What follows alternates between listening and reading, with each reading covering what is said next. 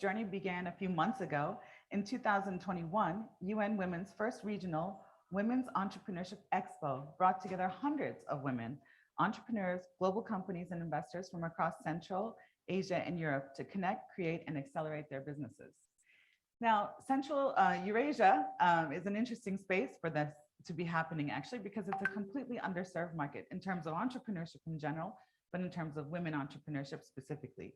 The Expo served as an online platform to ensure women's economic security, empowerment, entrepreneurship, capacity to development, and business inclusion in COVID-19 response and recovery as well. So in today's pitch finale, actually, we have selected entrepreneurs from all those activities at various business stages who will be presenting their companies to esteemed business leaders and investors with the opportunity to gain access to valuable feedback, mentorship support, business development and expert networks, and maybe even investment capital. Our 8 countries include Bosnia and Herzegovina, Georgia, Kazakhstan, Kosovo, North Macedonia, Republic of Moldova, Serbia, and Turkey. So we have a very high tempo and very inspiring series of activities. And we're going to start with some inspiring opening remarks and introductory remarks. We'll hear from UN Women, we'll hear from KAGIDER, we'll hear from Mary Kay Global, and we'll also hear from a female-led company called Insider. And then right after that, we're going to start into 3 different sessions, 3 rounds of delegates, working with early stage companies in the first session, startups with an MVP in the second session, and idea stage companies in the final session, followed by closing remarks again from KAGIDER. So, United Nations Women, the work that they do is so important. As the global champion for gender equality, UN Women is the UN organization delivering programs, policies, and standards that uphold women's human rights and ensure that every woman and girl lives up to her full potential. UN Women focuses on issues that unlocks progress on gender equality, including economic empowerment, as we'll see here today, leadership and political participation, ending violence against women, peace and security, humanitarian action, governance and national planning, youth, women and girls with disabilities, HIV/AIDS, and sustainable development. We are very fortunate to have with us today an expert, the Regional Director for Europe and Central Asia of UN Women, Ms. Alia Al-Yasser, who has an expertise in biology, which is where she started her studies, but then expanded into education, anthropology, gender equality, and women's empowerment. She's a true expert on gender equality issues. We're very excited to meet with her and hear from her today. Thank you, Alia. Would you like to begin?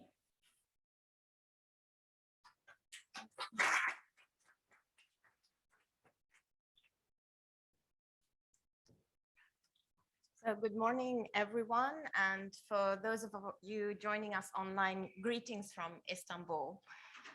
I don't know if I am conveying how excited I am to be here, but talking to the colleagues even before we start today, there is really so much excitement about the finale because it's been such a long time in the making. As you've heard, we have today 25 women from 8 countries across the Europe and Central Asia region who will pitch their businesses and business ideas to investors.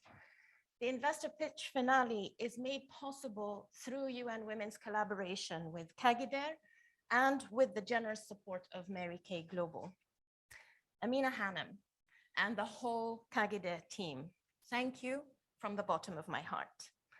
For those of you who don't know and haven't been involved, there has been so much work behind today's event.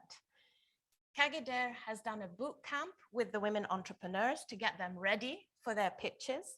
And they've been working so closely with the amazing investors who are with us today in person and also online. So thank you. And Deborah and the whole team at Mary Kay Global, we wish you were here, but we feel your energy and support all the way from Texas. Thank you for your trust in UN Women and for your dedication to supporting women entrepreneurs everywhere. This finale is a milestone. As you heard from Didem, it follows from the Regional Women's Expo that we launched last year, bringing together hundreds of women from across the region. As Didem has said, the aim was to connect, create, and accelerate. And this is something that we can do together with our partners every year, and we hope to do so. And I hope that you will be so excited by this event today but you'll also join us for the Expo, the second edition that will happen later this year. But why are we doing all of this? Why should you who are watching us care about women's entrepreneurship? It's because women-owned businesses give us all so much. You might not see it, but it's there, and the evidence is clear. Women-owned businesses boost economic growth. They increase resilience to economic shocks. They drive innovation in goods and services. And as we see in this very partnership, they give back to societies and communities. It was a single woman entrepreneur that built Mary Kay as a global brand. And she has made that possible also by giving back to so many women entrepreneurs all across the world. And with KAGIDER, the backbone are so many women entrepreneurs and business women who are there to support their peers and also others who are starting in their enterprises. We truly are lucky to have you as partners. UN Women wants the message to go out loud and clear. Investing in women is investing in the change that we so desperately need in the world. And speaking of investment, I think we need to talk about money. As you heard, access to financing is the top challenge for women entrepreneurs. But why is that? Basically, it's because there is persistent discrimination against women. Studies show us that during the COVID times, when so many businesses needed investment to survive, requests for investment by women were twice as likely to be rejected as those of men. Generally, men access 86% more venture capital and 56% more angel investment than their male counterparts. And this is despite the fact that studies also show that women-owned businesses perform better and generate more profit even with less investment. Among small and medium enterprises alone, women-owned businesses are 80% more profitable than their male counterparts. So we really need to change the status quo. We need gender-sensitive investment. We need the inclusion of women-owned businesses in the value chains of big corporations.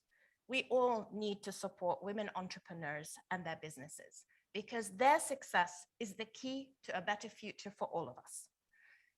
Finally, again, I want to thank our partners. I want to thank the amazing also UN Women team that has been making all the efforts to make this possible, working closely with KAGIDER. I'm not going to give all the names, you know who you are. I want to give special thanks to the investors for believing in this partnership, for believing in women entrepreneurs, and joining us today to share so much of your wealth of knowledge. And I want to thank all the women entrepreneurs and wish you the best of luck in your pitches today and on your continuing journey towards building your businesses. And thanks to all of you who are watching us and supporting these women by watching us. Feel for them, root for them, think of all the ways that you can continue to support them. And thank you all very much.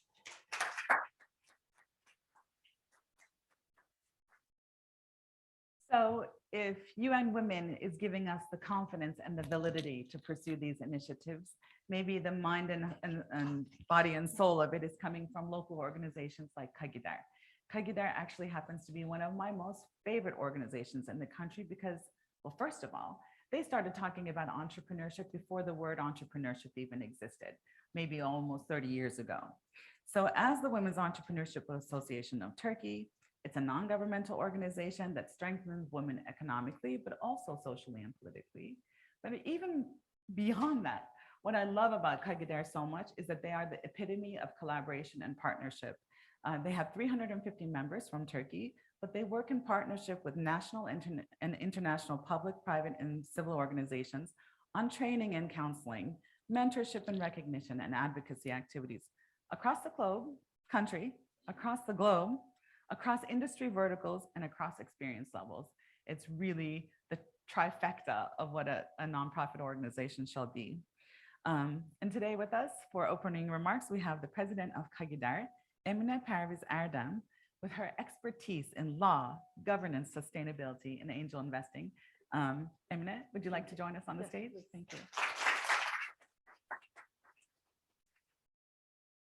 Thank you, Dida, for your motivation.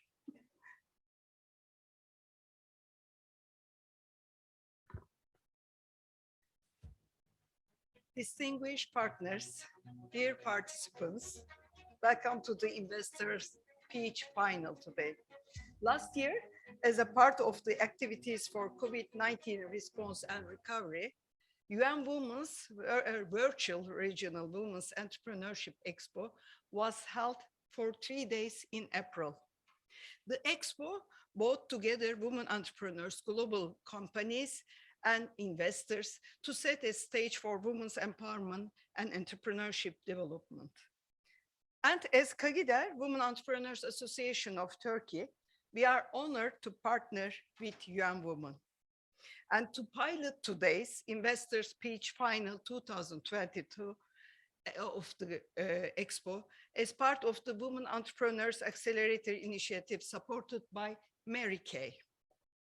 We are happy to be one of the organizers of the significant international hybrid event that will empower women entrepreneurs.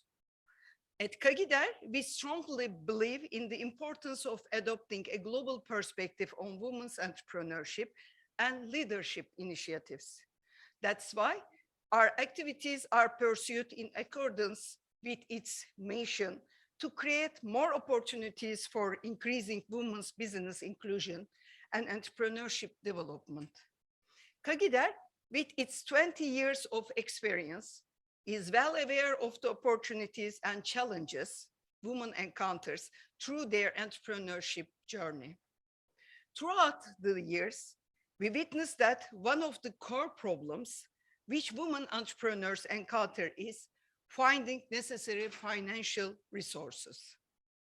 Global parameters show that women tend to own small or medium business, especially in the developing countries, and the crisis mostly harm the SMEs, risking more women in labor force than men. Easing women's access to financial support is significant to increase the number of women entrepreneurs and the number of women in labor force, as well as help them survive during a crisis. To tackle those challenges, multi-stakeholder partnerships enable solutions, and most importantly, gender-responsive implementation are necessary in every aspect of our lives, and micro policies are necessary to accelerate the progress. To equip women with skills and information on how to access finance and to markets, to ensure that they are equipped with all the required qualifications, to be competitive in the market and empowered to take steps, KAGIDER pursues valuable projects with its partners. Women's economic participation is vital importance. It speeds up development, helps overcome poverty, reduce inequalities, which also creates multiplier effect in the society and global economy. That's why investing in women is a powerful and sustainable way for development. Considerable progress could be made by mainstreaming supports available for women. We should encourage gender-sensitive investments and contribute to women's entrepreneurship in that sense. I would like to draw your attention to the importance of angel investment as well. Angel investment is important for women entrepreneurs in that angel investors not only invest financially, but they also invest their expectations, knowledge, business networks, and capital. For women entrepreneurs, this type of relationship will be important through their journey, considering that sustaining a business doesn't depend on only to seed money for establishment. A report released by Business Angels Europe indicates that women who had founded at least one business are more likely to get involved in angel investing. And it is revealed that there is a strong rate of women investors to back up women-led businesses. This means that when women become business owners or investors, they empower more women. Accordingly, research shows that more women have become angels as more women-led companies have been founded. We can see many enterprises that are led by successful women. However, women entrepreneurs do not sufficiently benefit from the financial actors in the ecosystem. Our effort and collaboration in that matter are vital for women to become entrepreneurs, to find the investment they need. We should encourage gender-sensitive investments and keep on working for women at early stage to venture capital stage to benefit from opportunities. Dear participants, entrepreneurship is of great importance to the economy and a global society. All the public, private institutions, international organizations, and governments should acknowledge that the full and equitable participation of women in economic activity is critical to a faster socio-economic growth. Everyone should take a step in their work towards women's equal participation. Highlighting women entrepreneurs, creating opportunities for them to interact, enabling them to reach out information, necessary contacts and opportunities. We are glad that we are involving in various actors and witnessing the progress. UN Women's first regional Women Entrepreneurship Expo brought together hundreds of women entrepreneurs, global companies, and investors from across the Europe and Central Asia region last year. Today, during Investors Pitch Final 2022, women entrepreneurs from 8 countries will meet the investors. I would like to conclude my remarks by thanking all partners for our valuable collaboration. And I believe that this is a unique opportunity for leveraging access to influential investors, promising entrepreneurs, and hear the influential remarks by world-renowned leaders working for women empowerment. And today will be the ground for many successful business relations for all participants. Thank you all, and very fruitful today, and thank you all very much today. I would like to say my regard as the name of KAGIDER. Good luck for all women entrepreneurs, and thank you for investors. Thank you. Thank you. Thank you. So United Nations Women is giving us the validation, and KAGIDER organizations are giving us the confidence and the tools. Organizations like Mary Kay are giving us the heart and soul. As an iconic brand in the cosmetic industry, they're literally the quintessential example of a female-owned entrepreneurship initiative almost 50 years ago. Their path was revolutionary. They literally broke and paved the way for future entrepreneurs.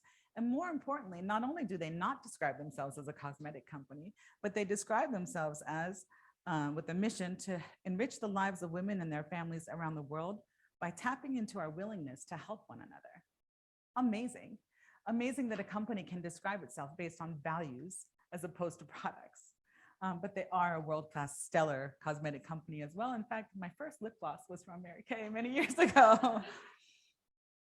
Another reason why they're so iconic and such a role model to many of us women entrepreneurs is that beyond their dedication to world-class products and services, and the fact that they're not only are they female-led, but they're also supporting other female entrepreneurs through their sales and marketing organizations around 40 markets.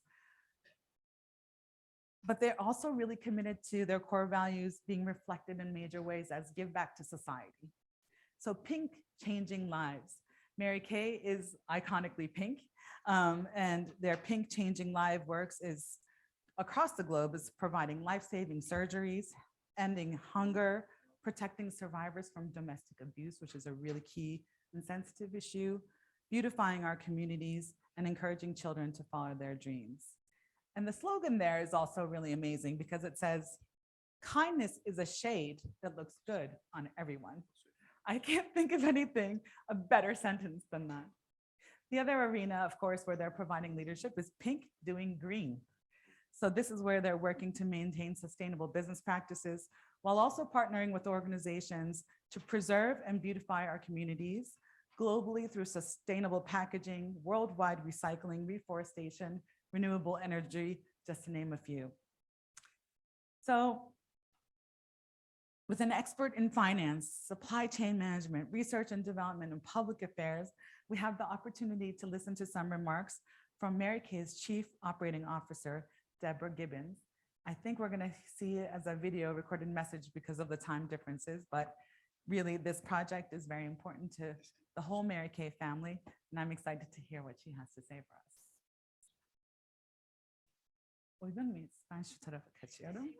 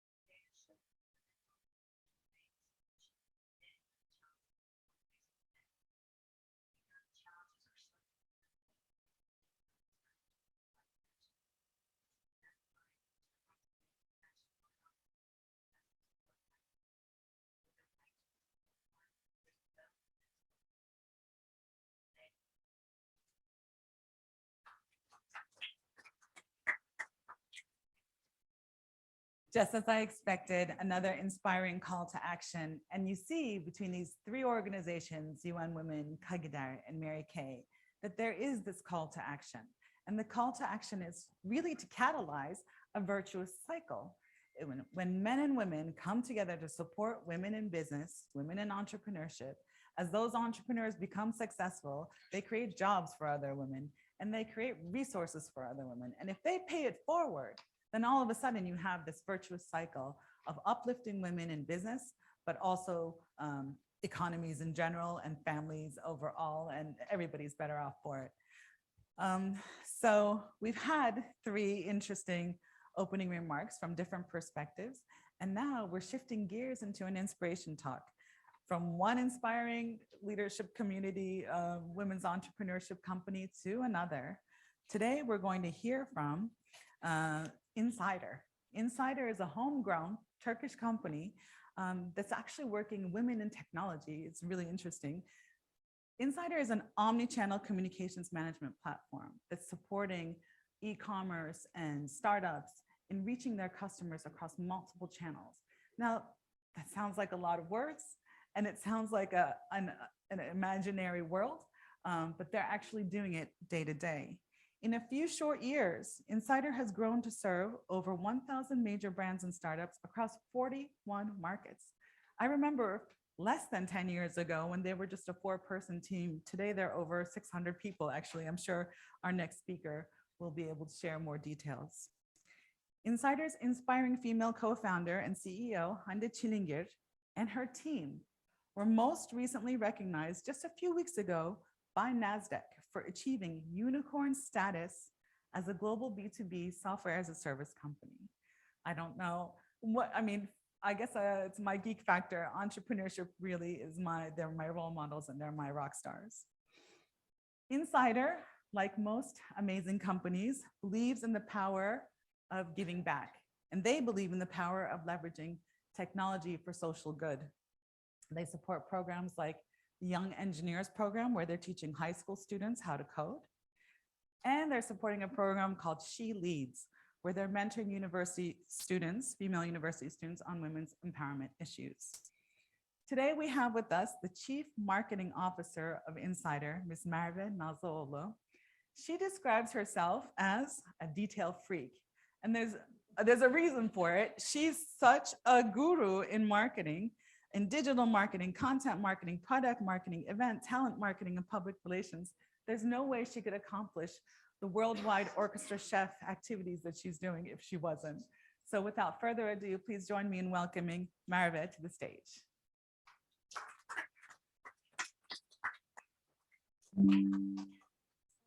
You're so welcome.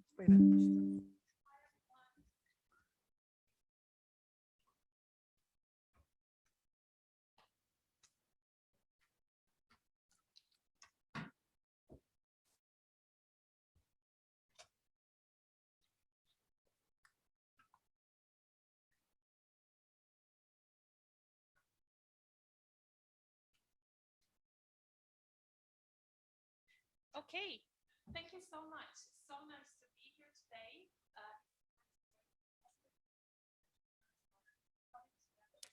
Super exciting moment. And I wanted to tell you guys a story after I introduce myself. Actually, you guys did a good job. But I'm the CMO of Insider and one of the partners. I've been there for 6 years, and I'm here to tell you guys a story. But I want to start from the end of the story, fast forward 10 years. And then I want to go back, because I think there are so many women around here that are just starting their journey. So something's happening. Thank you. All right. So fast forward 10 years from where we started. We have recently been on NASDAQ, on that iconic building, and NASDAQ congratulated Insider for becoming a SaaS unicorn. And also, NASDAQ also congratulated Hande, who is our CEO, wonderful woman, for being one of the very few woman-founded, woman-led B2B SaaS unicorns in the world. So let's see the video together.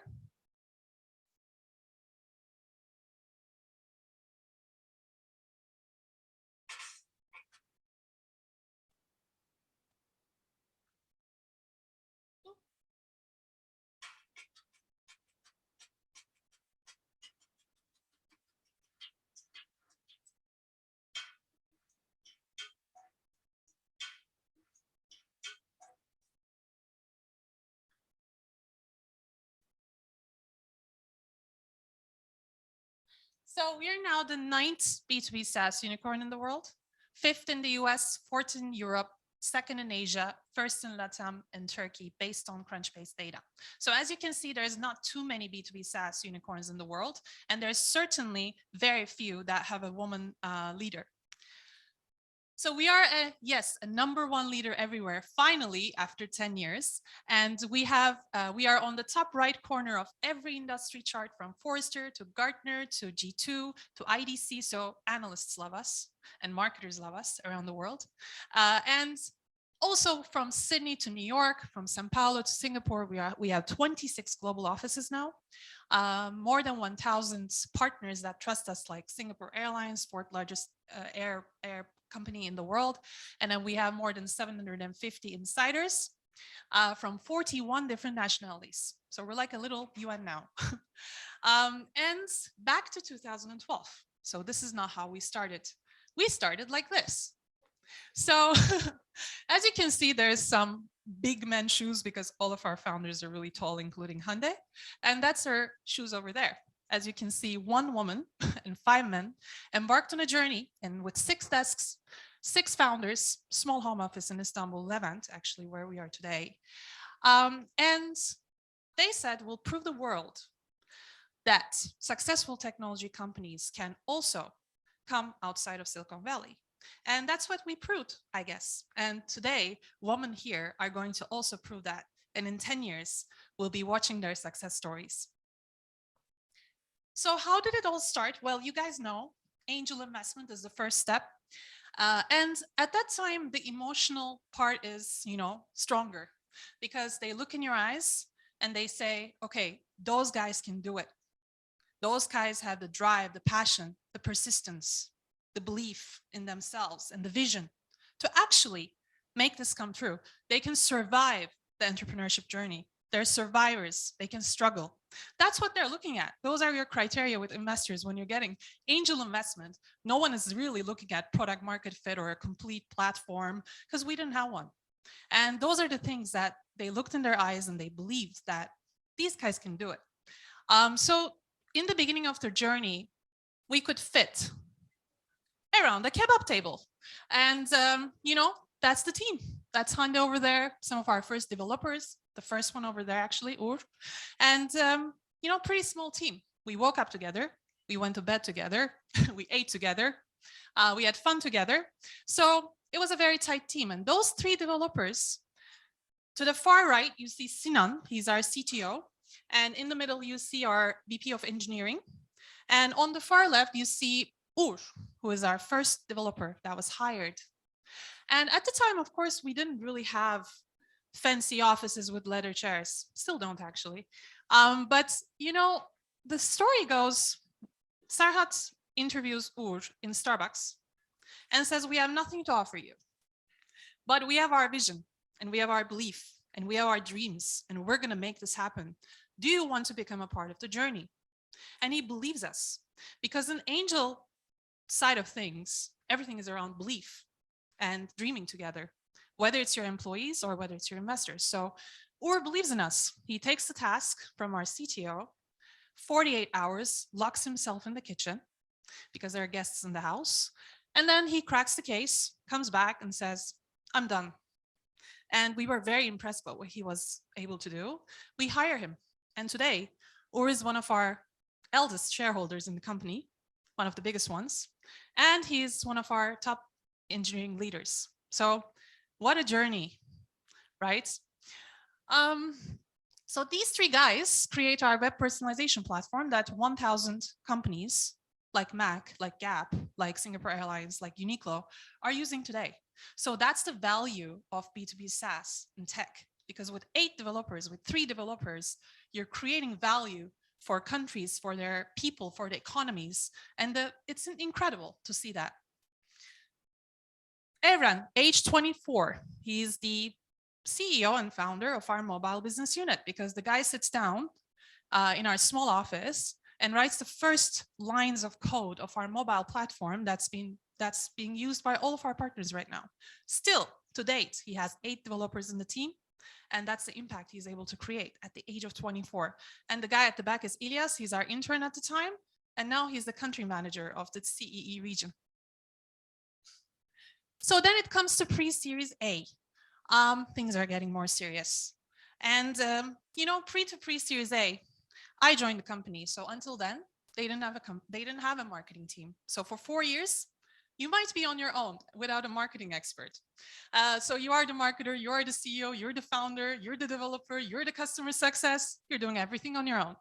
And I was me, myself, and I writing ebooks, designing them myself, and now I lead a team of 40 people across 28 countries. So what a journey. So I named the team Worketing, not with a negative connotation. There's a reason for that, and I'll get to that in a minute. So they tell me, Merve, we need to get on TechCrunch. And I'm like, with what? How are we going to get on TechCrunch, the biggest technology blog in the world? And they say, well, you have to find a way. There's always a move. And I'm like, okay, but I don't party with media people in penthouses in New York. I don't have connections to TechCrunch. And what kind of a story do you expect me to tell? We have nothing to tell. And they're like, what are you talking about? And I'm like, okay, so I think I didn't sleep for 4 months. And it's another journey. I can tell you the story on another day of how we did it because it's a long story, but we did it. But it was a big struggle. And I held those raccoon eyes for 4 months. So at the time, Hande was reading The Hard Thing About Hard Things. As you can see, it's, it smells struggle. And this was written by Ben Horowitz. He's actually an investor now at Anderson Horowitz.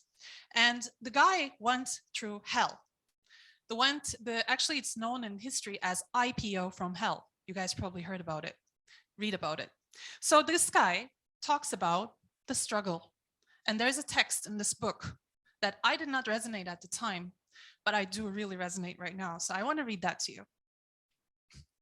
The struggle is when you wonder why you started the company in the first place.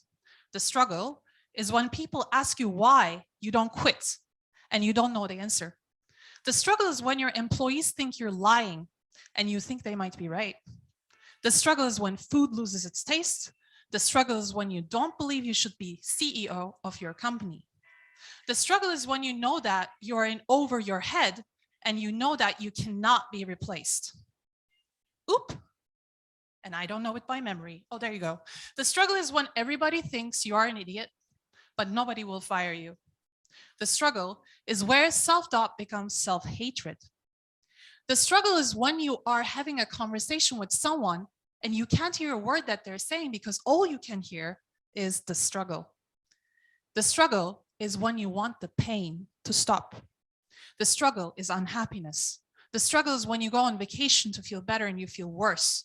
The struggle is when you're surrounded by people and you're all alone. The struggle has no mercy. The struggle is a land of broken promises and crushed dreams. The struggle is a cold sweat. The struggle is where your gut spoils so much that you feel like you're going to spit blood.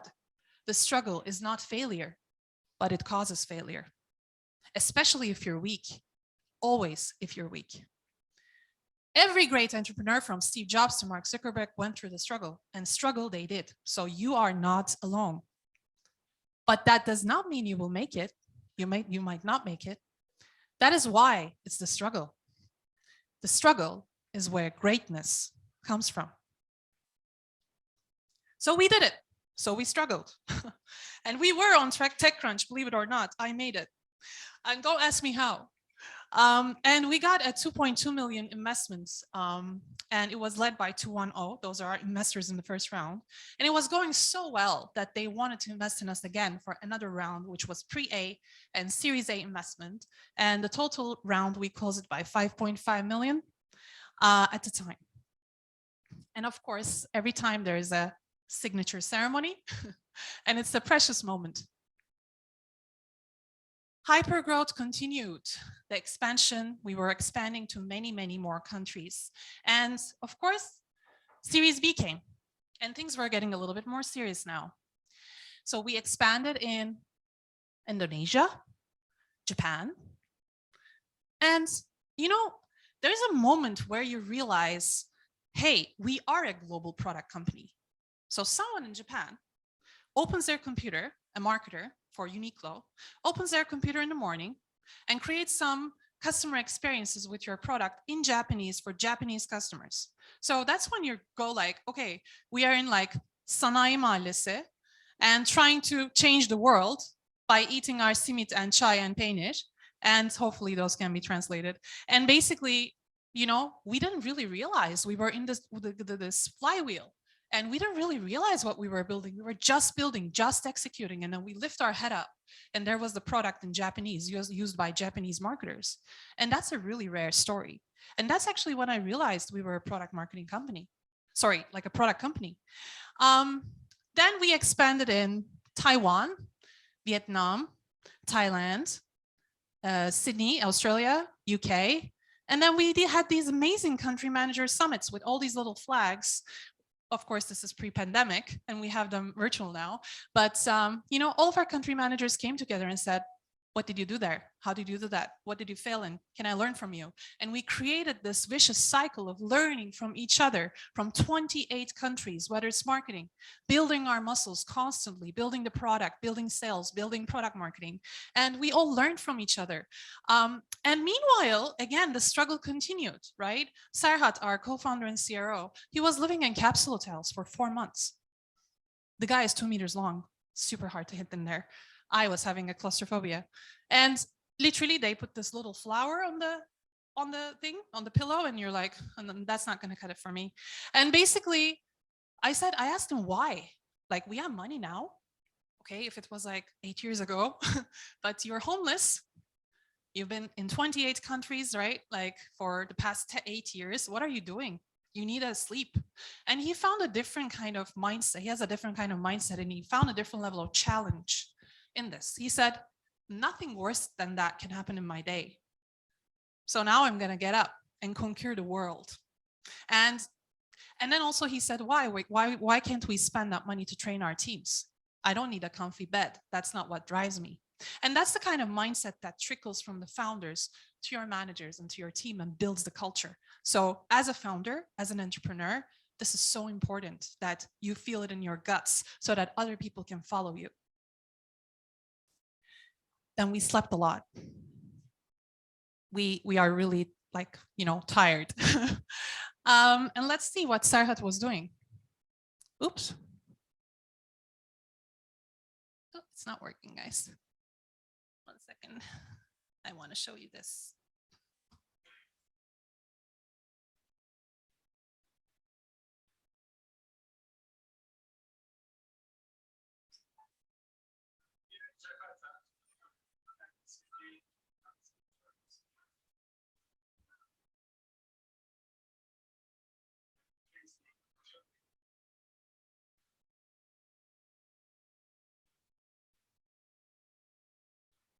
Until that day, we didn't know how Serhat was leading his life, and we had fantasies about it. He's in BMWs, but that's like bus, walk, and metro. And, you know, he was like going to a client meeting. Can you imagine? We go to the hairdresser in the morning, do our makeup, put our heels on. The guy was in traffic in Jakarta, little crocodiles on the side. And, you know, one day we had to actually cancel one of our events because there was a flood. And that was the case. Like, it wasn't founders that are living the life and we're working. No, it wasn't like that. He was struggling the most. He was working the hardest. And I think that's what created that work hard, make history culture. And we did that. So Series B happened with Sequoia, and we brought these guys, I think the first time into Turkey and a second or third time in Europe. So one of our, Sarhat said in a meeting with Sequoia, we are romantics. We only work with people we like with, when we had no money. And I think they got really impressed by that value and the courage to say that in a Sequoia meeting.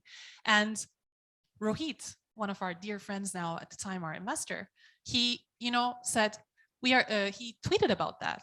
And he was impressed. And that actually created a really deep connection with our investors, because they could feel that we're real.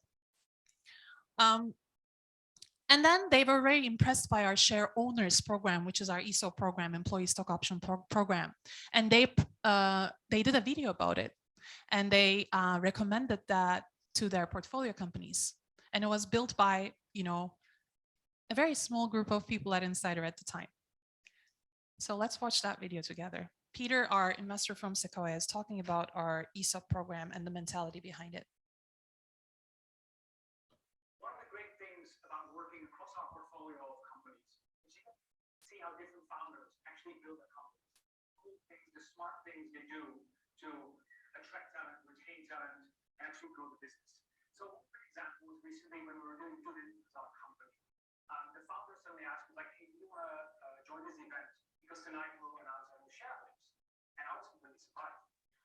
That's what happened close. The founder saw the surprise on my face and basically said, no, we're not announcing any new investors. We're announcing our new employee shareholders. He explained that twice a year they hold an event where they announce all the new shareholders. Because for them, ESOP or stock options was not a gift. Not everyone would get it, not when they joined the company. They didn't treat ESOP as something purely financial, but they did the profound nature of what shareholder means. You own a share, you are an owner in the business. So within this company, becoming an owner is an objective for many people. They work really hard for it, they really need to earn it. And we actually saw that evening at the event. It was actually more like a ceremony, and it was truly special to see. The manager would go on stage and would explain how someone in his team, what they've done, what they achieved, and what would deserve it to be a shareholder of the business and owner of the business. And it was amazing to see there were like teammates were cheering on, there was lots of emotion in the room, and it was truly a remarkable thing to experience. And when you become an owner, it's not just that, it is what you get with it. You get access to special meetings, like every month there's a shareholder meeting where strategy is being discussed and decided. You get access to the leadership team. You actually get to work on special projects, etc. And you truly become an owner and make an impact on the business in a much more profound way. What we've seen with this company is that employee retention, typically shareholders, is actually through the roof. You see people get offered like 3x their salaries by companies like Apple or Spotify, and they still stick with the business. So I think the main takeaway for founders here is that there's many different ways, many fresh and innovative ways that you can build your company, that you can drive cohesion in your team, that you can reward achievers, and make sure that you have the right talent for your business. So we were in Sequoia's office in Singapore, and that's a photo from there. Hyundai takes the insider magnet and puts it right in the middle of the portfolio companies, because we're now amongst those companies. The wall of, I think it was the wall of fame. They have those companies, and we became a Sequoia portfolio company. Really, it was so hard to grasp these things as they were happening. And then the blitz scaling mode was on. Series C came. We got 32 million, this time from a US-based investor leading the round, Riverwood Capital, with Sequoia and the others joining. And Series D came, and we unlocked unicorn status. And that's what happened for the first time. We were the first Turkish company and one of the very few in the world that is woman-led, woman-founded on NASDAQ. And NASDAQ congratulated Hande Çilingir, our CEO and co-founder, as officially one of the few woman-led B2B SaaS unicorns in the world. And I think there's no moment that makes me more emotional than that. 3% of all US venture capital goes to woman-founded companies. And 5% of CEO positions in tech companies are held by women. But we're 50% of the population.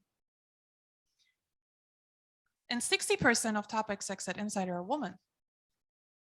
All that C-suite. But we're trying to change it in our world, and we all have to try to change it in your worlds, and then it becomes like a butterfly effect. Here I'm told about the Young Engineers program. Ladies and ladies and ladies. We have She Leads, She Codes, Young Engineers program. Insider turns into an academy over the weekends. And we all go there. All of our developers come there and teach C++, JavaScript, Python, however you call it. We teach not only female students, but 70% of our graduates are female. And I think there is about 300 graduates now. And some of them became actually joined our own team. And that trickles down the 28 countries. This is Edwin taking his Sunday to go to his school, talk about the story, because how can young people dream if they don't know what an entrepreneur's life is like, or what a CEO is? There are so many young people in the world that are not even aware that they can become one of those things. And we need to make them dream. So maybe not just for high school students, but we have to join our forces and go to, kindergarten.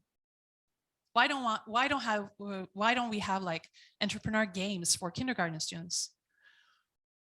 Just remember, hope is not a plan. And Doug Leon from Sequoia, talks about it in just 20 seconds.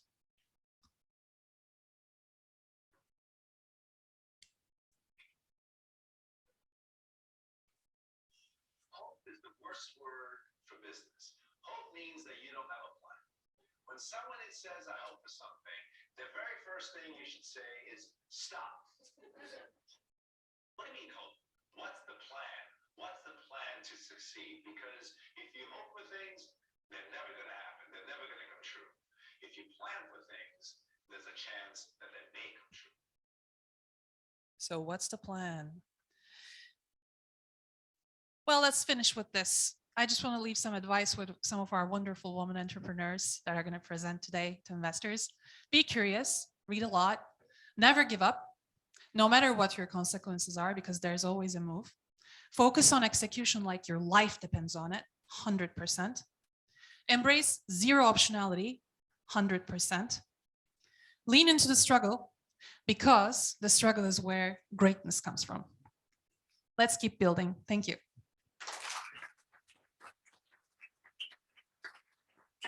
Thank you, Marva. That was wonderful. Thank you so much.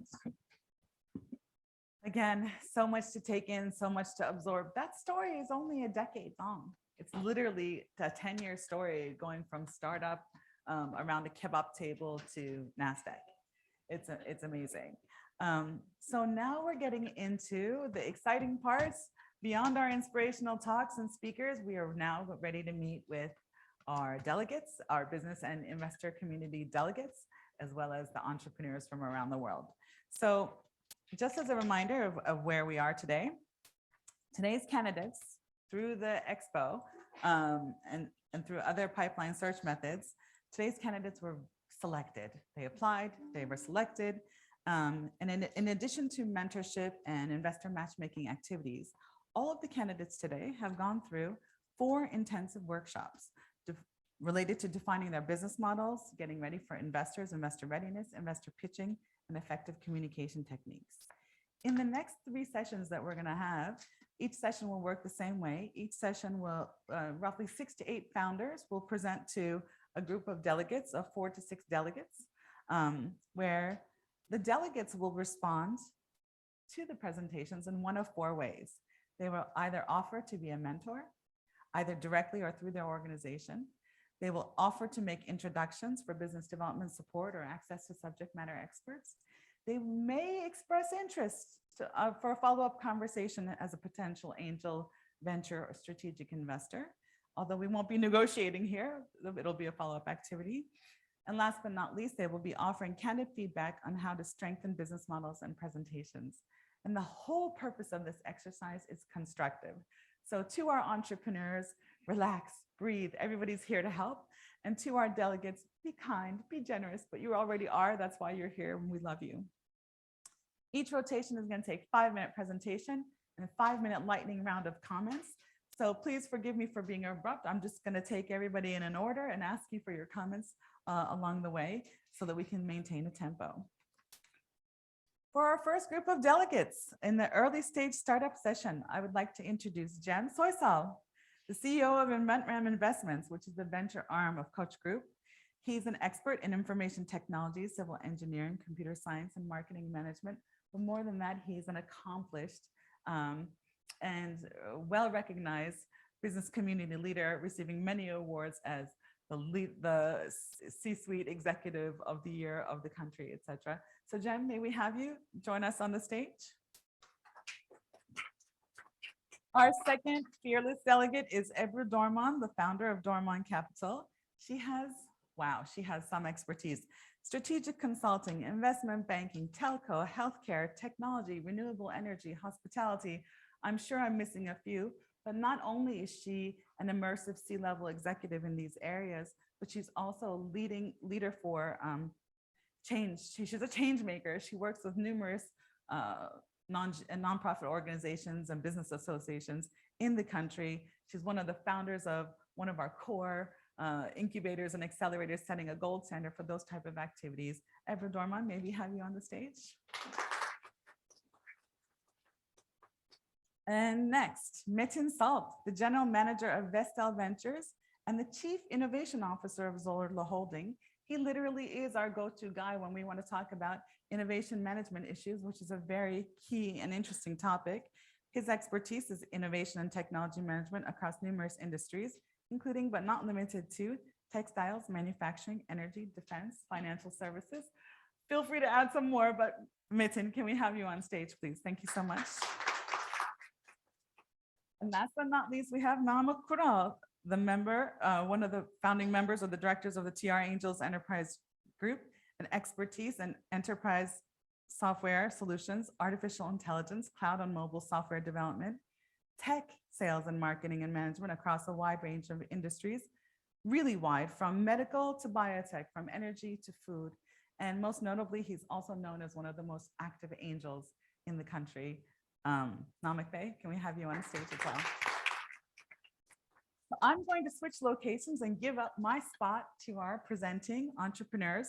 But before so, I'll just introduce our first candidate from Turkey. We have Burcu Canayakın. Burcu Canayakın is the founder of Minis Tarım. She's going to talk about her company. Hoş geldiniz. Nasılsınız? Buyurun. Şöyle devredeceğim. She is going to talk about her company and where they are in terms of training, field installation, and technology support for sustainable farming. And actually, in this round, you're going to see a lot of companies who are at an inflection point. She's completed some significant research and development activities and is ready to hit the ground running. Okay, Burcu, the floor is yours. Thank you.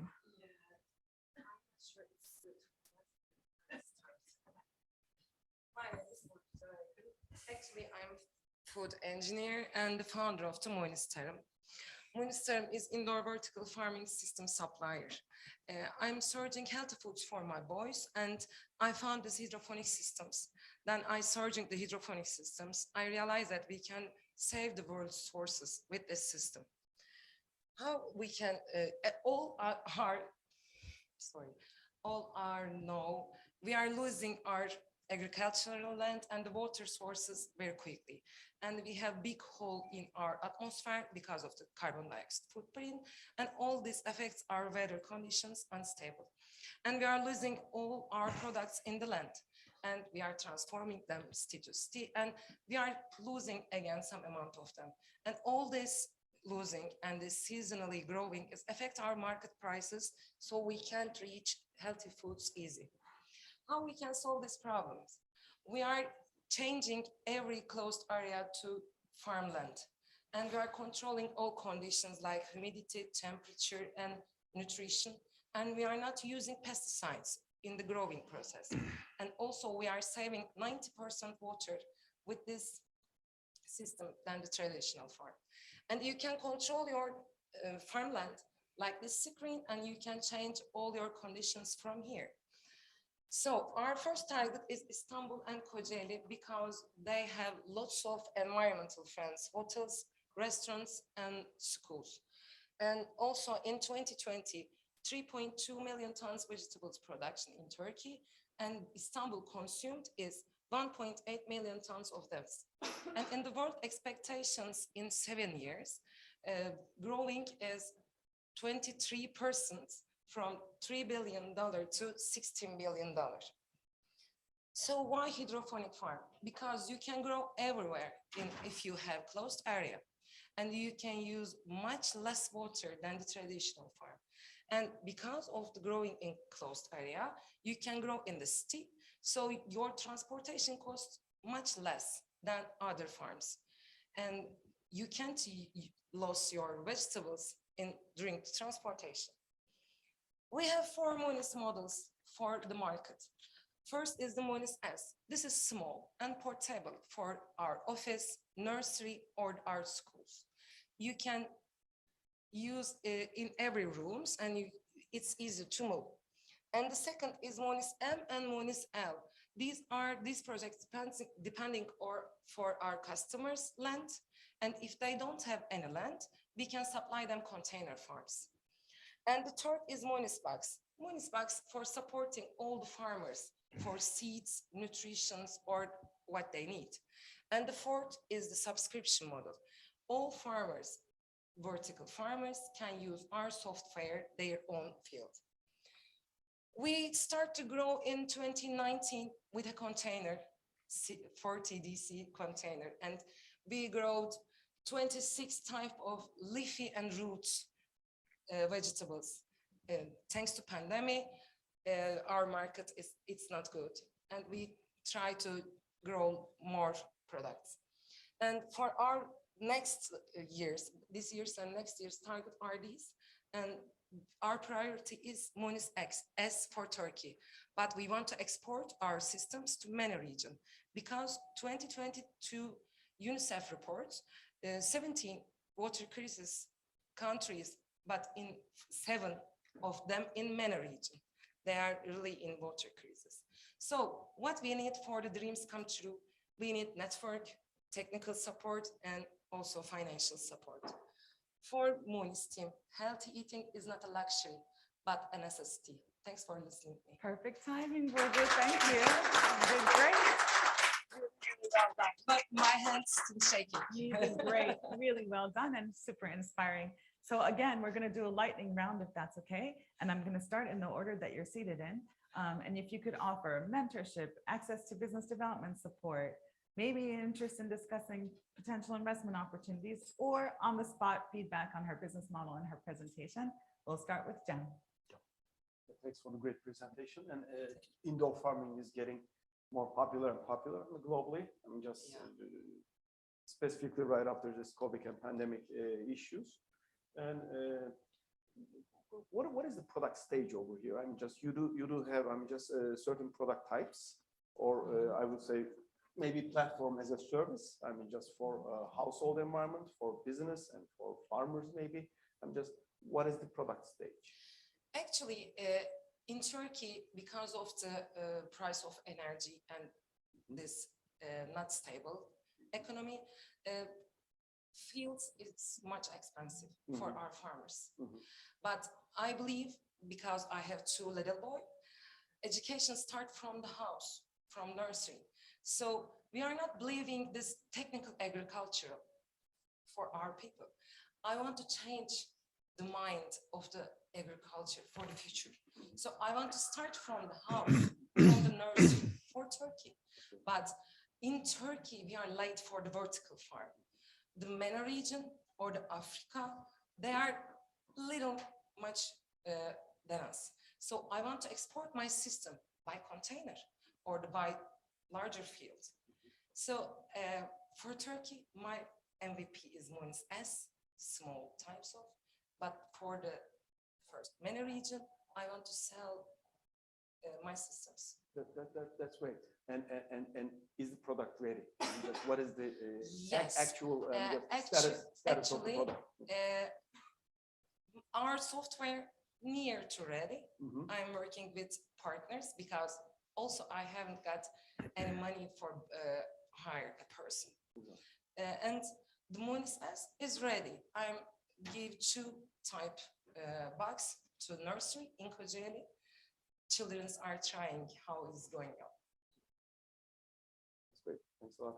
We'll always be ready for any kind of mentorship, and she can just consult with me. Perfect. As Excellent. she proceeds Number 1 mentor, volunteer, I you got got my it. words. Fantastic. I'm going to go again, lightning round. Ebru, some comments and questions. Well, great coincidence, because I'm really familiar with vertical farming. I've evaluated an investment in the space. I totally believe in it. So congratulations. Thank you. Thanks. For being there. And I want to know whether the technology is developed by yourself or you acquire it from another player and you're just doing the production and maybe repackaging. Is the technology developed in-house? Technology for house products. This is so simple. Just light and the cup for growing. This is so simple. But for the larger products? For the larger, our software written by partner. some other company, but we are working together. Do you own the product or are you licensing it from them?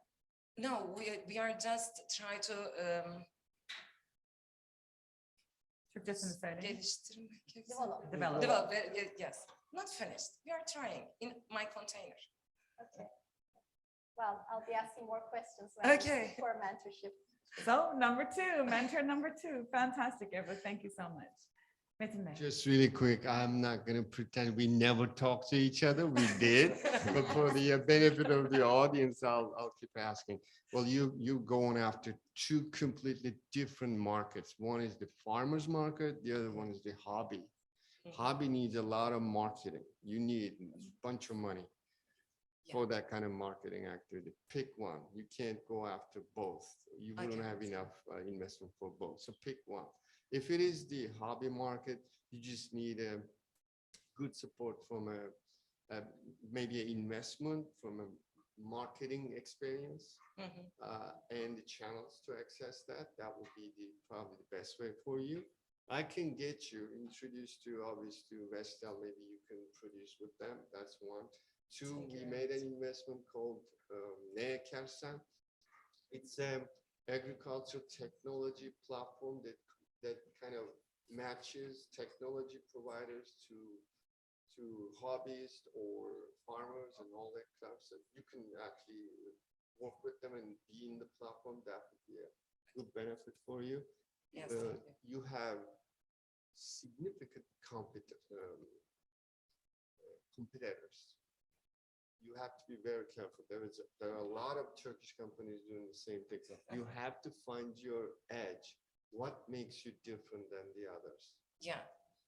And the last thing is the use of water for these systems is significantly higher than waterless systems. And waterless is going much faster than the hydroponic. You at one point you need to switch your technology. So get ready for that. Prepare for technology switch too. So you need a technology partner for that purpose too. Technology going so fast, and That's I will search again. So I'll keep you in contact with all those people. Metin Bey, that's fantastic. So we have our first business development support offer, as well as instant feedback on competition and also focus, right? So focus. Thank you so much. Mahmut Bey, can we hear from you? Yeah, being the last one is not easy, I understand.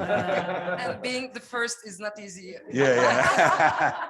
Yes, like Metin Bey, we had a chat several years ago, as I remember. So you made a radical pivoting in your project, as far as I remember, from your project, but there are lots of comments. So if you need that, I'll be ready. You have my number and everything. But competition will be a very tough subject. So you have to maybe pivot again for focusing on one of the solutions, because maybe the hobby market will be easier to enter for your case, especially you're focusing on Kocaeli and Istanbul, as I remember. So it may be but I remember I told you, go global. You have to go global. Otherwise, it's a very small market. So you have to find a different way of doing things, I guess. Fantastic. Okay. Thank you so much. That's all the time we have for this round. That was amazing. Again, competitive strategy, it's a big issue, but another offer for mentorship support. That's a lot of interest and a lot of support. Burcu, thank you so much. I can promote my business model every time, because I believe the future agriculture is this. And I will teach from the beginning, from my children and the others. Thank you. Thank you. So much. Thank you especially for your open-mindedness and accepting feedback. It's really hard to get feedback, and you did such a graceful relationship with the delegates in that sense. I am holding this microphone for our next speakers. I would love to welcome the Nordic Cosmetic and Biotech Group, founded by Burcu Talu Taştan and Ömer Faruk Taştan. So this is not this is for you. Hoş geldiniz. Nice to meet you. Please on the stage. You can take So this is not your typical cosmetic company, because not only are they developing essential oils and products through their research and development, but they're really looking for a holistic approach to treating skin conditions. So there's also some type of skin biome activity which they can test and then prepare customized solutions through their services. So take the floor, it's all yours. Thank you, Burcu. Hi, everyone. My name is Burcu Taslan. I am the co-founder and CEO of our company, Nordic Cosmetics and Biotechnology. We offer biotechnology-based personalized cosmetic solutions. I graduated from genetics and bioengineering, and I have a master's degree in medical biotechnology. After working in genetic analysis in Norway, I came back to our company and we started our cosmetic brand. For 2 years in cosmetic industry, we have been produced many different natural and sustainable products for the market. But being in the cosmetic industry for 2 years, I figured out that there's a huge gap in personalized cosmetics. Actually, 66% of the women don't know what to use with their skin. This means many products going to trash every year. And also, there are so many skin disorders. In fact, 60% of the world population suffer from skin disorders once in their life. And we know that from biotechnology view, we know that most of these skin disorders can be preventable with the right precautions. Because skin diseases are caused from environmental factors, what we call your microbiome, and also your genetics. And our starting point is finding the right product for your skin should not be that hard. So our solution is a holistic view to skin health. What we want to do, we want to produce a diagnostic kit that can detect the mutations in your genes that affect your skin health and also levels of bacteria that make up your skin microbiome. And the data we obtain from this kit, we want to produce personalized skincare products that suits just for you. Our diagnostic kit will be the first in Turkey and second in the world. So what are we looking? We are looking your genetics, the mutations in your genes that affect your hydration, sensitivity, response, firmness, etc. And also we are looking your microbiome, the levels of bacteria that affect your skin barrier. So how does it work? Once the customer buys our kit, she takes a sample from her face and sends to us. And we analyze her DNA and microbiome.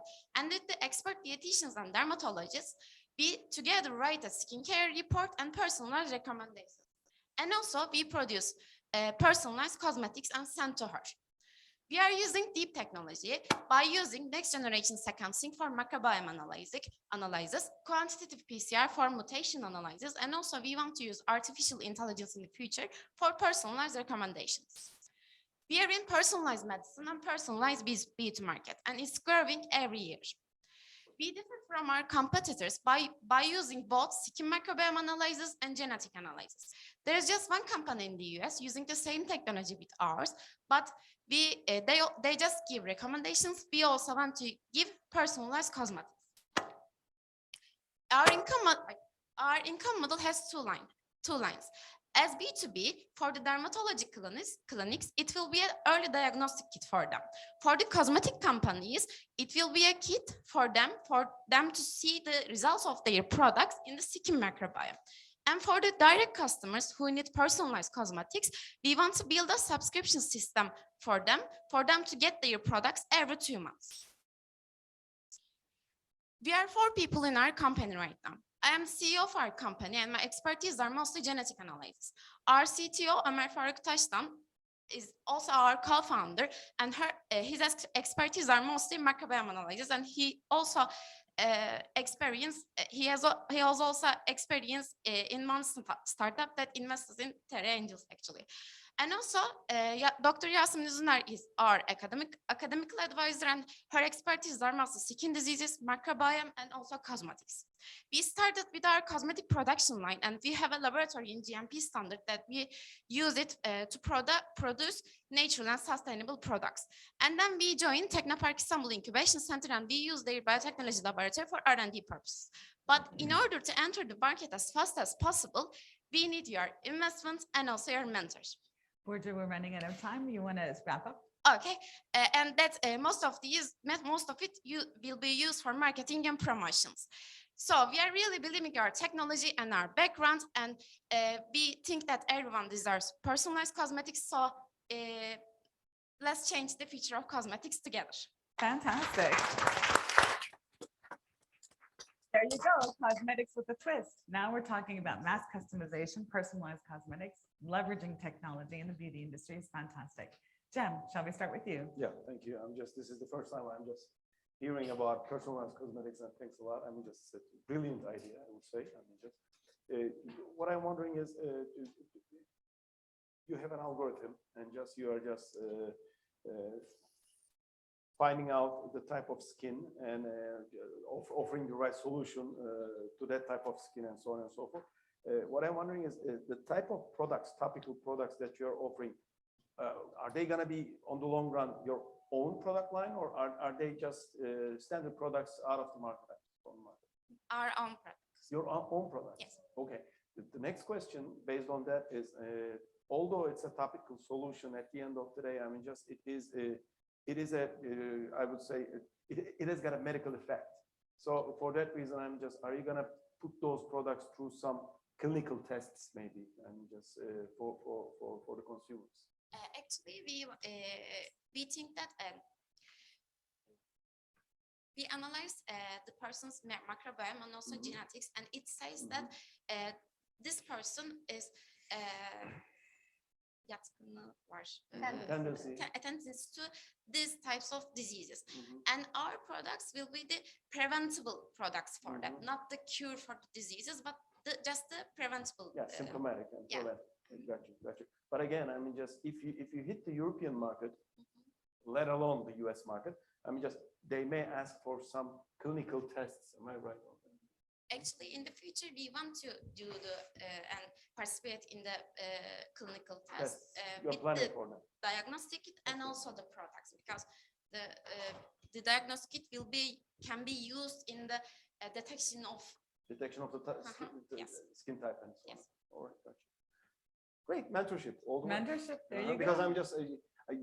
we became an expert in medical technologies and medical investment. This is not that medical. This is cosmetics, but it is right on the related border. to people and everything. Absolutely, and prevention is preventative healthcare Yeah, and wellness is a very huge topic right now. Ebru? I love the concept. You have two businesses. One is the skincare products. The other is the detection. I think the detection probably has more wings, to become something more unique. And microbiome analysis for the skin is great, and you include genetics, but what's missing is the gut microbiome. Yes, and that's a big missing piece from the puzzle, because unless you fix your gut microbiome, you will continue to have problems with your skin. So you have to somehow find a way to get the right microbiome for the gut, to understand the status, and then make your recommendation. And that recommendation should not just be the creams, but also change in diets and any other factors that impact the gut microbiome. Yes, that's why we include dietitians to our project. But also we should look to the gut microbiome, because the skin gut axis. Yeah. But at first we add dietitians, and then after that, in the future, we want to look to the gut microbiome too. Because any problems we have on the skin, they start from here. Actually, it will be a project that we establish our know-how to look to the skin microbiome and microbiome, so it can lead everywhere. Well, happy to continue the mentorship conversation, but also introduce it to people who are experts in gut microbiome. Fantastic. Mentorship and business development support. Yes, Metin. My turn. Again, we'll pretend we never met, okay? He met everyone. He met everyone. I told you he's the innovation guru. That's right, that's right. Well, first of all, we talk about this, but you're trying something very difficult, because once you get the swabs from the people, you have to create a personalized cosmetics. which means that there is a lot of customized effort, which would cost a fortune. So we have to find a way to provide customization through standardization. So there has to be some standard kits. Otherwise, you won't be able to do different cosmetics for every different person. So that's a technique that you need to learn and kind of get an expert on that. How can I help? There you go. We'll make, well, you already know. We'll make you an offer, not an offer. We're not asking for equity. We'll take your marketing difficulties somewhat away. Myself and my wife will help you kind of get a channel for marketing to present your products to your customers. Try to use our media channels to support you in that way. Fantastic. That's great contribution. In-kind contributions are just as important as financial ones. That's huge. Thank you so much, Etin. Thank you. Namik? I understand that you really address a problem. That's one of the key points, because otherwise there are similar items in which with marketing they just say I'm good in this sense and that sense. But one of the toughest things I would say is that the certification and clinical testings, because in this kind of projects, I'm not talking about the medicine, that's a long time, that consumes a lot, but you have to find a way for, like Metin Bey said, standardize the product. So otherwise there can be problems, because for my product, you have to get a certification. For Ebru Hanım's product, you have to have, because it will be different, that's for sure, on your approach. So you have to solve that concept properly beforehand in order to move on. Otherwise, it will be a huge headache for you in the future. So help is always there. I think the kit itself, where you analyze the microbiome, that also needs to go through licensing process. Yeah, Fantastic. Thank you so much for the feedback and the support. And we're off to the races. You've done a wonderful job. Thank you so much, Burcu. Very exciting field. So our next participant is actually going to be joining us via live. This is a hybrid event. From the Republic of Moldova, we have Grandma Anna, the founder of a company called Crystalline. And Crystalline has a product, handmade products that appeal to the 5 senses, but she's employing a number of different women and has a different approach to how they handcraft their products. Grandma Anna, can you hear us?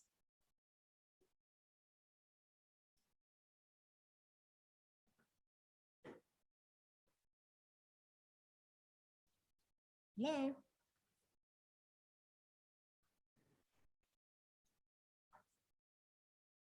There we go. Hello, Anna, how are you?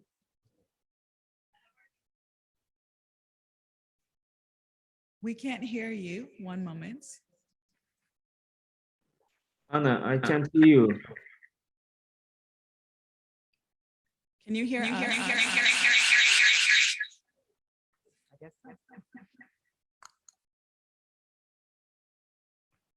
One second, Anna. One second, Anna. We're having sound difficulties. We can't hear you. One moment. Anna finished the presentation. It's true. And she's happy.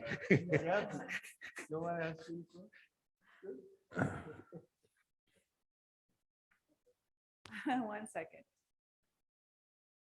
Nasıl ses düzeyimiz?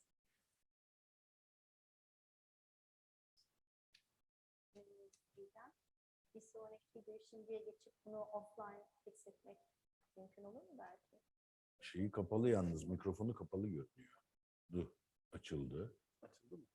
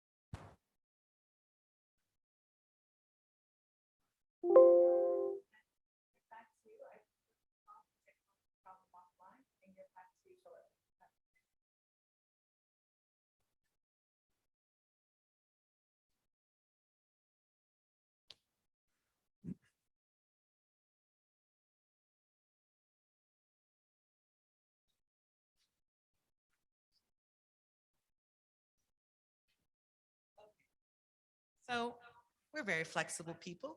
We're going to continue right along. Anna, we're going to come back to you offline and solve the technology problems. And so we have a very flexible. So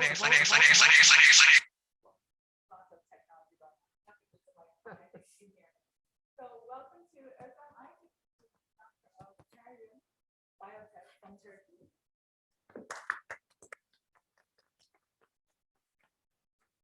Some bioactive materials for a number of different application areas. So it's really exciting to see.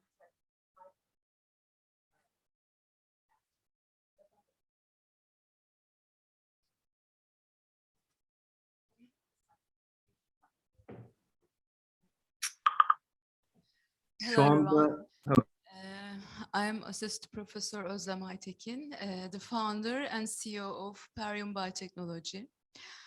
Perium Biotechnology is studying on enzyme productions, bioactive molecules, and nano-encapsulation processes. When I studied about in my PhD period about a specific diet, I realized that there are very limited OTC and biotechnological products in the market for special people who are suffering from enzyme deficiency and food intolerance. And now Perium Biotechnology offer healthy and cost-effective biotechnological products to the people. Who are these people? Perium Biotechnology focus on solving the problem of gluten-related disorders, celiac, gluten sensitivity, allergy, gluten-related the other disorders, autism, food, opioid sensitivity, and more diseases related with gluten directly or indirectly. And we checked the global prevalence. We can say that the gluten-related disorders between 2 and 8.5%. And it's unfortunately increasing every recent year. And the source of the gluten is generally very delicious food with cereals, such as baklava, pizza, pasta, and something like that. And if you have gluten intolerance, after consuming this kind of foods, you feel gastrointestinal, emotional, and dermatological disorders, and sometimes dizziness, brain fog, and even muscle pains. And there are two solutions for them. One of them is very strict diet, and it's really hard to following it because almost every prepared food in the market contain gluten. And it's the other solution is peptide. Just if you have gluten intolerance, you take a peptide capsule from your meal, and you are protected against gluten side effects. And you can adding to your social life. Very easy to reach, by the way. In the market, we research the market. United States and European countries are located generally in OTC market. Peptide is the first biotechnological product in Turkey. We are making it. We have know-how about it. And peptide content is very simple and effective because it just designed for gluten. And when we sell peptide in Trendyol, consumers show their interest and very curious about it. In production step, we need some new equipments. Actually, we make our products in laboratory on pilot scale. Now we need some equipment production about a very large amount of enzyme. And this is very flexible process, by the way. According to statistical data, US enzyme market size is growing in future 10 years. And we can catch the market, I think, with this project. In the cost structure, now we're talking about numbers. At first 9 months, procurement and establishment of plant will be done. And after beginning of the first year, selling of the products will be started. Then marketing and advertisement will be done after we produce significant amount of products.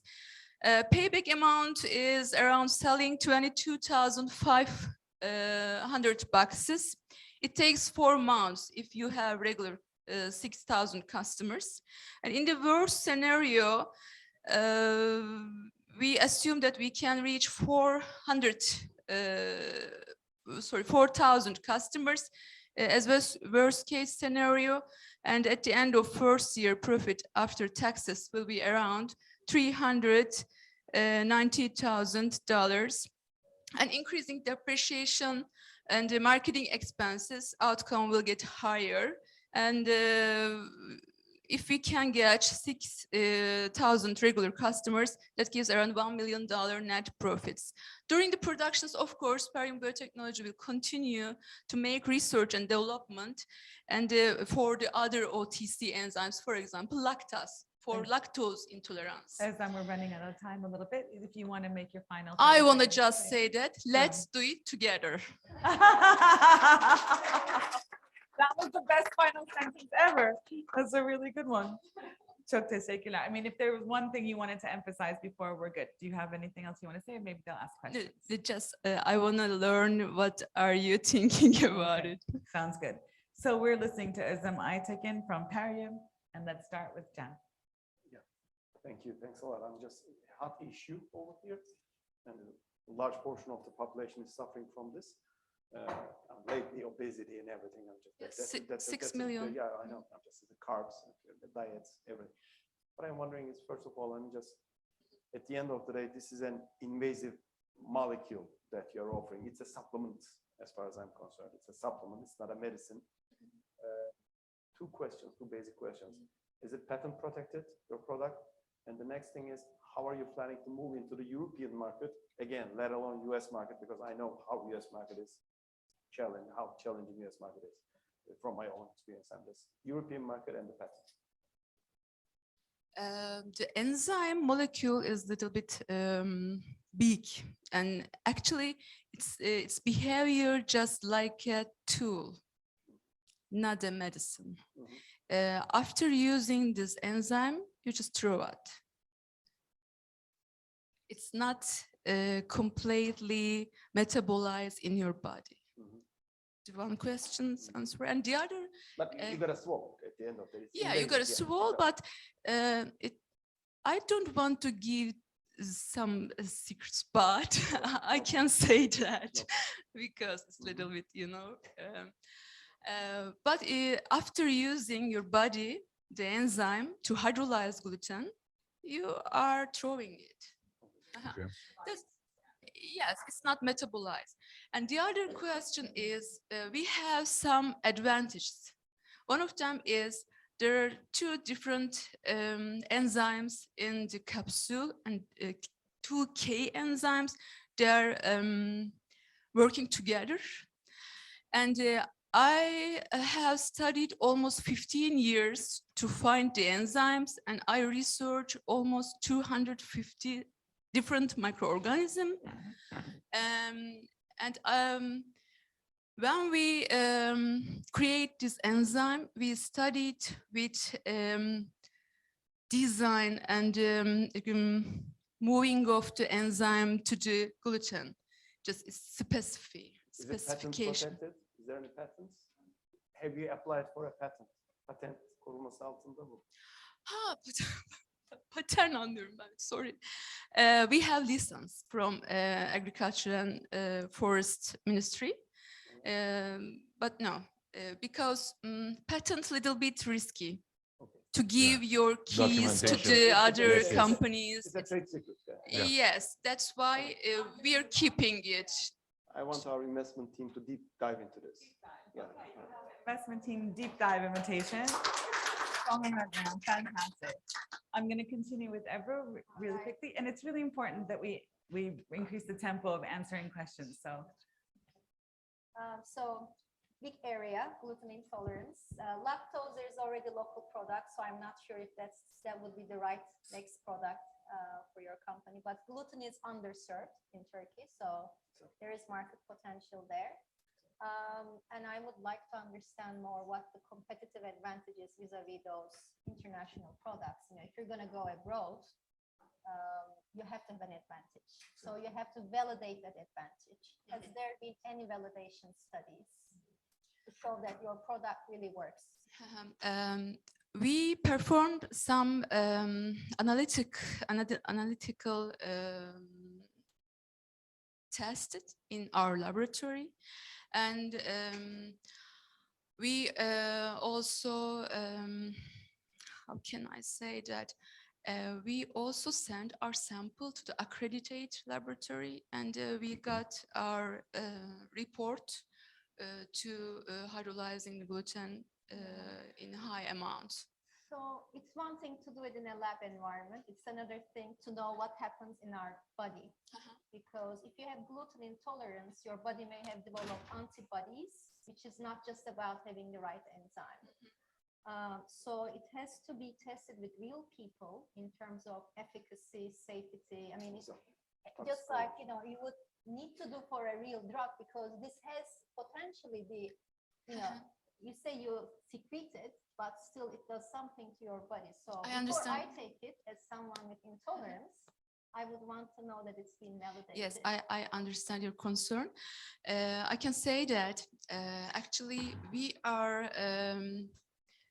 have already some reports from culture tissue analysis. That mean is we analyze our product in tissue culture for cytotoxicity. We have already a report for them, and extra, it's not a drug. That's why Healthy Ministry, it's not allowed. It's not necessary to get any allow from Health Ministry. It's just organized by Agriculture and Forest Ministry in the world, actually.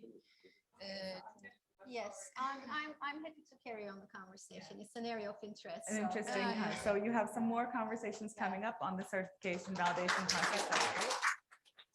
Yeah, we'll talk to you if you talk to us before anyone else. Otherwise, we won't talk to you. He's still competitive. But just He's jealous. Yeah, we will keep on talking, that's for sure. But just keep in mind that if you don't get any patents, like Jem said, you won't be able to move on, because there's quite easy to get material analysis and to reverse engineer everything back. You can't protect your idea that way. At least get some peripheral patents so that your company would look like own some of the intellectual property. So feedback from an innovation management Yeah, guru. and we'll talk to you. You're going to talk again. I'm going to keep going just for the sake of time. Namit Bey. I'll just have a small question, just a small question. If we invest in you, how are we going to exit? Do you have a plan like that? Nice question. Yeah. Thank you very much for this question. Maybe we can talk about the Okay. Okay, that's fine. There you go. So maybe you can have a follow-up conversation on potential investment opportunities as well. I don't think that could have gone any better. You have 4 out of 4 interested in continued support. Thank you very much for your interest.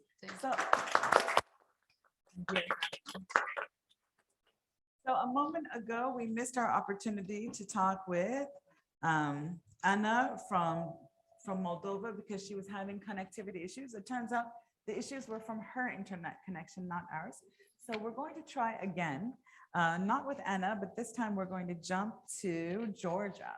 We're jumping over to Georgia to talk to the founders of Champy, which is a healthy snacks company, if I remember correctly. Apple chips, yes. Healthy snacks. Nona, Tamari, and Shalva from Georgia are going to be joining us online.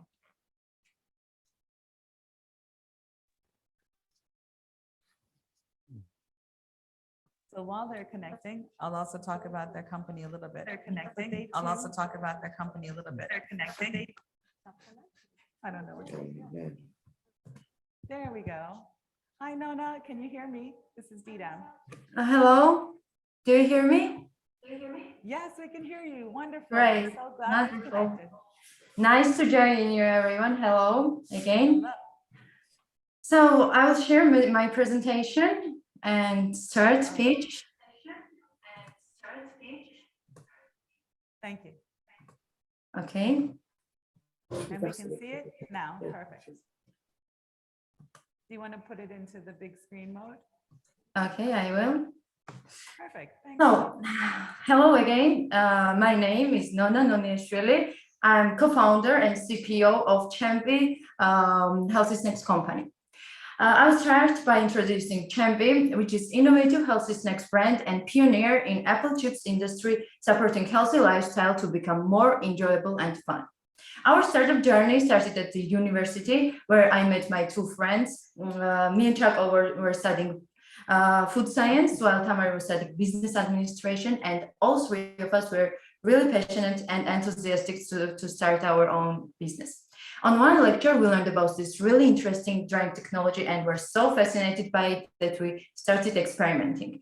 After several tries, we actually developed our own method of drying fruits, elaborated regimes, constructed first dryer prototype, and as a result took apple chips, which had much greater flavor, were crunchier and really enjoyable to eat.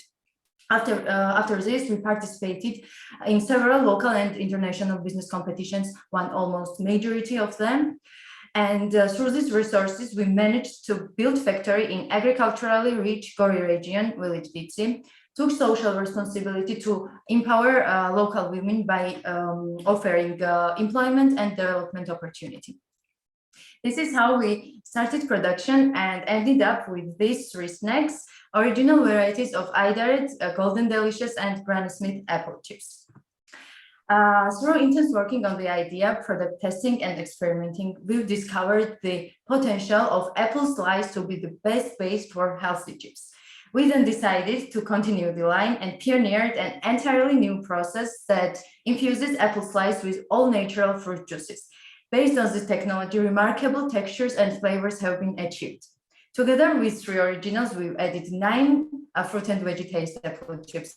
This is what we call apple chips industry, totally new approach and concept, well met with modern consumers' demand and preferences.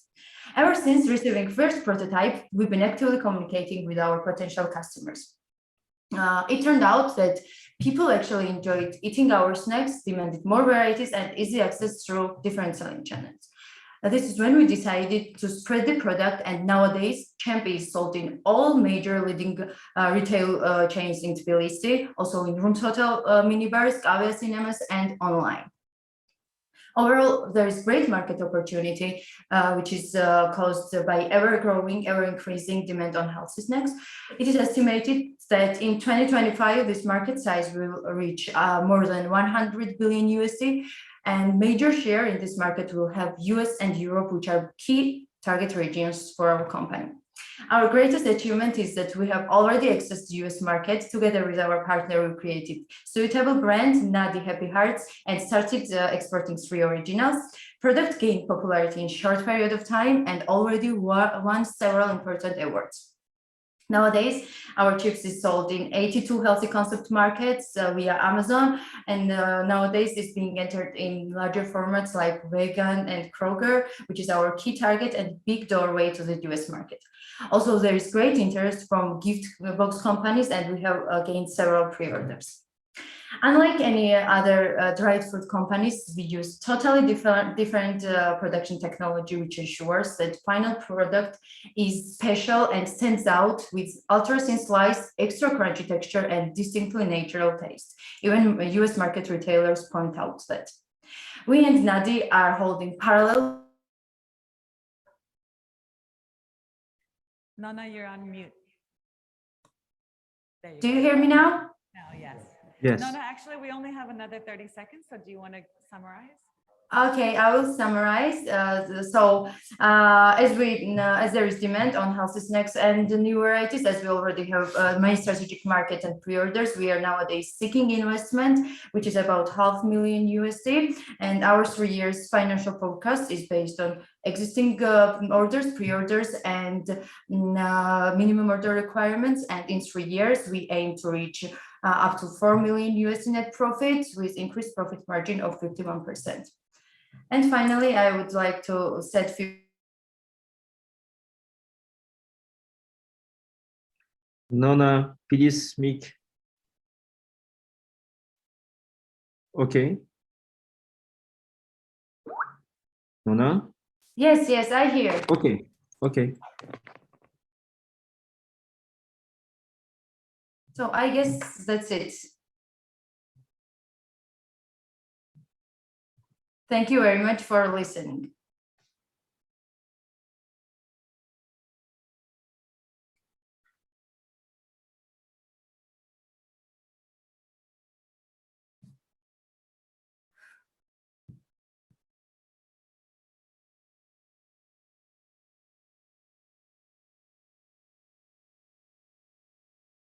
Yanlış bir soru.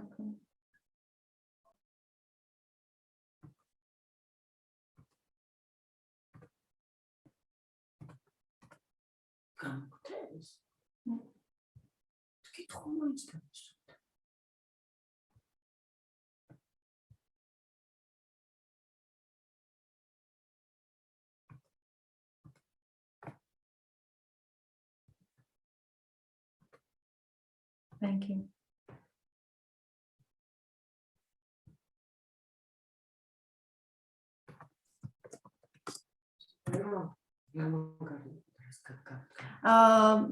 Do you have any questions? If you hear me? Yes, we can hear you. I'm waiting for the questions or feedback from dear. Okay, okay. Last minute. Okay.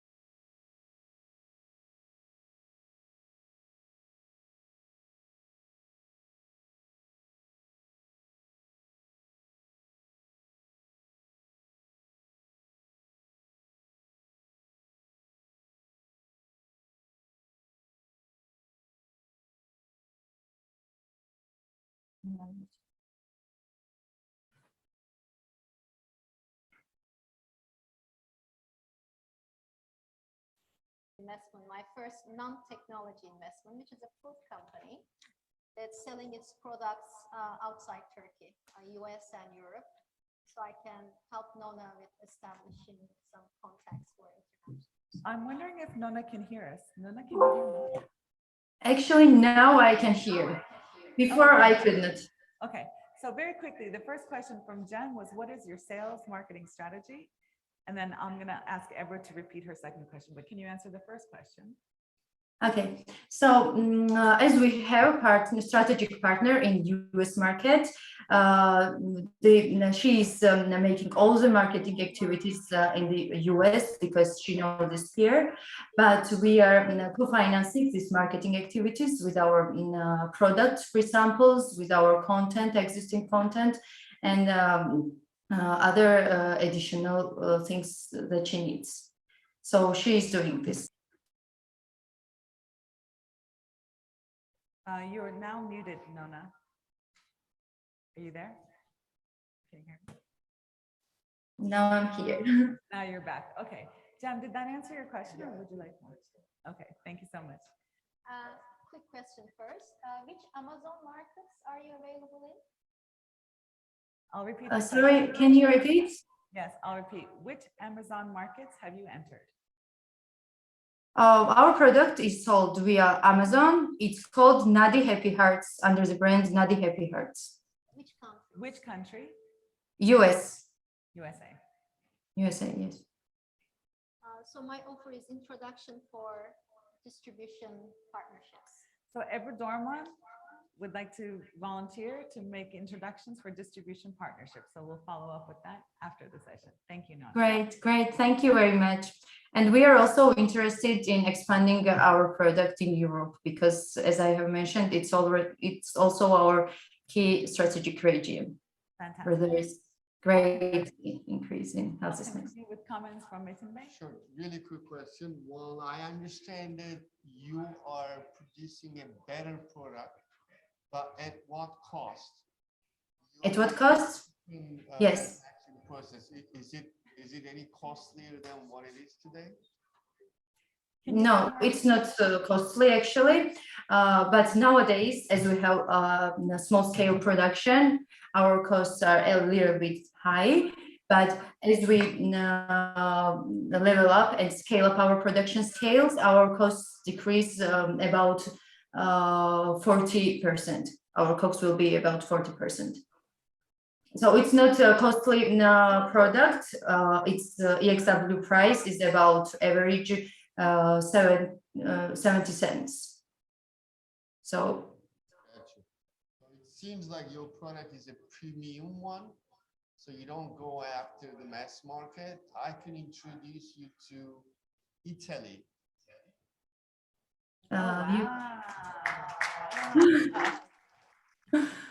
Thank you, thank you. Very, very interesting for us.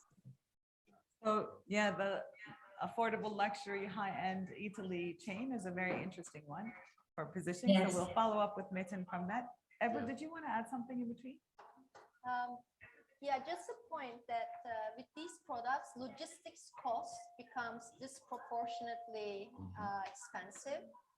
So as they scale, will they do manufacturing in other countries like the US, for instance? Shipping it from Georgia will be way too expensive. No, were you able to hear? So the expansion strategy, yes, you'll achieve economies of scale, but the distribution cost is more cost effective if it's localized. Is that something that you're considering? Yes, actually, we have thought about this already. And that's why we have arranged production processes like this. We can make semi-dried product in bulks in Georgia, and we can make second factories, I would say, like small factories in different parts of the world, which does not need like big space and everything. So we can make our chips anywhere in the world. And in this case, and then last but not least, we are having comments from Namık. Let me skip because I think we're a little bit late. So we had good questions. So we'll follow up. Thank you so much. And now we are moving on. Thanks, bye. Thank you, Nona. Thank you. And you know, this whole healthy food trend is continuing. And actually, it's a really interesting era that we're in. Our next participant is Ms. Semin, my eyes are killing me, is Semin Sutar, who's the founder of Derin Lezzetler. And she's really looking at healthy foods for a happy life in terms of actually starting with gluten-free, but also vegan, no sugar, protein-based, etc. You have the whole gamut of the healthy food varieties. The floor is yours. Thank you.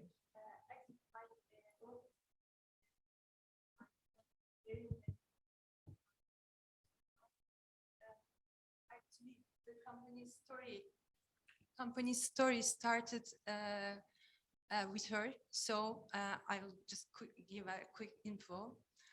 Derin was born with several food allergies in 2015.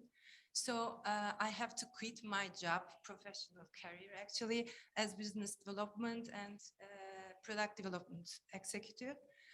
Then I realized I couldn't find proper food for her. And then I realized the gap, I identified it, and I just thought, what could I do here? What can be done? So Derin lezzetler means deep tastes in Turkish. So the problems were like vegan and protein-based products started to trending up globally in 2010, actually. And we had this problem in 2000 also 8. So Turkey remains scarce until 2014.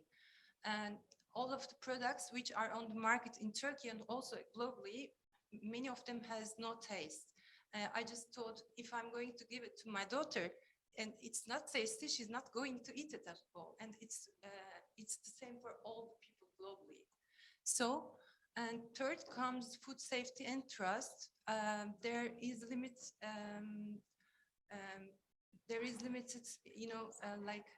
trust for the products. When you claim it's vegan, it's gluten-free, nobody knows if it's really gluten-free or vegan, or is there a risk of contamination, cross-contamination. So.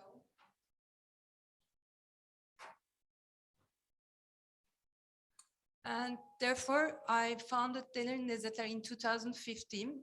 We aimed to become a global manufacturer of innovative healthy snacks, specializing in vegan, gluten-free, raw protein-based products. And we invested too much in R&D at that time because producing gluten-free is really not easy. And then we developed more than 150 recipes. We are not a player only in grab and go products. We also produce frozen bakery categories. What I mean is like when you go to a cafe, you see the +4 cakes and cheesecakes, etc. We also produce them. Food safety and trust. For the last 3 years, we are certified by BRC Global Standard for Food Safety, which is the key for global market actually. And it gives really trust for customers, also suppliers.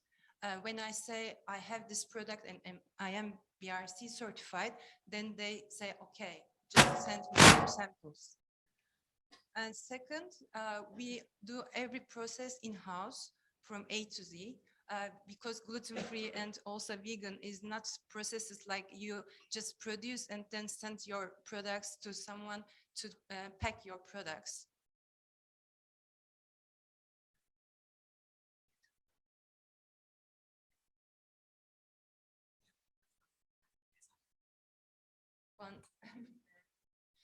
Tasty and trusted. We just made 3 brands for 3 different purposes. Derin Lezzetler is manufacturer and also presents frozen bakery registered in Turkey and UK. Healthy and Happy also is healthy snacks for everyone, registered in Turkey and UK, and Pacer, a vegan protein sports nutrition brand. Now, I'm sorry, but I'm going to show you a video. It's I would like to.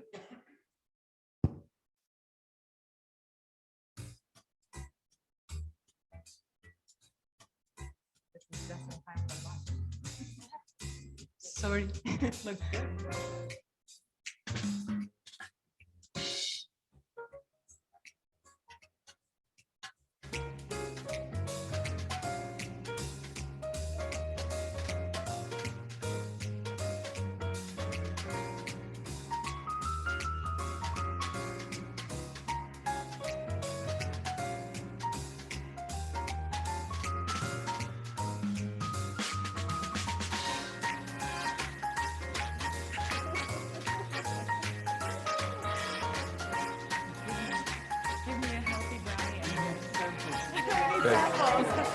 We can't understand from the video. This is why they just put me last, you know? I think now I understand, sorry. Thank you so much, Simin. The video was really helpful. If you could just wrap up with your final statements, we'll get on with the delegate comments.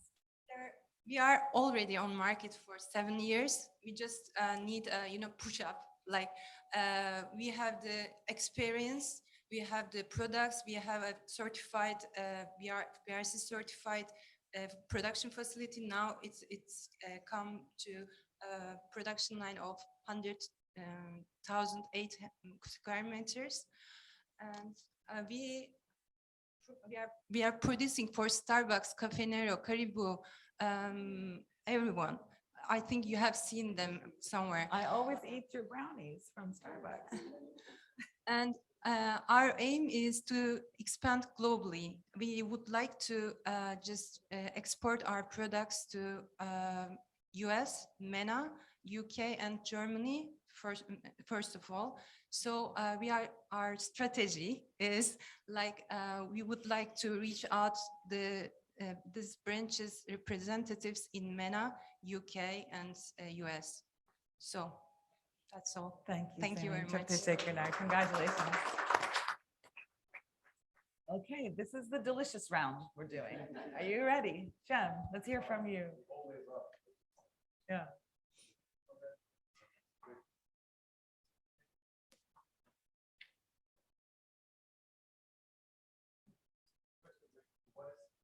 What is your 2021 closing gross revenue?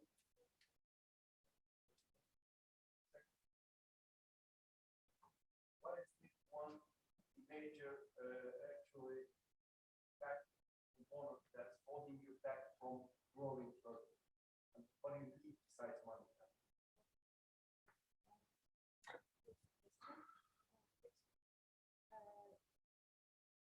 Yeah, it's $1 million. $1 million.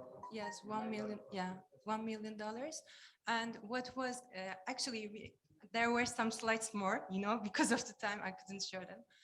But we are a player for both lines, product lines.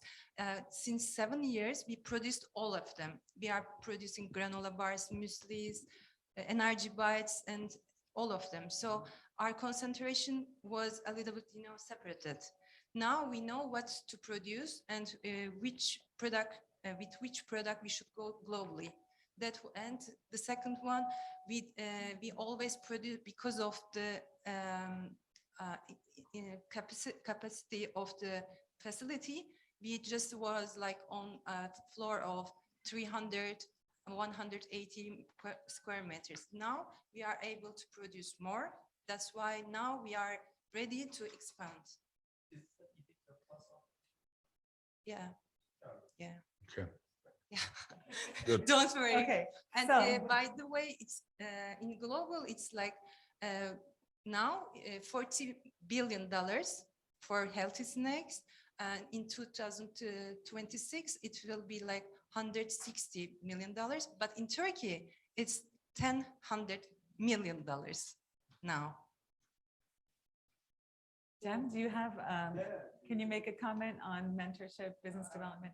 I'd like to observe more. So you'd like to learn Something more? about this business. Okay.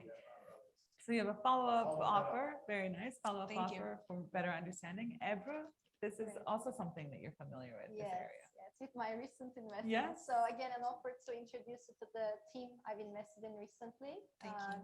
They've started right away selling in the US market. In Los Angeles was their first retail presence. That's They are perfect. selling in Germany with Gorillas. So I'll introduce you to them. You can talk about how to get into those channels, Thank you. brokers, etc. And I'd love to taste products.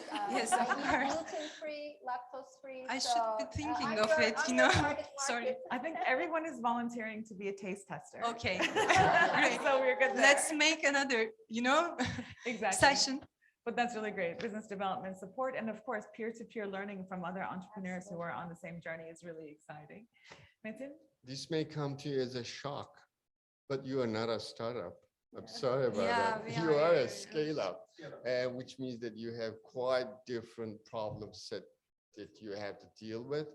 It's very difficult to grow. You reach a market cap, I would think. You're already in the markets and brands that you can get into anyway. So from that point on, you need completely different way of doing business. And you probably need a very strong investor who would take you out of Turkey. You can't just do it alone. This is a big money That's true. business from that moment on. This is not our expertise, so I cannot offer you any investment, but I can probably offer you to introduce to investors. That I would help. be glad.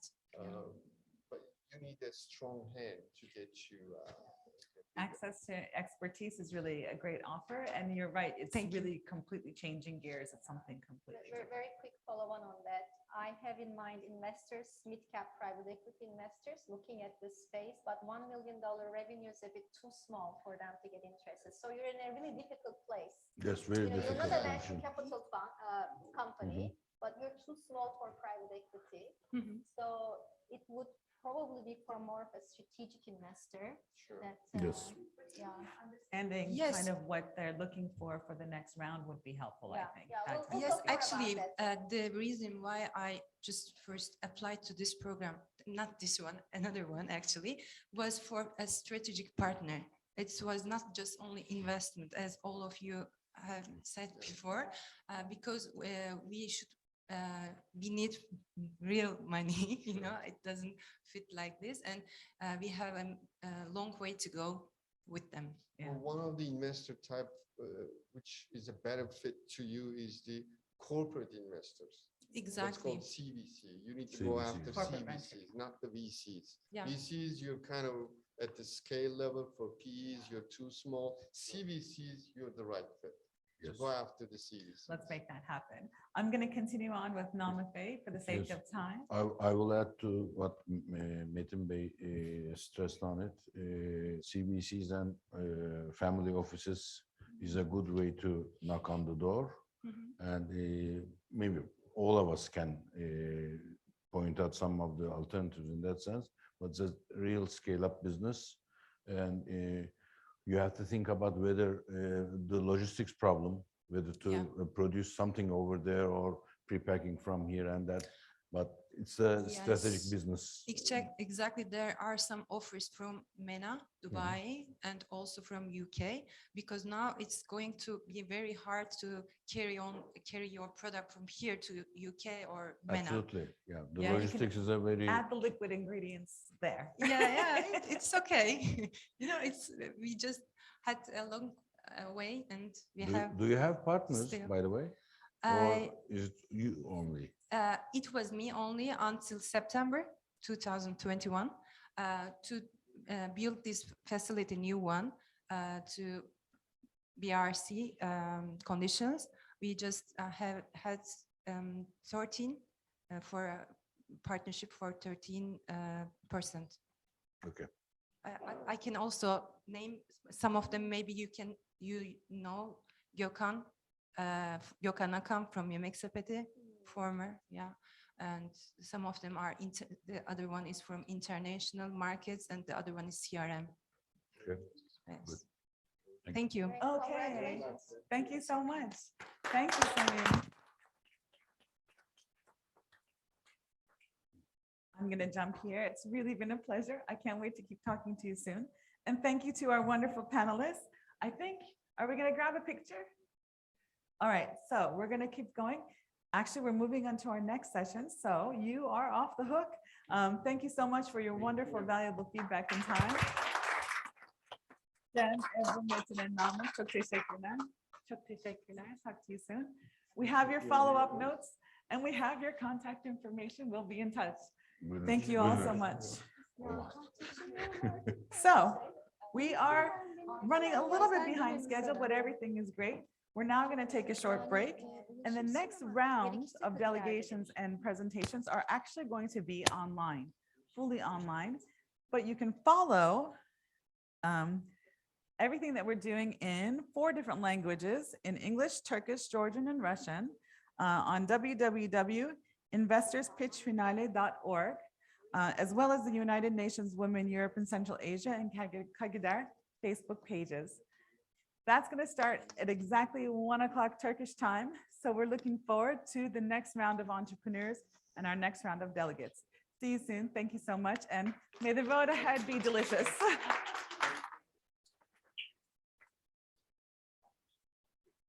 Can I also have our entrepreneurs to come together so we can take a picture together with our panelists?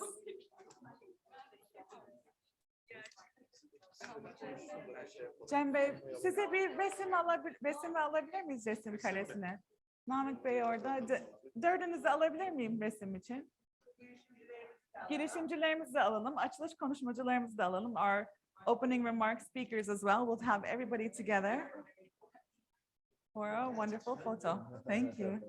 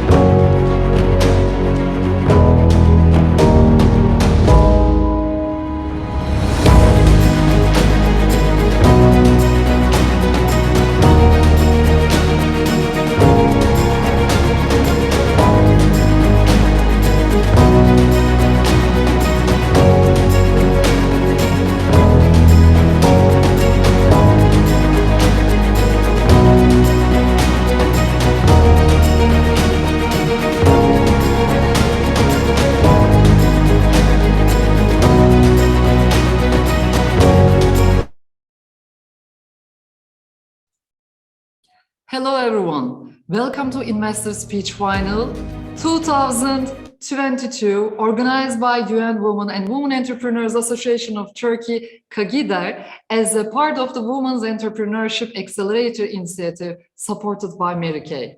Today, we are so excited to bring women entrepreneurs from 8 different countries: Bosnia-Herzegovina, Georgia, Kazakhstan, Kosovo, North Macedonia, Republic of Moldova, Serbia, and Turkey to the investors together here.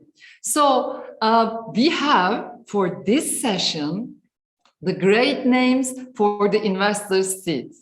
We will first introduce the investors and then jump into the entrepreneurs' pitches. Let's start with Alp Avni Yelkenbiçer. Alp Avni Bey, can you hear us? Perfect. Can you introduce yourself for the audiences? Hello, I am Alp Avni Yelkenbiçer. I'm a business angel. I made angel investments. We had an angel business band located in Izmir. I represent Egiyat Angels today. Thank you for inviting me. Thank you so much. Arif Akta, can you hear us? Yes, Sinem. Hi. Hello again, Arif Bey. How are you, by the way? This is Arif Akta from Galata Business Angels. And you did indeed gather a great group of investors here. Thank you for the organization. We are one of the premier and the first angel investment groups in Turkey. We are all licensed investors. We started Galata Business Angels about 11 years ago in Turkey. And the rest of the information everybody can Google. It's a pleasure to be here. Thank you so much again. And Duygu Hanım, you are representing another angel investor network. Can you hear us, Duygu Hanım? Yes, I can hear you, Sinan. Could you please let me open my video, please? Yeah, our technical team is managing to do their best to help you. Yes, okay. Okay, let me now start. We can see you. Hello, everyone. This is Duygu Eren from Keres Forum Turkey. Keres Forum is the leading angel investment in 4 continents and 54 countries. I am the general manager and chapter president of Keres Forum Turkey, and it's a pleasure to be here. I hope that we are going to enjoy with you, everyone, and we will have really great results at the end of the day. Thank you. Hüseyin Bey, can you hear us? Hüseyin Bey. Yes. Perfect. Hanım, can you hear me now? Yes, okay. Perfectly. Thank you for inviting me to this great panel. And hi, everybody. This is Hüseyin Karayagız from TR Angels. TR Angels is one of the most crowded angel investor group in Turkey. And I checked some of the startups here. I think we will have a great day today. Thank you. And the final investor of the day is Hale Hanım. Hello, Hale Hanım. Hello, Sinem. Hello, everyone. Hello, dear panelists. I am part of Angel Investor Network of TR Angels, along with Hüseyin. We founded the Nest Network in 2015, and we have around 200 investors at the moment who are actively doing angel investment through TR Angels portfolio. We have invested since we have been established in 2015, more than 30 startups. And I wish good luck to all of the startups today. Thank you.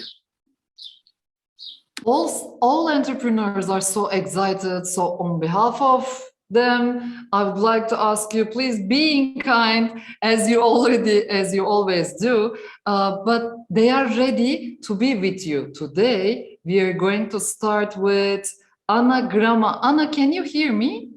From Moldova. Yes. Ana, let's start. As you know, all the entrepreneurs have just 5 minutes, and then we are going to provide them with our feedbacks or the other alternatives. Anna, Floor, please change the device. yes, just your Wi-Fi to be sure that you have connected again. We cannot hear you, Anna. No, unfortunately, we cannot hear you. Okay, then I jump into another entrepreneur to just provide Anna a little bit much more time. Okay, can you hear me, Valentina? Valentina Buhna from Moldova. Hi. Hello, hi. Valentina, floor is yours for the following 5 minutes. Okay, let me start to share my screen.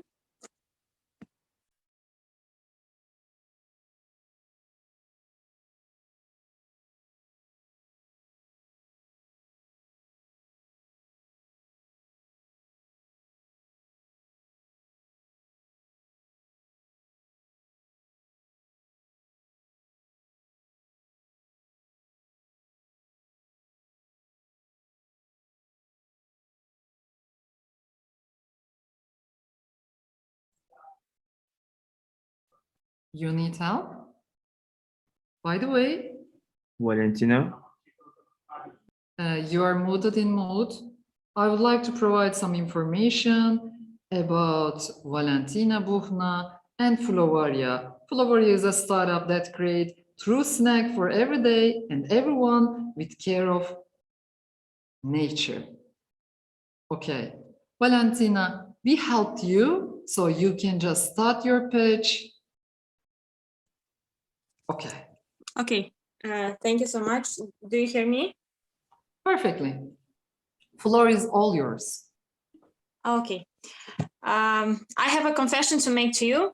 6 years ago, I had the mission to identify a healthy snack for my family, and I messed up.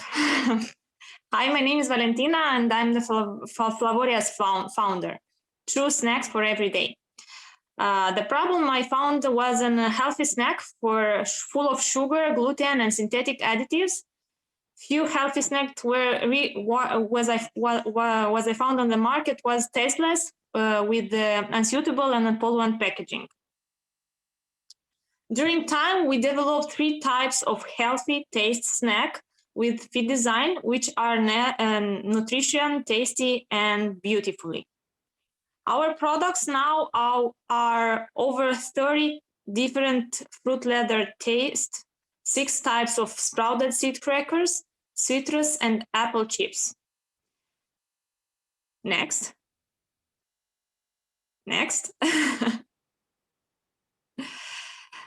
We have unique recipes and technology, natural, good taste product, 3 years on the market, and an experienced graphic designer's team member, which is a treasure nowadays. We truly believe that design is intelligent made visible, and here we want to make the first distinction.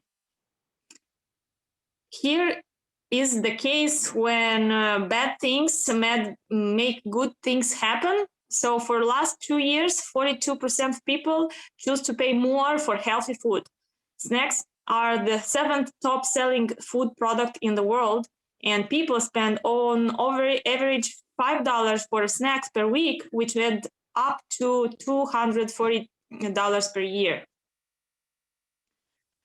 Our potential customers is 25-45 years old, mostly women with medium to high income, urban living, and children in urban area as well. Our business model will be monthly subscription, direct sales, and web sales. We will make ourselves visible by loyalty our existing customers, word of mouth, recommendation, direct sales with the local specialized market and restaurants. And we will collaborate with media, by TV reports, social media ads, influencer collaboration, which bring the fastest result. Our team has till now 3 members, Buhna Valentina, Flavoria's founder and CEO, Vitaly Uniel, graphic designer, and Doina Negare, that is product developer. Timeline, and to resume what we have now, we have 3 tasted products, 7 local collaboration, 30,000 sales monthly, Facebook and Instagram page, and 100 custom base. In 2 years, we plan to make 5 adapted products, 20 local collaboration, 80K sales per month, 2,000 customer base, and export experience.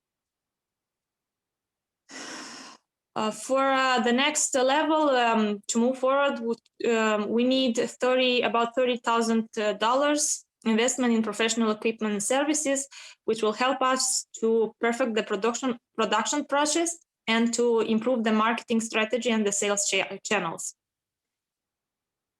We are open to all kinds of collaboration to contribute to a positive impact. Thank you.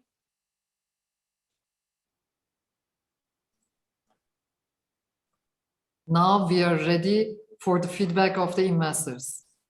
I'm just looking at first, Hale Hanım, can you start? Sure, I already raised my hand. Very delicious looking snacks. Valentina, congratulations. You mentioned in the presentation that you have a unique technology and recipe. Can you tell us more about the uniqueness? How do you achieve this uniqueness on technology and recipes? Yeah, this is about practices. So in general, do you hear me? Yeah, okay. In general, the recipes are not very special in general, but we adapted and made them like special for our market. In this case, that we adopted to we think how to make it good and tastier, and because we made 3 years of practicing, we discover a lot of secrets, little secrets that can give only practicing, and this is the thing that we make. Our product is special. So we have here some people that make the same things at home, and every time when they taste our product, they say like, "Oh, I make it home, but your product is so special and so tasty. What you are putting there? Why is it really natural?" And I say, "Yes, I am doing, and I'm sure that is natural." So. Okay, but I would like to remind all the entrepreneurs and investors that, like we have maximum 5 minutes for all your feedbacks. And then Arif Bey, now floor is all yours. Thanks. Real quick, Valentina, congratulations. Moldova is very well positioned for this kind of business. I've been there, beautiful country. You got everything organic, great products, great wine. One thing I have to say is I did own a business in the same sphere. Our company was called Joy Foods. We set up a huge kitchen in the center, in the business district of Istanbul. And we actually serviced a lot of B2B companies, a lot of big textile companies, Beymen, Vakko, they were all our clients. We dried fruits, we did apples, we did bananas, we did pistachios, and we came up with our own recipes. And then after 4 years, we invested a lot of money. After 4 years, we had to shut the company down because of the entrepreneurs' problems in a way. So what I will do is I have brainstorming sessions. I have business plans. I have recipes that you can use, which with the permission of our ex-company owners, I will share with you. Oh, so it's been a 4-year of roadmap of all these edibles that actually we created our own recipes as well. It was a fantastic taste, very tasteful products, very healthy products, a lot of research. I can give you all the information about the kitchen setup and pricing. and sales pitches and design. So that's what I'll do for you. And I think Sinan will put us in touch after this conversation. Okay, thank you, because I have to ask you a lot of questions. Dun, dun, dun, dun, dun, dun. Now we are just having some more than the feedbacks. So what else that we can get from the other investors then? I'm looking at Alp Avni Bey. Would you like to add something else? Yes, I would like to ask something. What about the shelf life? Usually, when foods are organic, the shelf life is gonna tend to be in a little time relative to the competitors. And also, I would like to know: are there any competitors in the market you haven't mentioned in your presentation? Yeah, the competitors. And finally, do you have any plans to going global or any other market that outside of your country? Yeah, right now we are on the stage to establish the strategy, market strategy, and to make our brand book and all this stuff that will move on very fast. But about your question, it's good for us that we started with the deshydrated food and product that is a long-term good. So it's not so,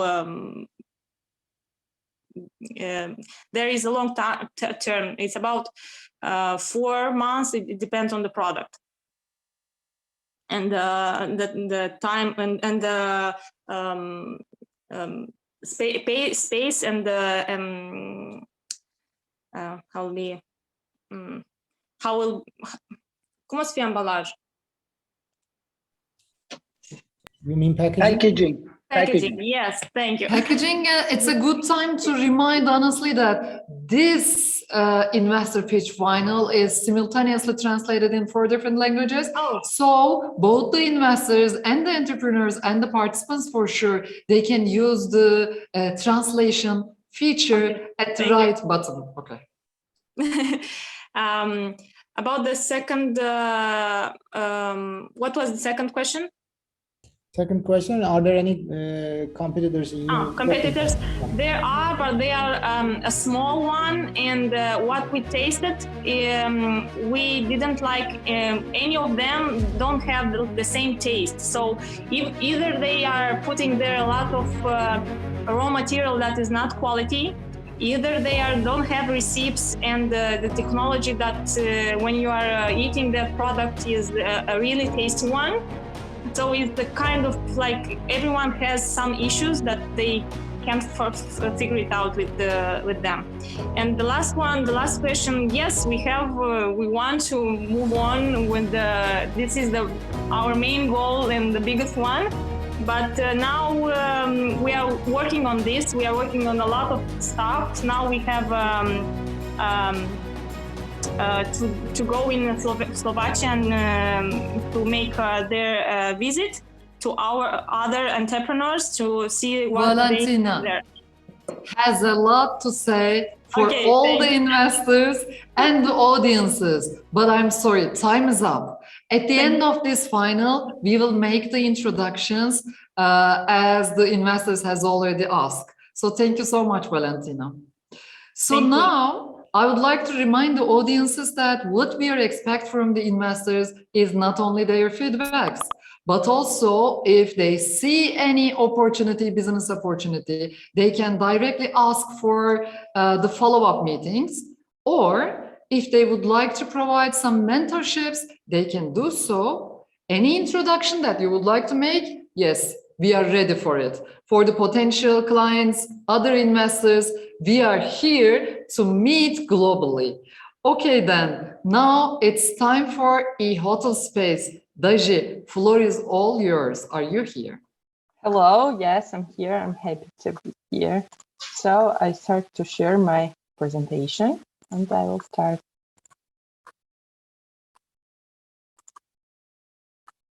It's okay? Perfectly. Great. Hello, I'm Daji, co-founder of e-hotel space. Every hotelier wants to be presented on Booking.com and on the other OTAs because they believe that it's an important marketing channel for them. And yes, Online travel agencies are often the first channel that comes to mind when thinking about accommodation, particularly hotels' online distribution.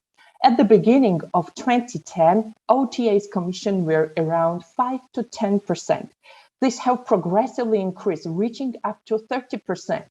This is why hoteliers start thinking to have website as own sales channel, but development of website with a direct booking is related to the budget of tens of thousands USD and may last for about 6 months.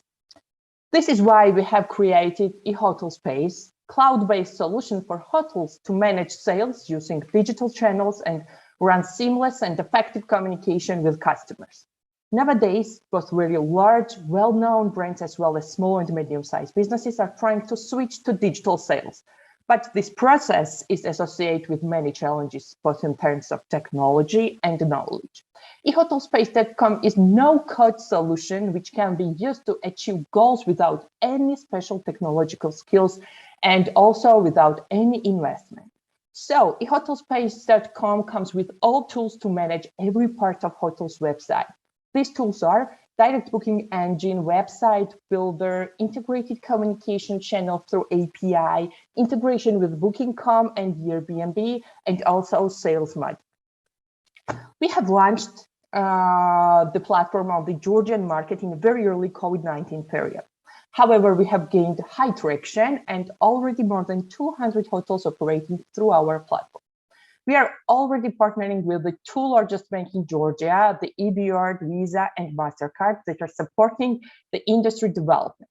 We help hotels with the latest technology and most effective techniques to convert lookers to bookers. The prevalence of cloud-based technologies is hospitality is very low. We know there are a lot of tech startups trying to change the status quo, and still there are no dominance on the market yet. To guarantee success, we have built the team with experience and knowledge that includes high competence in software development, marketing and sales, customer relationships, operational management, and of course, successful working experience in the hospitality industry with leading hotel chains. Our revenue consists of 2 sources. First, monthly fixed fee and commission.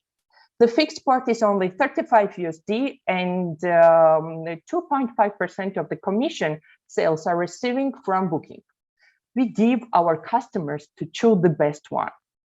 The regional market is growing rapidly. Right now, it is approximately 3,500 hotels, and this is our target for the beginning.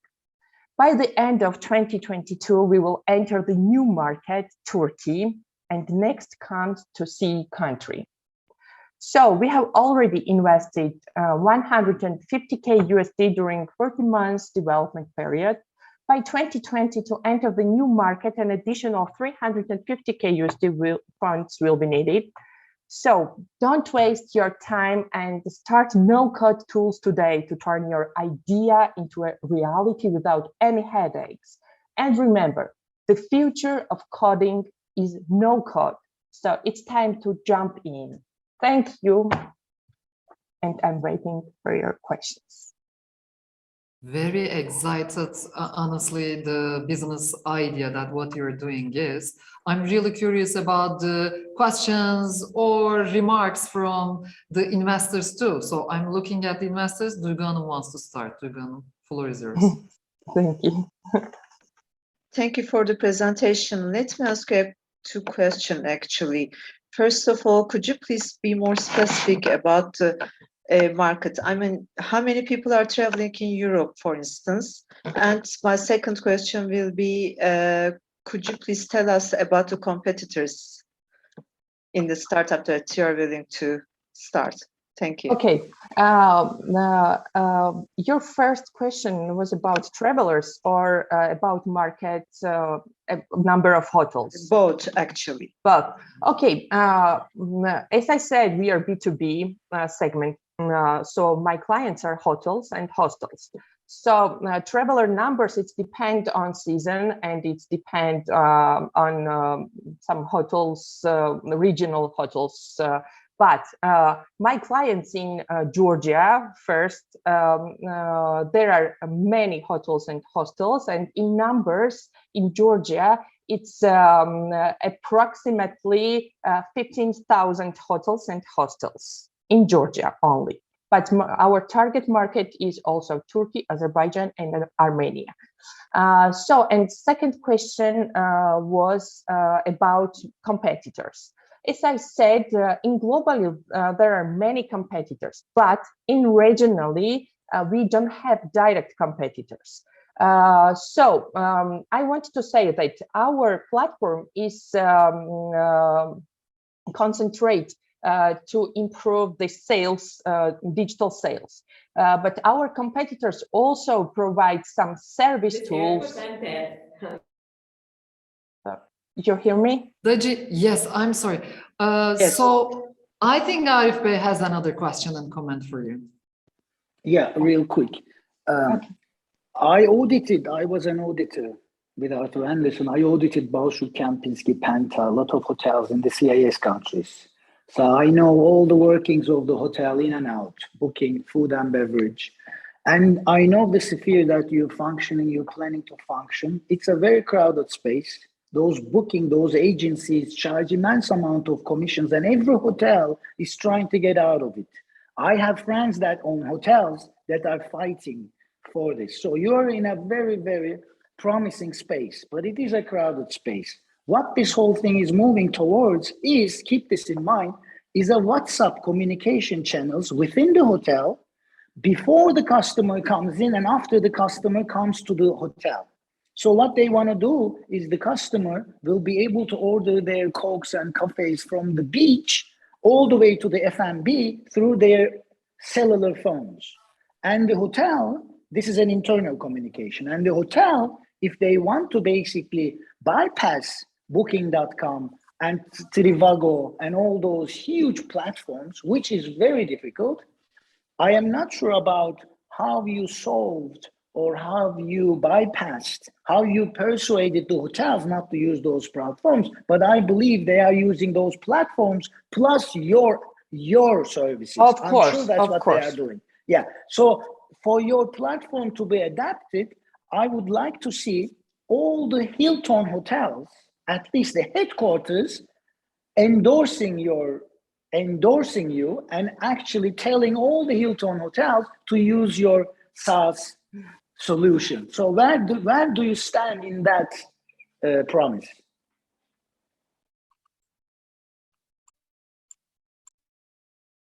Daji, you are muted. You are muted. We cannot hear you. You mute yourself. Let's try again. Yes. You hear me? I don't mute myself. But it was a real great question from the investor side, honestly. So we are all curious about your answer. But for last 1 minute, I can't hear investors. Okay, real quick, I'll repeat the question. Yeah. The hotels might be using your SaaS services parallel to what they have in-house or Booking.com.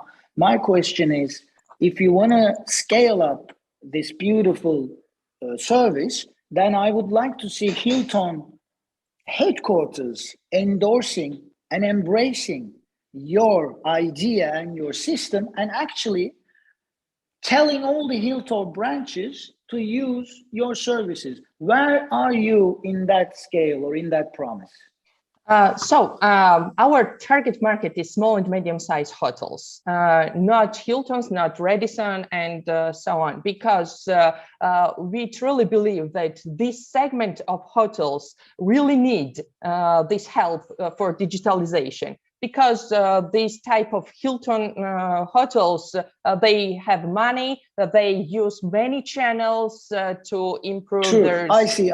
Yes. I got it. Okay, it's the small and medium sized. Yes. How much did you make last month? Last month or last year? Actually, last month. last month, so last year sum was 95,000, but last month I will. By the way, I would like to remind all the entrepreneurs, all the entrepreneurs that we are live. So please, just the information that you really would like to share for all the audiences, okay? So last month it was approximately 6,000 USD. We know this it's very low for today, but we're looking for future, and you know that COVID It's a pandemic working was, model. It's perfect. yes, okay. yes. COVID pandemic was very hard for hospitality, and we try our best to improve this. Okay, we have just few seconds for the last I have a comment from question. our other investors. Yes, Hüseyin Bey, floor is all yours. Yes, this is very lucky for me because I have been set up in my hotel in Urla, and I am potential customer. So I am searching this kind of softwares. So maybe after this meeting, I can be a better customer for you. Okay. Great. Yeah. Then maybe very nice. Very nice to hear that. So at the end of this Investors Pitch Final 2022, we are going to introduce you each other to, you know, like have another client for our entrepreneur from Georgia. So nice to hear that. Thank you so much, Daji. Thank you so As much. you see, you were not only with the investors today, but with the potential clients too. Yes. Thank you so much. Thank you so much. So now we are just looking for another pitch from Moldova. Anna, we will try again to be sure that you can connect this time or not. This is the third time, but we will do our best for you. We really would like to introduce you to our investors. Can you hear us, Anna? Can you hear us? Please just tell us that you can. Yes, I hear. Perfect. Perfect. Ta-ta. This time you are here too. So can you run my presentation? Yeah, we will do our best for it. So while our technical team is working on it, can you just start your pitching? Okay. Let's do so. Hello, my name is Grama Anna. I'm from Moldova. I'm a chemical engineer, a mother of 2 children, and recently a founder of Crystalline. I will start to present it, but I want my children to be more connected with the nature. And I start to grow a little collection of medical plants. And when I observe the benefits of using these plants for health of my family and for health, for mental and physical health for other people near me, I decided to found a brand Crystalline. And I started with producing a bath salt. Okay,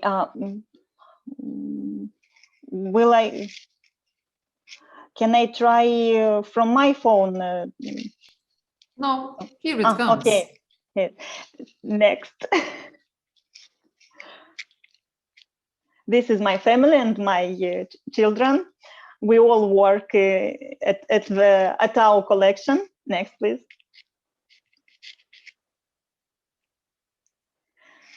Yes, we all deserve to be pampered once in a while, and sometimes the best kind of pampering comes in the form of bath and body products.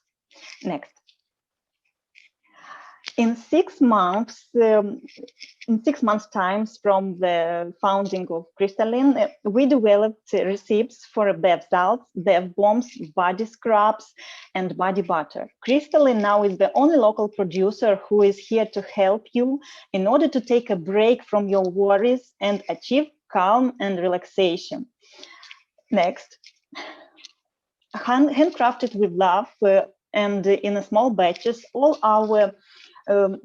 natural our products are all natural and made with ingredients you can pronounce now and trust. Next. In 6 months' time, our consumers contact us through social media platforms, and also we sell our products at the market in our capital, Chisinau, at the expositions, fairs, and e-commerce at crystalline.md. We also have transaction with and business activities with another companies. We sell our products at the market Eclair. It's in the Chisinau. Next. Competitive analysis helps us identify our product unique value proposition and what makes our product different from the competitors. We create product with botanicals from our garden.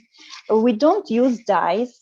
Our packaging is recyclable, and we try to be more personal with the consumer that strengthens our bonds with them. Next. Customer testimonials can take multiple forms, but the goal is always the same, to showcase how great your brand is. And we are very glad for this. The next step to do is not to outsource essential oils for our products, but to obtain it from our plants. In order to achieve this goal, we need a machinery for extraction with supercritical CO2 to have a lower cost of products and to increase our revenue. I would like to recommend crystalline. Choose it because nature cares. Thank you. Yes, Anna, you were online and you pitch.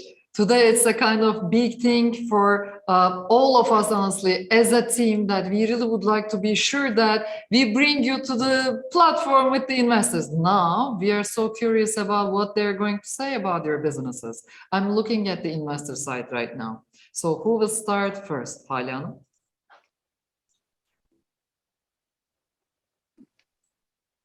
Hi. I would like to pamper myself with the product. They look very convincing.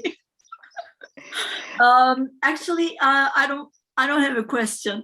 I would like to propose to get you in contact with a friend of mine who has started her own brand. Actually, she was doing another business, but the brand name is Huale Living. Which focuses on wellness. And I know her portfolio, but your portfolio could be complementary to her portfolio. So I would like Sinem to give my details to you or your details to me so that I can introduce both of you. And very quick comment to Sinem also. I can also provide go-to-market strategy development support to the snacks because Perfect. I work in Romania, which is neighbors with beautiful Moldova. And worked for a snacks company over there. Thank you. Good luck. Thanks so much. Thank you so much. Big news for us. Thank you so much. Yeah. So, Arif Bey? Real quick, we have been extracting from hemp CBD oil in the United States using supercritical carbon dioxide systems. We invested $750,000, bought 2 machines. I can introduce you to those companies. When you buy the machine, you have to be really careful with what you're doing. And this extraction, plant extraction, our ex-Treasury Minister, Zekeriya Temizel, started a beautiful company because we also have a lot of endemic plants in Turkey that we don't know how to utilize. So he started a company called Tabi'a. And I have visited the factory. He's an ex-minister, Treasury Minister, and he is now using it as an educational center. So all the university students, if you want to extract plants, you can come visit and learn from his process, since he comes from a political and a very, very good educational background. So what I will do is I will just post the contact numbers to you.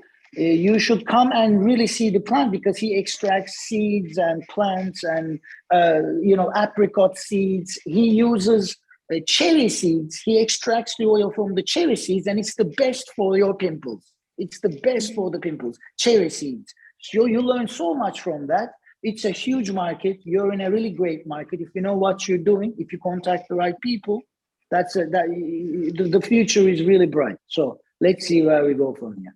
Thank you very much. I very like this. I very like chemistry, and that's why I started to. I found the niche, yes, where I can use my profession. Now I'm looking at the investor side. Any investors would like to add something else to her? Hüseyin Bey, anything that you would like to add? Okay, then we would like to thank you for Anna. Thank you very much. So right now we're just looking at again to Georgia. We have a new entrepreneur, Estia. So Estia, floor is all going to be yours. Are you ready to share your pitch? Yes, hello, just a moment.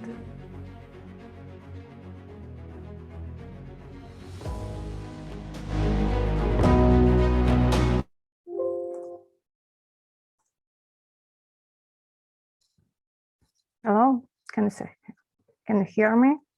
Yes, perfectly. You can start. Okay. Hello, all. I'm Elizabeth Dimitriadi. I'm from Georgia and co-founder of company STA Handmade Art. We were three friends and we founded our company in 2014. And since then we're operating in handmade home decor accessories and souvenirs production field. In 2018, our daughter company, Potteria, social enterprise Potteria, was founded, which is ceramic production workshop. Our mission was Georgian ceramic tradition development. We combine traditional forms, ornament, motifs with modern design and styles. Our social mission is a woman economic support and growth is supporting, especially of vulnerable groups of women like ex-prisoners in probation, victims of domestic violence, etc. We train them so they acquire new skills and professions through which they can become economically independent. Besides of this, working with clay is considered to be a very good efficient art therapy. As one of our first beneficiaries mentioned, it was clay that made her to talk again. So these things, result of our beneficiaries, the effects of women who literally started laughing again, socializing again, started new life, gave us enormous incentives for further development and growth. At the moment, we have qualified, motivated, loyal, and devoted team of about 15 women. Through our constant training courses at our social enterprise, we train and raise and new potential employees, so there will be no risk that we will lack skillful professional staff at any point. Also, during the 7 years on the market, we gained a good reputation with associated with good quality, reasonable prices, style, taste, friendly and open communication with customers. This factor determines that the demand of our products are mostly surpasses our production rates.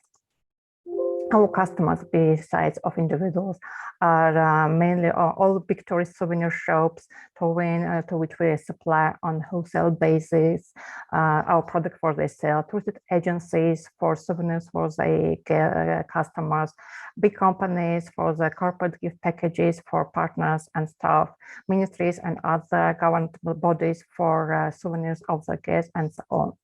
But besides this, we still see the big potential for our further development and growth.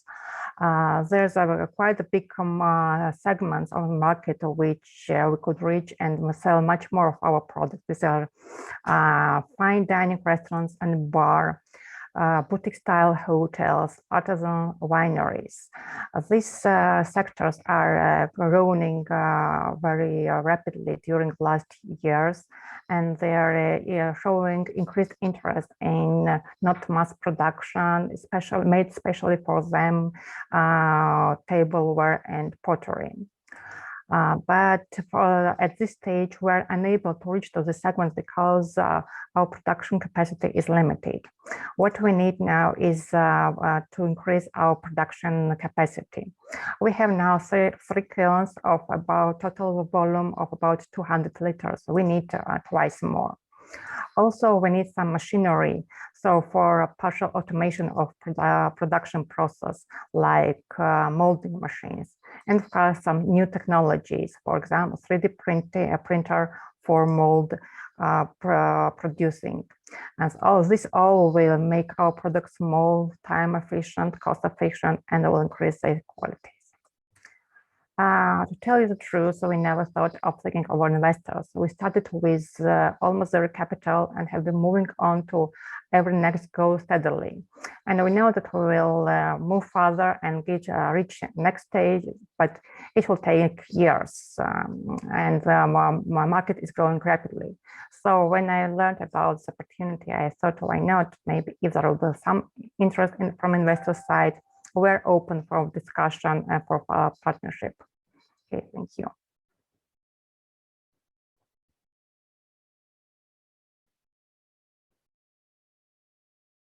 Now I'm looking at the investor side again. Hale Hanım, you would like to start? Very exciting. Thank you, Sina. Thank you, all the startups, for coming to us with this beautiful, really exciting goods and services. Seriously, thank you. Very beautiful, your designs and everything. What I can propose is two things. We have invested as TR Angels to a startup 1.5 years ago called Miracle, which is handmade knitting, founded by two Turkish women entrepreneurs, but they are working in the US market. So if you want, I could introduce them to you, because they are leveraging technology in terms of how they move the product around. So you might exchange some ideas, and also if you plan if you're looking for pathways to enter the US market, they may change some information with you. And second, we have in Turkey a foundation for glasswork, actually, and they have interesting models. If you're interested, again, I can introduce them to you so that you will exchange some ideas. Sure. Congratulations. Good luck. Thank you. Perfect. Now I'm looking at the other investors, whether they really would like to provide something else, or with your feedbacks that they're going to be together with us today. Arif Bey? Question. Hüseyin Bey? The product, the product. Is it going to be the hard question? No. You shouldn't to our investors, please. Only I am wondering that all of the gift products dedicated to how can I say, it is personal gifts. How about the customer or enterprise customers, the market? Are you working with the big enterprises or big companies? Yes. Which kind of products? I mean, they are asking for their. As I mentioned, the big corporates, they are mainly using our companies as for corporate gifts. Both gifts for some holidays, or just as a corporate for the staff, And but now the next goal is to work with corporates and big companies in the fields I mentioned. It's a restaurant, hotels, where they can use our tableware or some decor, which just to have the unique style. Okay. Okay, thank you. Well, let me jump in. Yes, let me jump in. Please. First of all, it's a brilliant sphere of entrepreneurship. It's got art, it's got culture, it's got artisanship. It's a very unique and a boutique product. I see that. We here is your sales points should really expand in museums, in touristic, because all the tourists are looking for very unique stuff, and you have it. And all the museum shops from the British Museum to all the way. You should basically go to where the Georgian art is, you know, and then put your souvenirs, ceramic works there, and you should be able to price it really high. That's the whole point. And when the demand comes, you should be able to produce in enough amounts. That's another thing.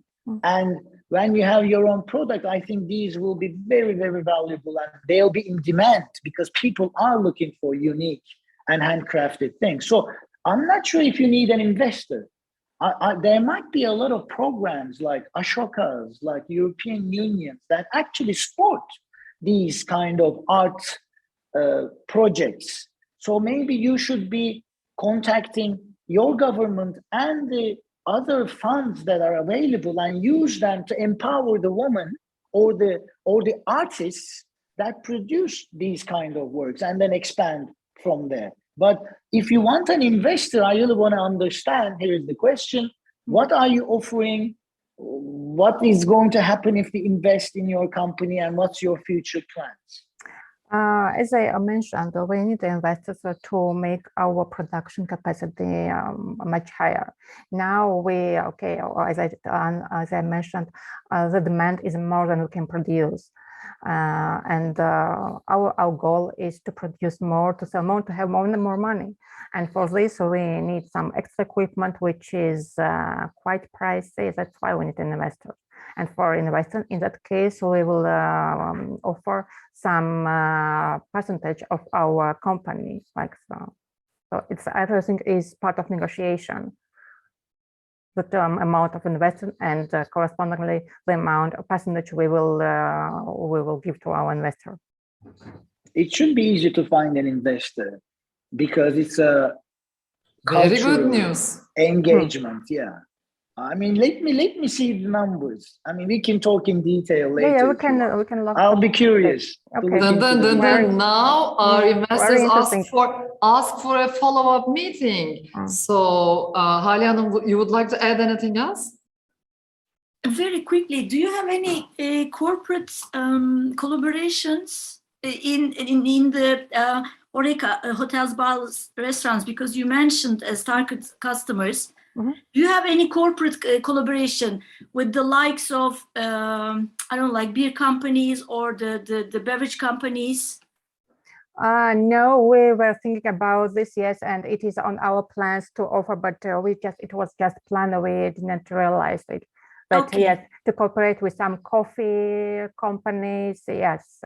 Okay, then also Sinem, in any case, is gonna keep us in contact, so I can just help Actually, you on that. We are looking forward. We are looking for companies who might be interested in such collaboration, of course. So perfect. We get lots from the investor side. So thank you so much, Elizabeth, for this great page, honestly, for today. Thank you very much. So for the rest of the entrepreneurs, we have a good news for you. We have a new investor jump into right now to the session. Shivriga, can you hear us? Can you hear us? Yes, hello. Perfect. Hello. Can you introduce yourself a little bit, volume down if it's possible for everybody? Since we are live right now, we know that you have a problem with the connection as far as we understand. So can you introduce yourself? Hello, ladies and gentlemen. My name is Trajan. I'm one of the co-founders of a local group of business angels. So we are investing in Moldovan startups since 2019. We have a dozen of investments already done, and we are looking for great opportunities in Moldova and outside of Moldova. And I've seen already two pitches so far, which are very interesting, and I'd like to catch up with entrepreneurs after the event. So it will be on my side to write to you and to have some chats after this wonderful event. Thank you so much. I mean, you are in the traffic as far as we see, but we are so ready to get to the investors, whatever you can provide, honestly. So right now, next, we have other entrepreneur from Georgia. Mariam, can you hear us? Yes, I do. Perfect. You ready for the pitch? Yeah, sure. Okay. Floor is all yours.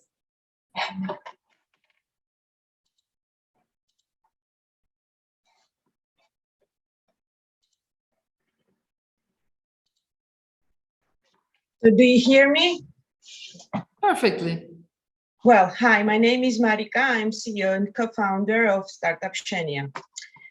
Well, we dreamed a lot in our childhood. Maybe someone of you dreamed to be as brave as Pippi Longstocking. Someone dreamed to have a friend living on the sunroof. All those dreams we derived from the heroes of the books we read in our childhood.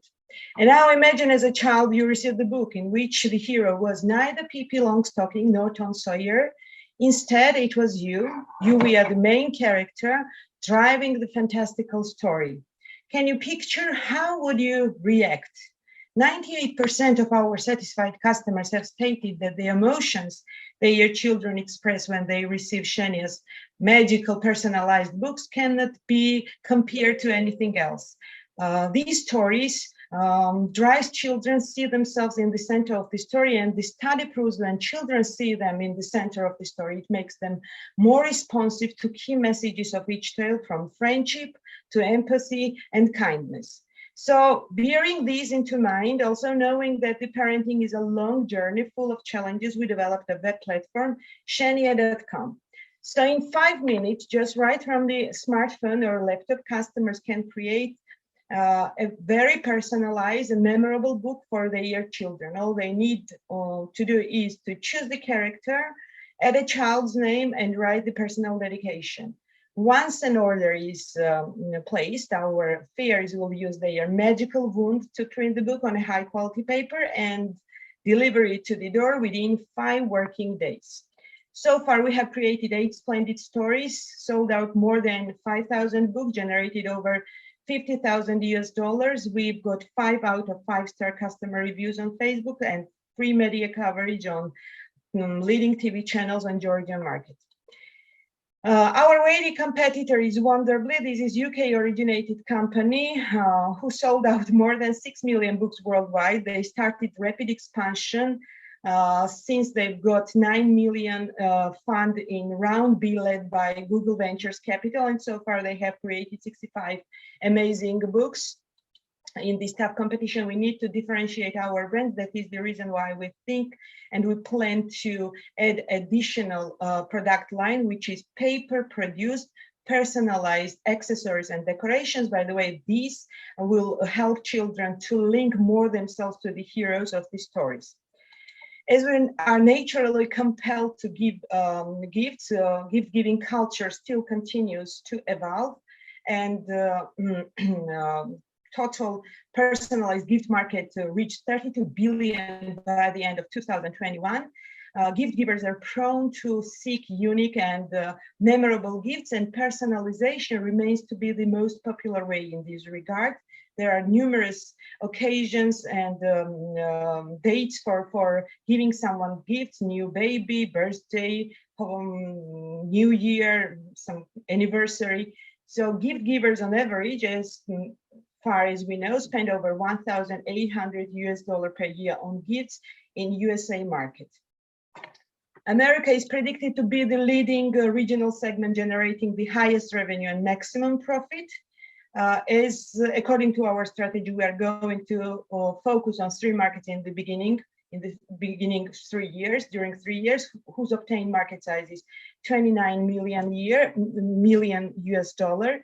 So in order to achieve our goals, our plans are as follows. In the beginning, this year, we are planning to create mobile-first web application. We want to integrate with Amazon and start sales there and re-enter on the Turkish market.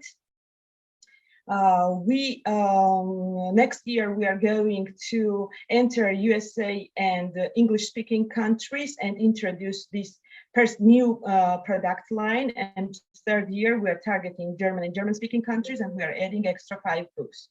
So who we are friends. Oh, I'm sorry, it jumped. If you look at the perspective of our business development, so we are going to generate over 10 million revenue on the 5th year. Our team started with 2 friends, me and friend of mine in Second America. We are the first marketers on the market. We are having an extensive experience in branding, communication, product development, customer care, and operational sides. And later, the third member has been joined. Irak Ali is our CIO, who is having a substantial experience of developing country's first e-commerce web pages. Everything has started in 2018. At the end of 18, we invested $30,000 and started communication. In 2019, we won GTAS matching grant program, and with that amount, we tested Turkish markets. Our books are available right now in Georgian, in Turkish, and in English languages. And right now, in order to reach our goal and our sales target, we are looking for a fundraising opportunity of $500,000. Thank you very much for listening, and I'm ready to answer your questions, if any. It was perfect to hear that it's both in Georgian and in Turkish. It's really just taking my interest, honestly, as a potential client. Right now, I'm looking at the investor side. So I think we'll start with Alp Avni Bey. Can you hear us? Yes, I can hear you. Thanks for the beautiful presentation and a beautiful business idea. I entered for your website, but I want to order something for my nephew, but I couldn't find because I want to learn why did you leave the Turkish market and why you want to re-enter again? What is the main reasons? As I have told you, we have $35,000 to enter Turkish market, and it was just the testing. This amount is not enough for the marketing cost, and the marketing cost is amazingly huge because there is a low brand awareness, and you need to tempting the market. And we invested as much as we could, but it was not enough. We need more budget, and that's the reason I've said that for re-entering and to enter on USA market and integrate with Amazon, we need these amounts. The main reason was this. Another issue is that Georgian, for example, in Georgian market, we don't need a tracking number because books are delivered within 3 working days and people are not asking, and we did not have that possibility on our web pages. And Turkish market, we are requesting to have this tracking number in order to identify where their order was located in that or that specific date. So these minor things should be adopted, and plus we could not continue communication because we are out of the marketing budget. Thank you. It was a great answer, Alp Avni Bey, we should admit it. Duygu Hanım, you have a question? Well, I have something to offer, actually, more than a question. Thank you for your presentation. And if you need anything for the Turkish market, I can help you, as my family business is book publishing.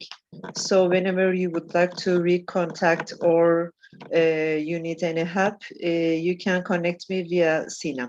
Thank you. Thank you very much.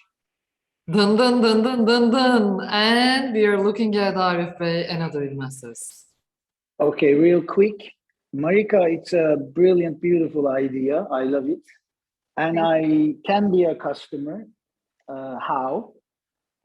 We as Galata Business Angels, 38 of us, invested in a company called Otsimo. We basically have an app that helped the autistic children with autism to perform better on campus, at school, and at home.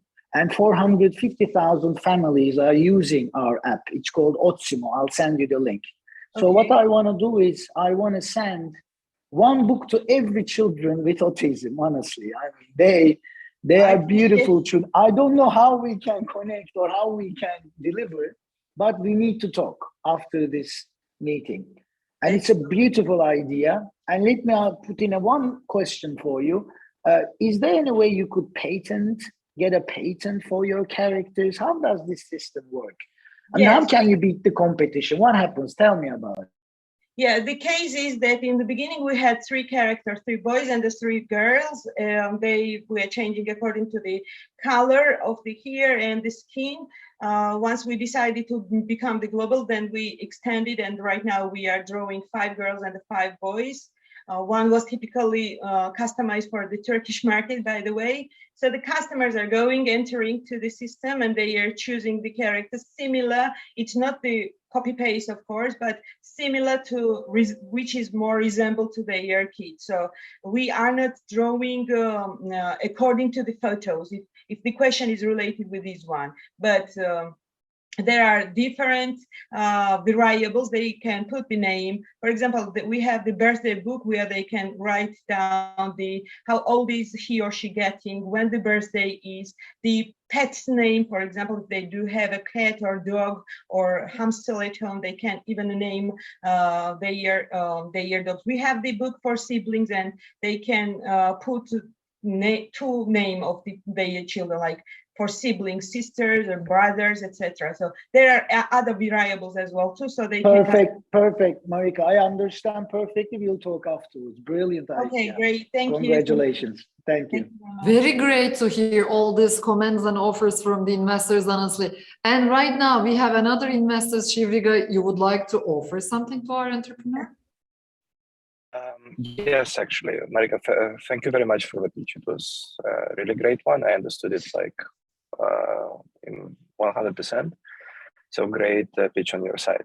So what I'm going to offer you an intro to one of the biggest print-on-demand companies in Europe called Picanova. They are focused on print-on-demand services, and I think they'll be very interested in working with you, collaborating, and maybe investing in your company, because what they're offering is all type of print-on-demands. So please, let's catch up after the event. Print on demand, and one of the suffering issues is that when you are a small company, the prices are increasing because you cannot produce too much books at one go, and that's one of the milestones for us. So and the beauty of it is that they have all the logistics in place, they have all the computer science in place, so they have everything that you need. So basically, let's keep in touch after the event, and I'll do the Shivriga, I don't want to interrupt, but this music means that time is over for this entrepreneur. I have something to offer. Offer? Then no music, Reggie. Okay. Okay, yes. If it's an offer, always welcome, please. Yeah, the idea is very good, and I want to invite to present in TR Angels Angel Network, because I have some, how can I say, some ideas, which is I cannot share here because we have competitors, competitor investors here. But maybe with Galata Business Angels, or maybe with Careers, so we can have, how can I say, find a very good startup. Yes. Yes, please. I want to invite to present in TR Angels group, and also one idea for children's or for the business partners, book print on demand. I mean, this is a very good idea because they can print and send it, but it will be very good idea for children's to print for themselves in their country with different print ideas. It will be very interesting. This is why I am inviting to our network. Thank you so much, Hüseyin Bey. So right now, as you see, different business angels networks have different offers to our entrepreneurs, which is very excited for us. So we have great news of the days, but still the rest of the entrepreneurs are waiting for us to receive their feedbacks or the other offers. So thank you so much, Meryem. And Shena to Georgia. Kisses and big hugs to Georgia. Right now, a new entrepreneur is coming from Turkey. Tuba Hanım, can you hear us? Tuba Hanım? I'm just looking at her Is there a problem at the regie or no? We can hear you. Her şey yolunda Perfect. değil mi? Everything is perfect. We can hear you. Before you start, I would like to remind all the audiences and the investors that this program is translating simultaneously in 4 different languages. So if you don't understand our entrepreneurs, the language that our entrepreneurs or the investors are using, just you can use the feature of the interpretation and change the language into Russian, Turkish, English, or Georgian. Okay, floor is all yours, Tuba.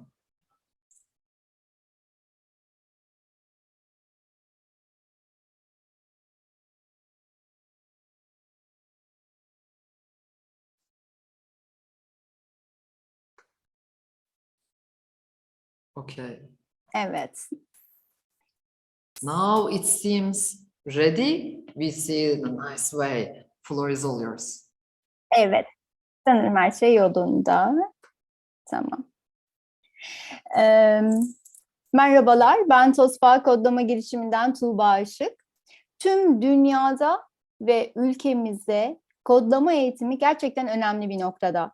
Gelişen teknolojiyle beraber değişen meslek dallarına çocukların adaptasyonu ve düşünme becerilerini desteklemesi açısından bizler de ekip olarak kodlama eğitimini önemsiyoruz.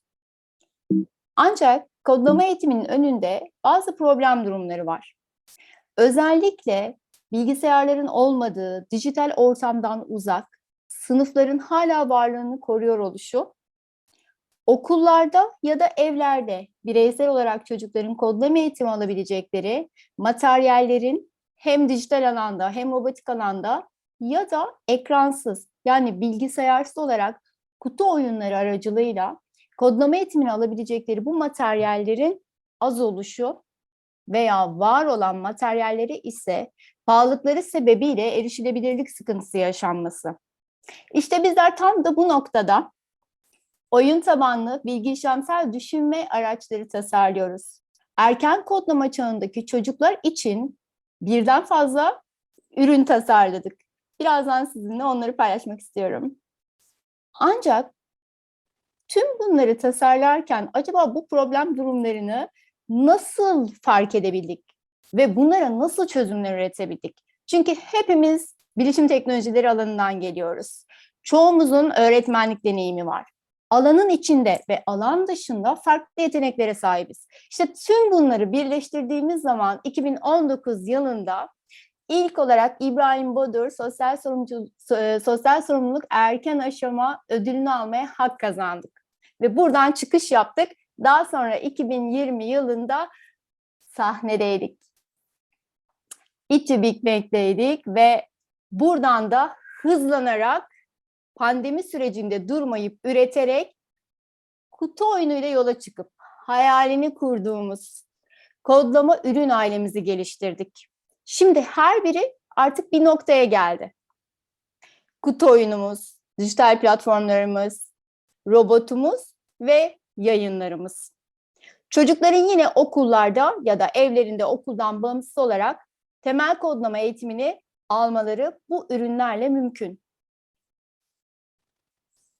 Kutu oyunumuz hem dijital ortamdan uzak, bilgisayarsız sınıflar için çok uygun bir materyal. Temel kodlama eğitimini içindeki gizli müfredatla almaları mümkün. Kod Studio ise kodlama eğitimini dijital platforma taşıyan, kutu oyunundan sonra kodlama eğitimlerinin devamı niteliğinde. Aynı zamanda içindeki piksel coding ve müzik stüdyoyla sistem ağ çalışmalarını destekliyor. Ve hibrit eğitime uygun ve içinde bir şey var ki Code Challenge şu anda, bunu gururla söylüyorum, dünyada ilk ve tek multiplayer olarak oynanabilen kodlama oyunu. Şu anda yine açık kullanımda.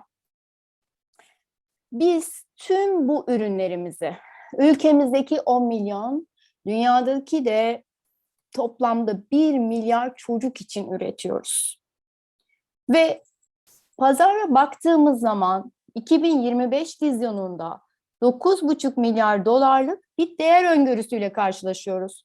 Bu da bize TOSPA olarak çocuklar için ürettiğimiz her bir ürünün ne kadar değerli olduğunu gösteriyor.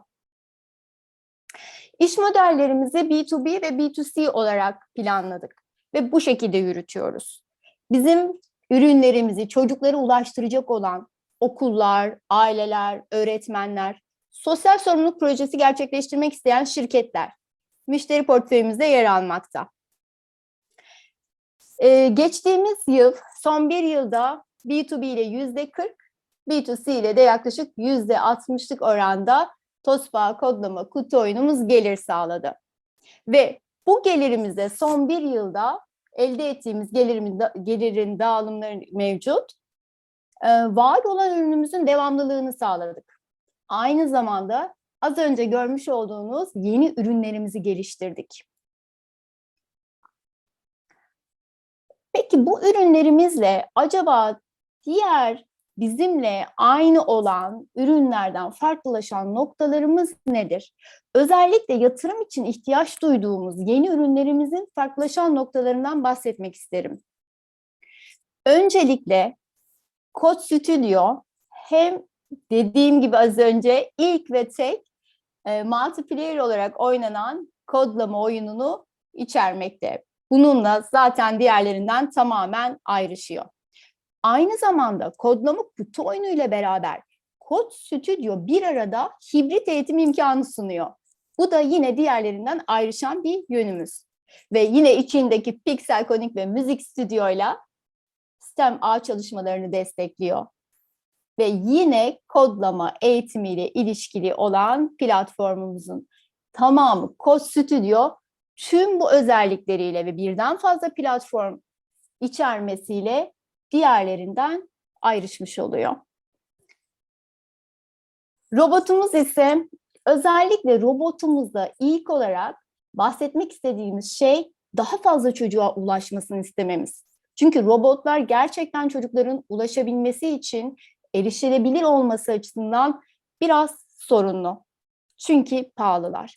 Ancak biz daha uygun fiyatlarla daha çok çocuğa ulaşmak istiyoruz.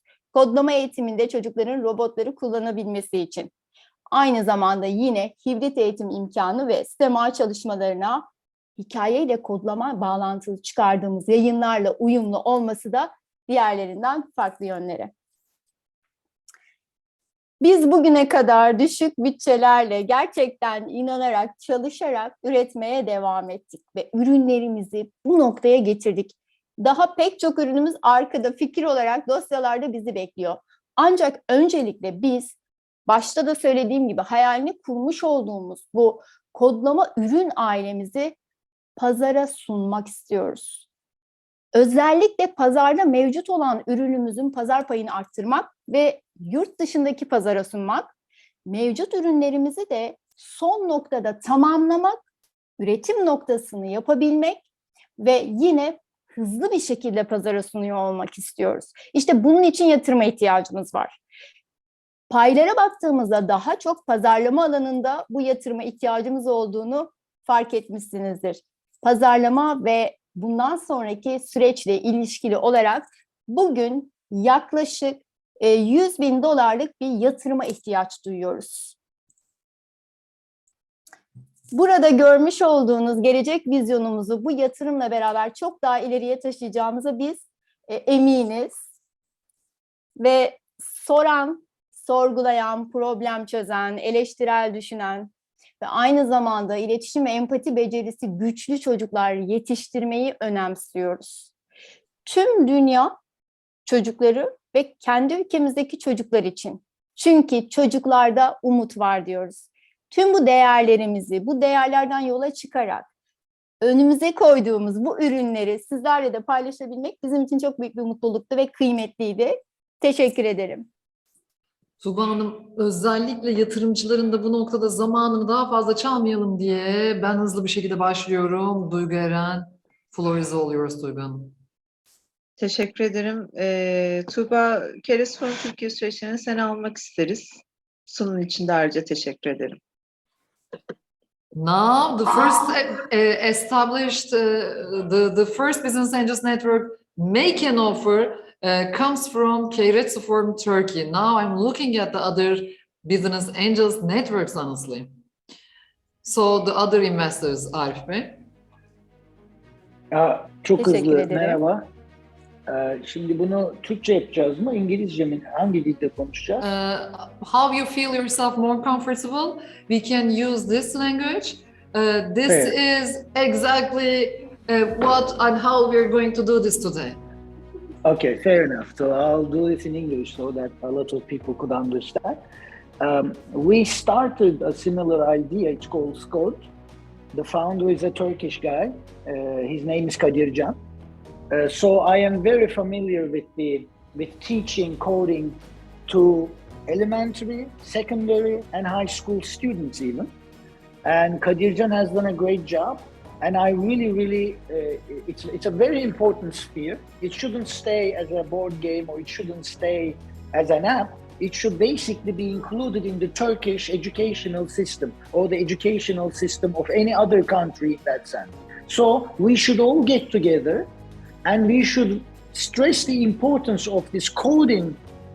Coding should be mandatory in primary schools. You see what I'm saying? So we should all get together as an ecosystem and change the future of this generation and the future of the country. That's what I think. So I will send you the link of Scode. Kadircan has a lot of experience in this sphere. I think you should just get together, and I know him really well. And congrats with what you're doing. It's a very important project, educational project. So Aypamli Bey, Teşekkür ederim.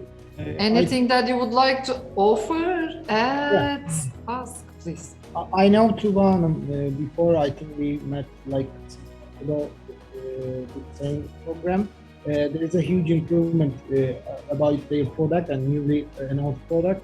So I like to congratulate first of all, and second of all, I like to I want to offer a second meeting with our Business Angels Network. Thank you very much. Teşekkür Tuba ederiz. Hanım, you were so lucky today. You got lots of offers and like the introductions. We are so happy. I'm looking at the other investors if they would like to add something else.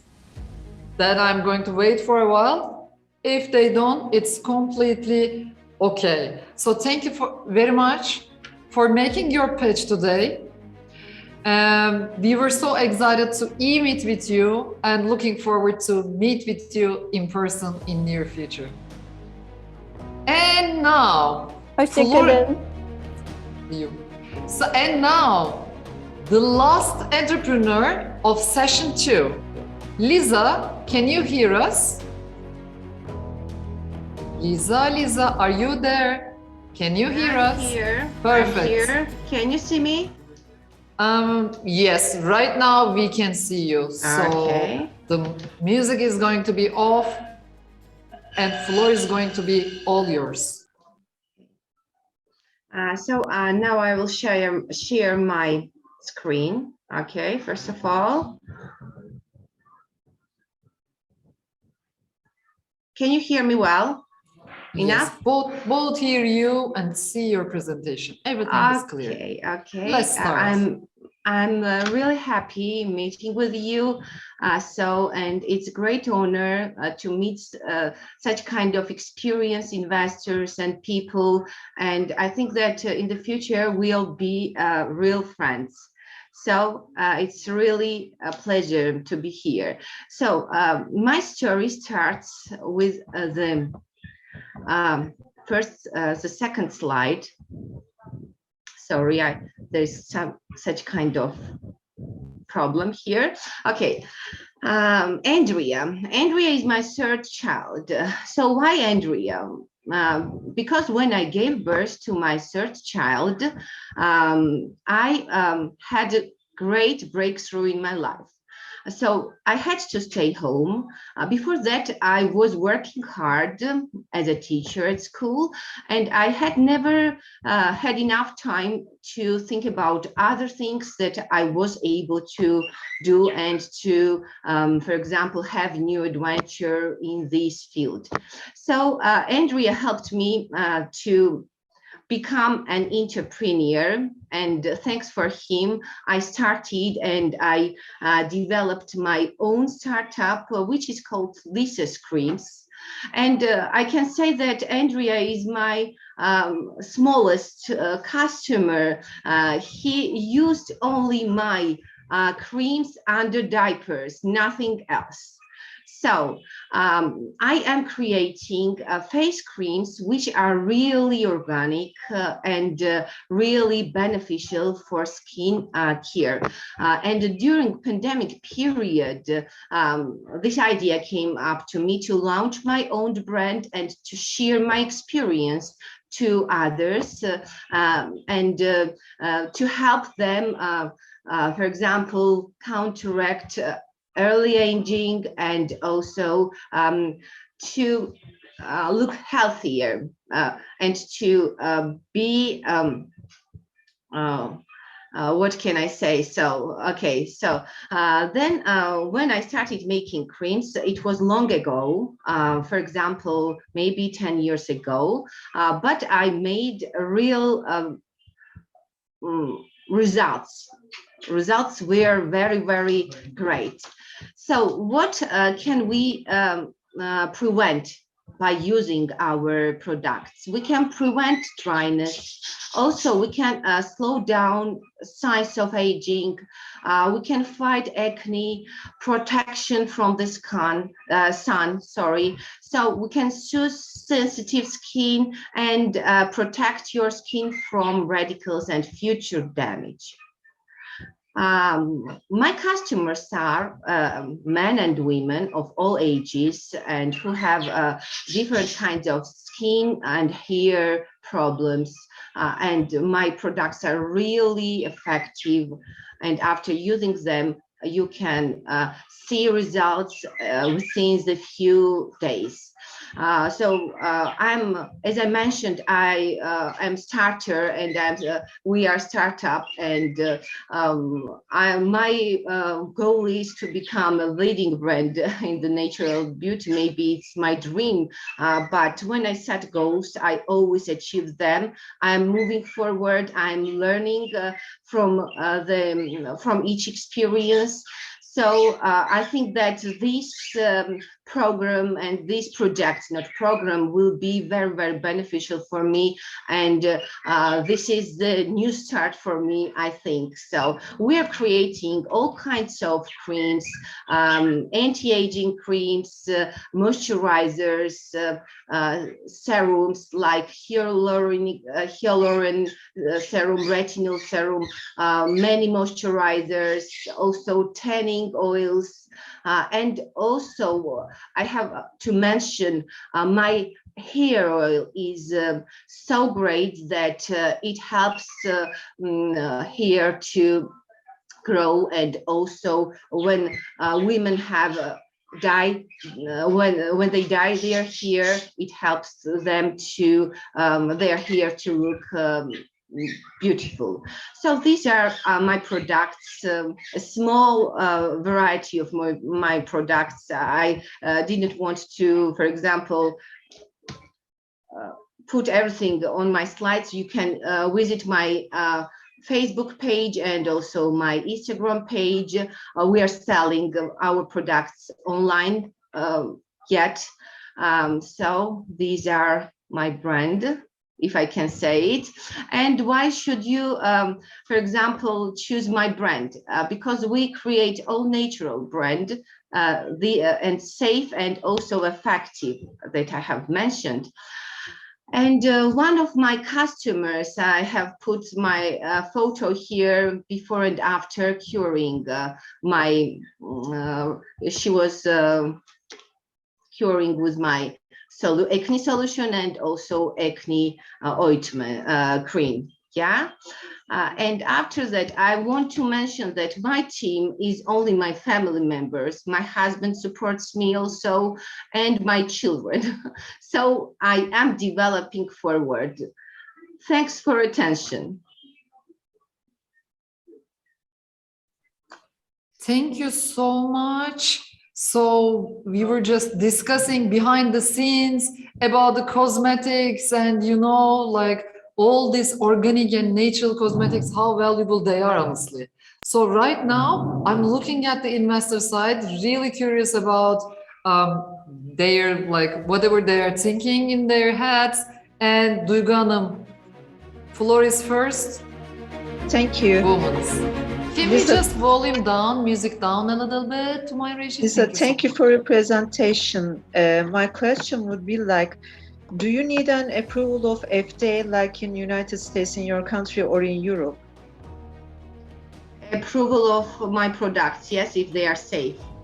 Yeah? Yes, like, yeah, you know, you have I to need. get an approval of FDA in order to sell it in the shops in the United States, and vice versa. Do you need something else or similar approval of from I don't know, from government to sell your product in Georgia or in Europe? Okay, I should search for this information because I had never had a chance to ask this kind of questions because I'm starter, you see, yeah, yes. Eren Hanim. So I am studying, yeah, to in this field of as an entrepreneur, yeah. I'm new one, but I'll do my best in order to evolve and in order to make my brand worldwide known.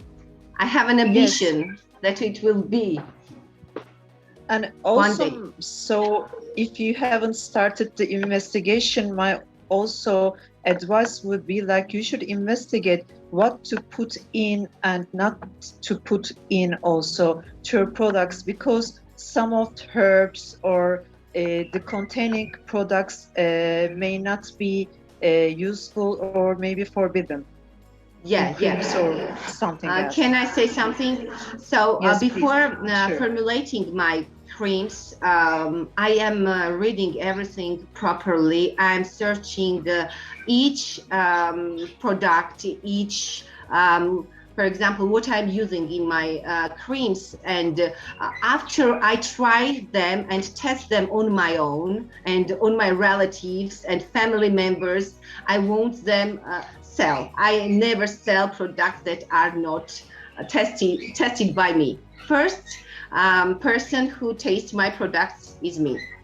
I'm 42 years old, and because your skin. Then it's a good news because your skin looks very bright and beautiful. Thank you so much. I only consume my own and apply my own products, nothing else. Okay, thank you. Thank you as well. Perfect to hear that. Now we are more curious with Duygu Hanım, honestly. So Arif Bey, floor is yours with your comments. We are really curious about how you feel real about quick. Yes, Sinan, Duygu brought up a really important topic. We are producing tinctures, even for dogs in the United States. You do not need an FDA approval for cosmetics, certain cosmetics. It's a really gray area in a way. It's not really regulated, but the factory has to be GMP. The factory where you produce this stuff is very important. Lisa's story sounds more like a, start of Body Shop. Body Shop started in a house. No one invested in her. And this Body Shop story is the most profitable angel investment history. The guy gives $10,000 and exits with I don't know how many millions of dollars. So it is a good area. This is what you should do. This is what we did. We are actually putting CBD in cosmetics at the moment. The CBD thing is wild. You should look into that. You have to collaborate with a university. You have to collaborate with the government organizations. Your family, your face, your friends is never enough, not enough, because there are people with allergies, there are people with, problems. You will get into legal problems if you just start, just putting it on people's faces. So you have to collaborate with chemical professors, universities. You have to get their approval. You have to test them. You have to test them on people. You have to test the shelf life. You have to test different ingredients. So it is a long process. The factory we manufactured cost about $2.5 million.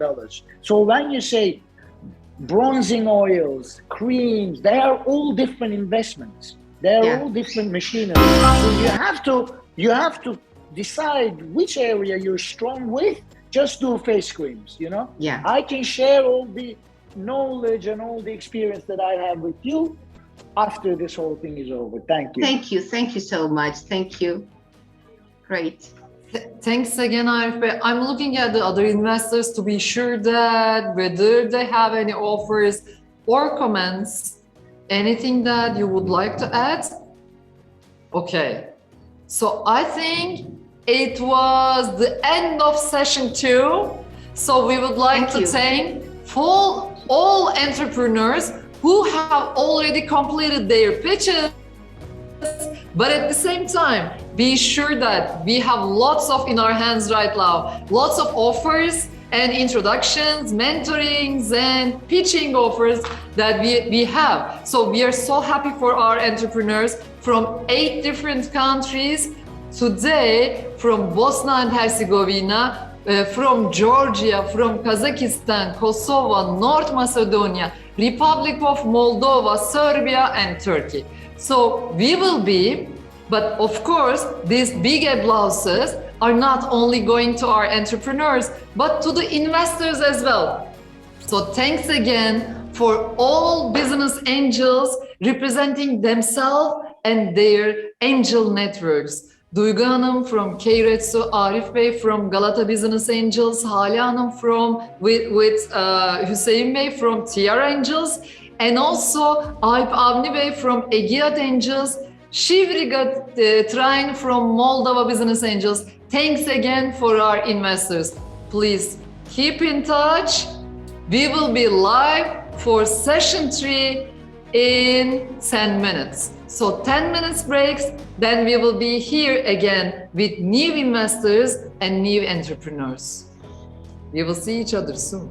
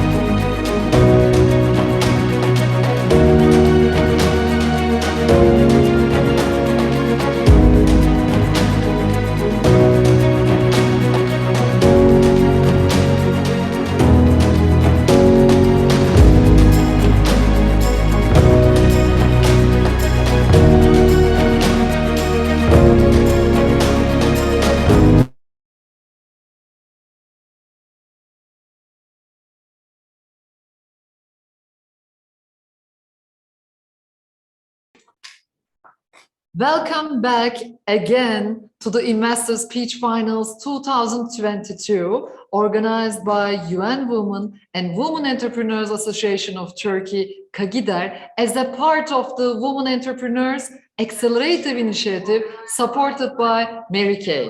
Today, we have already bring women entrepreneurs from 8 different countries with the investors. These countries are Bosnia and Herzegovina, Georgia, Kazakhstan, Moldova, North Macedonia, Republic of Moldova, Serbia, and Turkey. We are so happy and excited to bring new entrepreneurs at this live session 3 with the ideas and the solid business plans.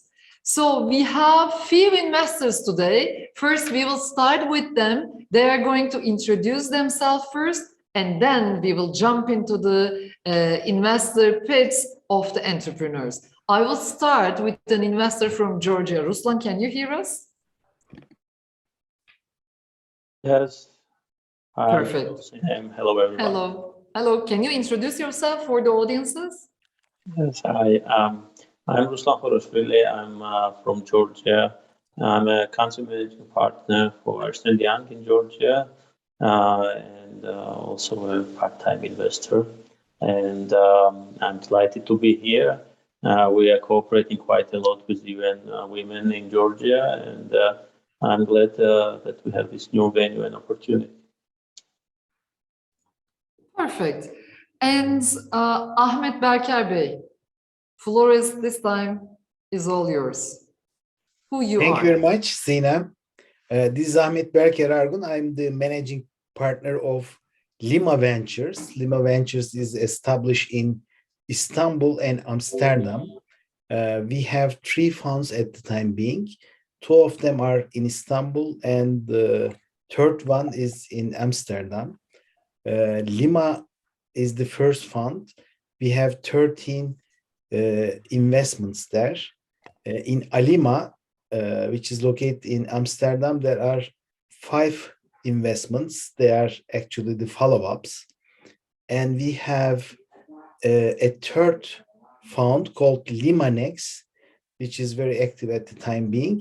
We have currently 5 investments, and we tend to have another 7, 8 investments. Our thesis is, I can shortly summarize as tech-driven, born international and scalable startups.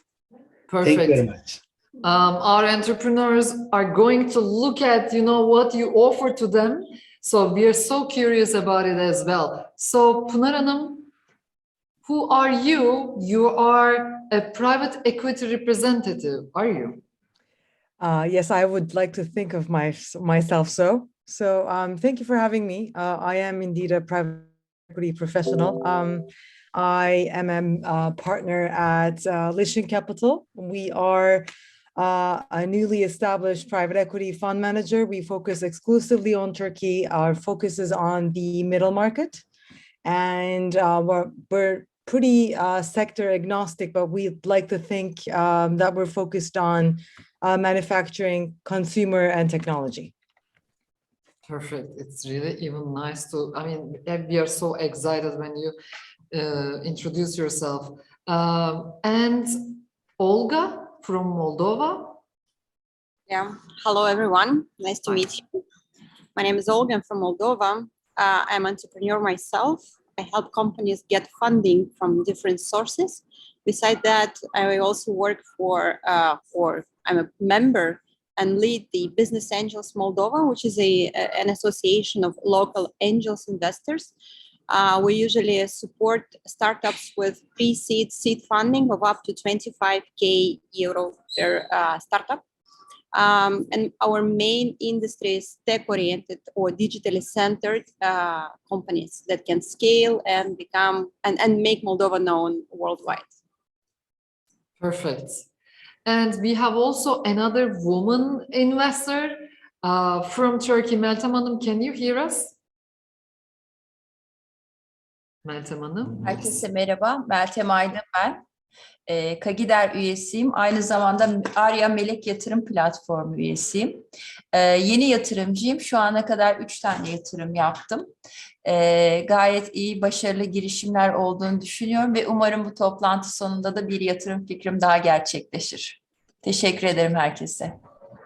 Meltem Hanım, kameranızı biraz aşağı indirmenizi rica ediyorum rejim. Tamam, çok teşekkür ederim. Bir dakika. By the way, I would like to remind all the investors, entrepreneurs, and the audiences that this program is translated simultaneously into 4 different languages. So by using the interpretation feature, you can just listen to the piece and investors' feedbacks in English, in Georgian, in Turkish, and in Russian. So quickly, we are ready to start with the first entrepreneur. Are you here, Betül Hanım? Yes, I'm here. Okay, then.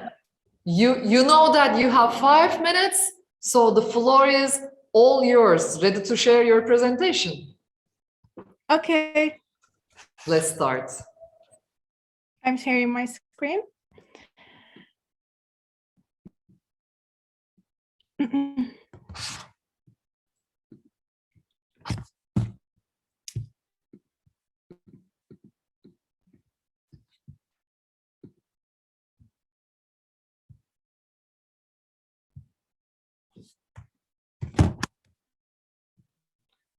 So, can you see my screen? Yes, everything is perfect. Okay.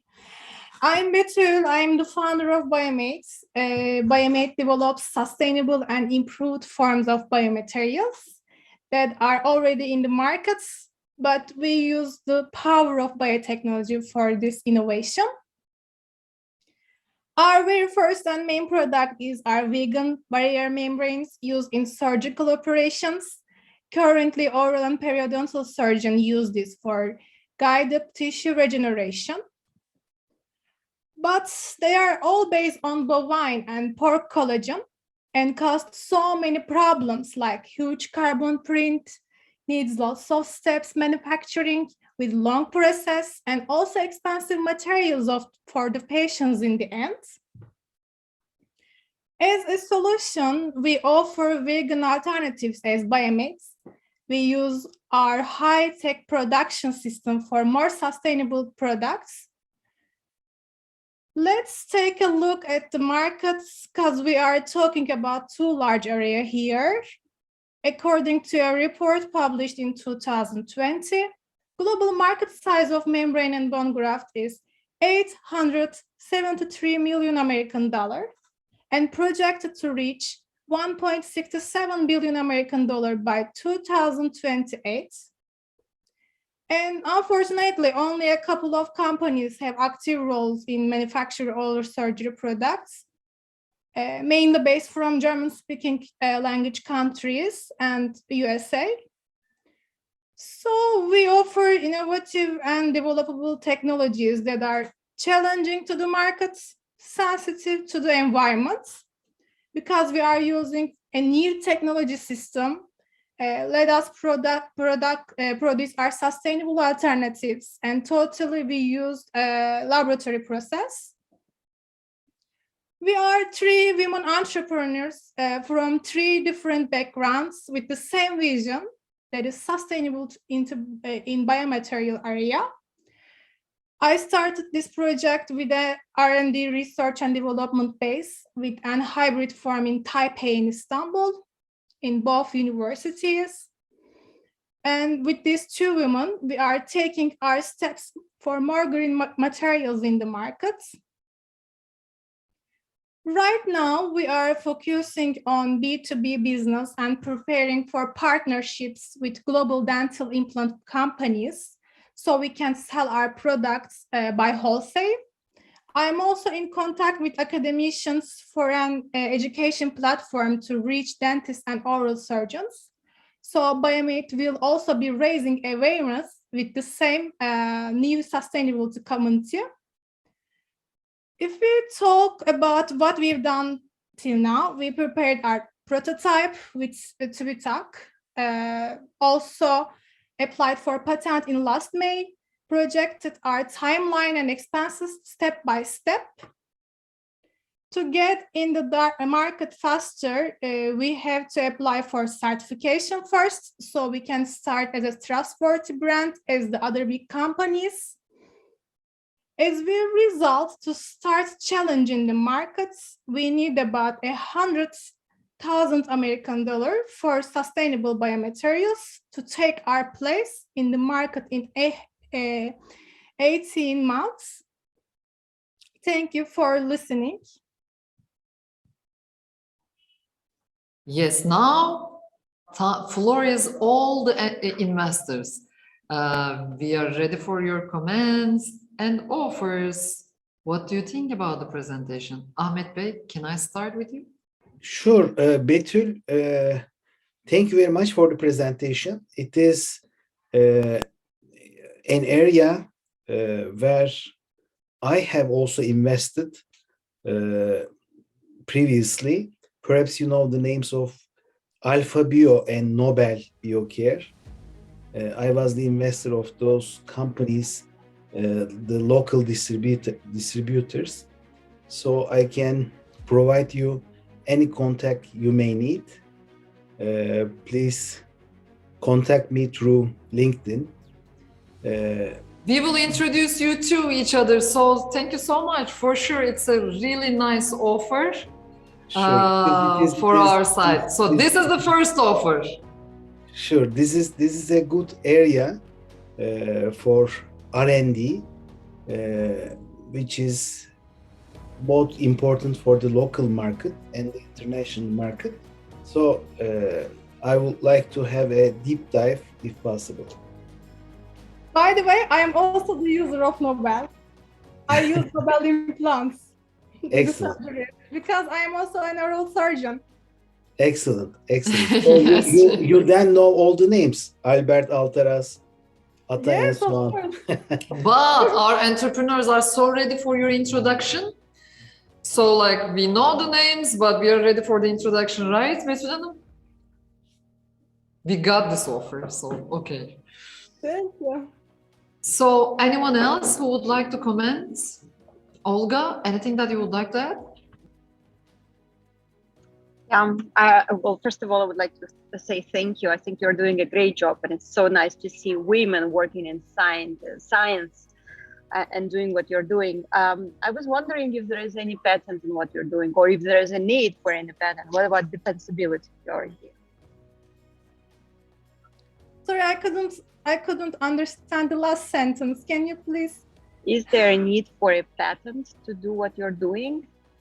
And if so, are there any, if not, are there any competitors as well doing what you're doing on the market? What I need to get in the market, are you asking?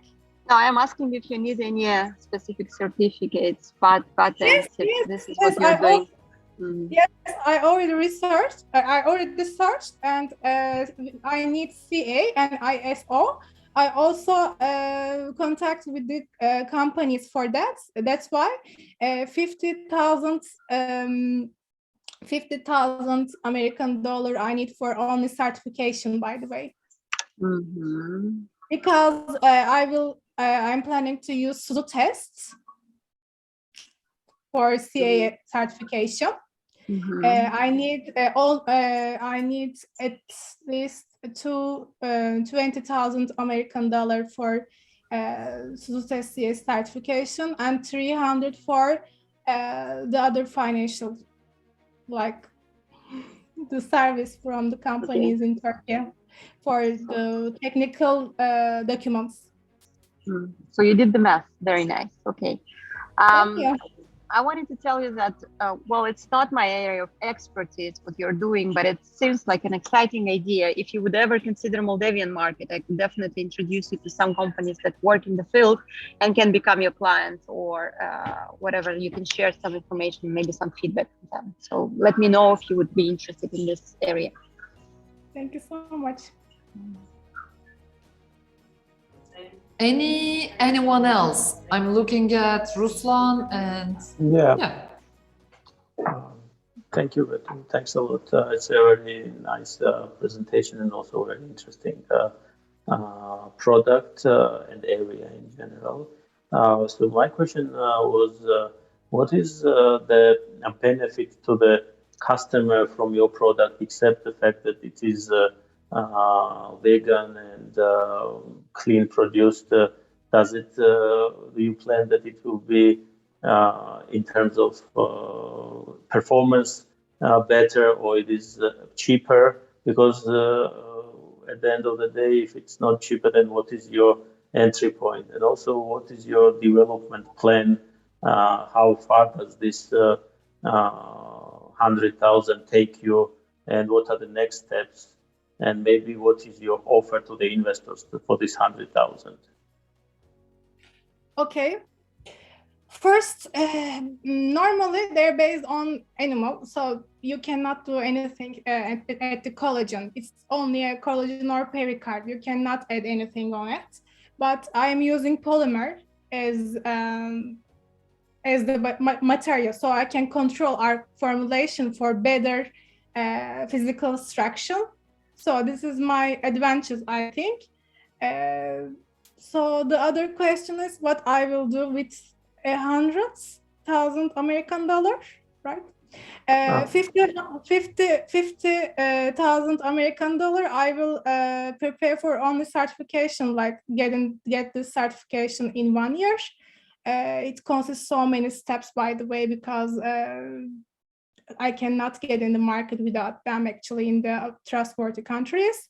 And with other $50,000 for preparing mass manufacturing, actually. Manufacturing, I need 50,000 American dollar also. Okay. Any more comments or offers from the investor side? I can chip in if I may. Sure. Pınar Hanım and then Meltem Hanım. Okay. Betül Hanım, great to meet you. I'll agree with Olga. It's great to see women in science. You are, you know, in an extremely important industry as a pescatarian myself and aspiring vegetarian one day. So thank you. I actually maybe continuing with what Ruslan asked. You've mentioned the carbon footprint, and you've mentioned that the process is a little bit tiring. So there are a lot of steps, and that you've mentioned that it is expensive. So I would expect, if I were one of those companies that you're going to speak with, that your product is, yes, more sustainable. That is definitely there.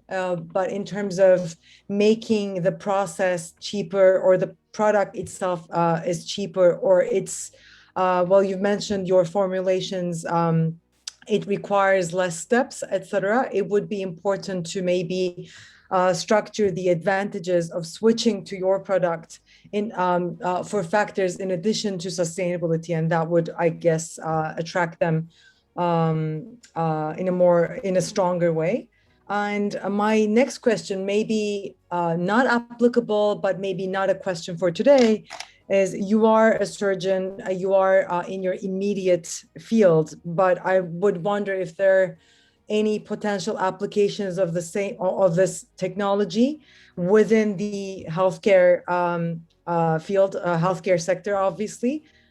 Is there any room for growth in compatible or complementary areas? And that would be an extremely plus. But again, maybe I'm not familiar with the dental industry, so maybe this doesn't apply. But something that came to my mind.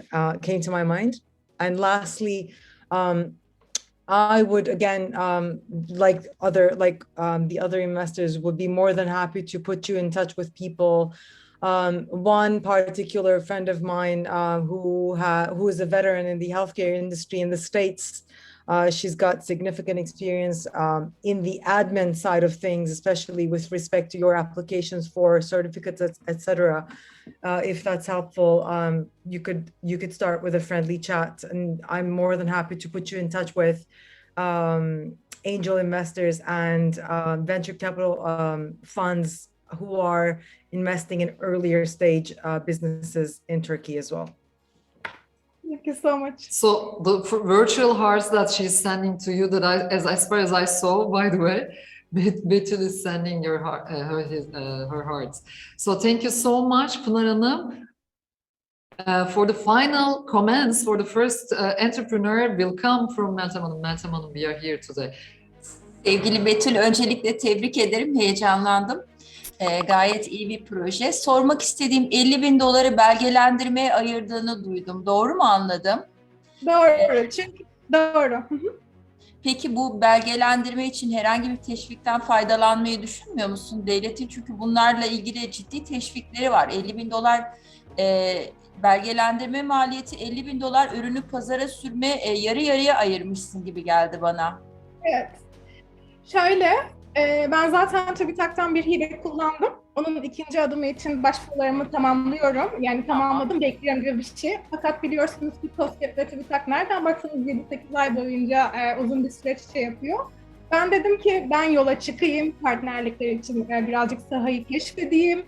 Daha sonra o şeyler zaten benim yani manufacturing, yani seri üretimim için zaten ben o hibeleri bir şekilde faturalandırdığım üzerinden kullanabilirim. Bir yandan açıkçası sahaya girmek istiyorum. Bir yandan da COSGAP, TÜBİTAK ve diğer global hibelerden yararlanmaya devam ediyorum. Tamam. Eğer Arya'nın da biliyorsun, Arya yatırım platformunda özellikle kadın startuplara destekleri büyük. İstersen kontaklarımızı da onu sana açabiliriz. Çok teşekkür ederim. Çok sağ olun. We got all the great offers and comments from the investor side for the first entrepreneur of the last session of today. So we would like to thank you for Betül, and right now ready for listening to the second entrepreneur of the session. Hilal Hanım, can you hear us? Hilal Hanım, yes, you are here, you can hear us, and floor is all yours. Hilal Hanım, I think there might be a problem in the connection of Hilal Hanım. Yes, we have a problem with her connection. Now the technical team is doing their best, and we are jumping to, yes, another entrepreneur of the day. We are jumping into the other names. Right now I am checking out. İpek Hanım, you there? Merhaba, sesim geliyor mu? Yes. So İpek Hanım, are you ready for your pitch? Evet. Okay.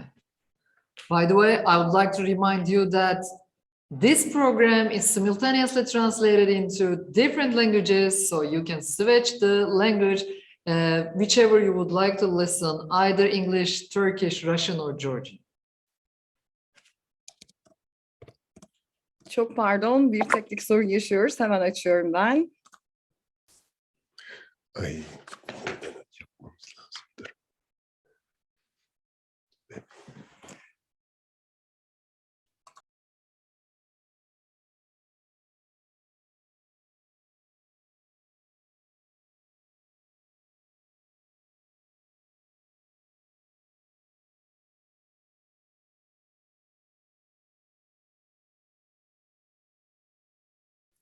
So it is, I don't know, Evil Isis. Now jumping into another entrepreneur of the day, looking at, okay, Serbia, can you hear us? Let me check.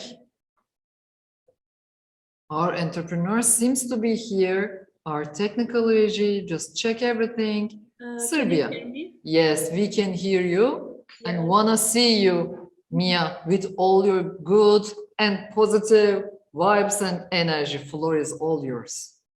Thank you. I will try to share the screen first.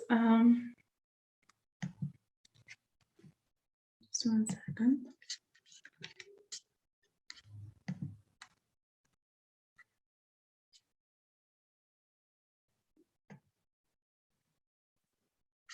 I'm sorry, I don't see an option how to share my screen. We will do our best to help you. Right now, our team is doing their best. So if you cannot do it, I don't see an option for that. Maybe like this. Yes. right now it seems that it's coming. Yes, we see it now. So you are all ready to pitch and got all the great offers from the investor side. Okay, my name is Mia Rodic. I'm owner of company Tax International, which was founded in 2007. Since COVID-19 pandemic put us all online, I came up to an idea to create an online accounting, entrepreneurship, and greening the economy course. Schools like Udemy, Coursera, and LinkedIn are based on massive subscribers. We believe that people deserve individual approach. When a person assigned to our platform, they tell us about their working status and preferences. We then tailor a program according to their needs and connect them with employers. Our main target group is unemployed youth. More than 1/4 of young people in Serbia is unemployed. They are not competitive for job markets. Skilled workers can perform tasks more efficiently, so economy's productivity rises. Higher education means higher salary and less migration.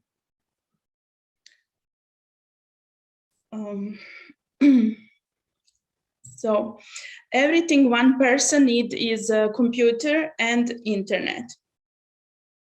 Our solution is providing appropriate knowledge. In phase 1, we plan to develop an online schools. In phase 2, we plan to create a database of attendees which will connect them with employers. In phase 3, we want to translate our project in international languages and provide worldwide availability. All courses will be free of charge for victimized women. Their number raises with pandemic. Who can also benefit?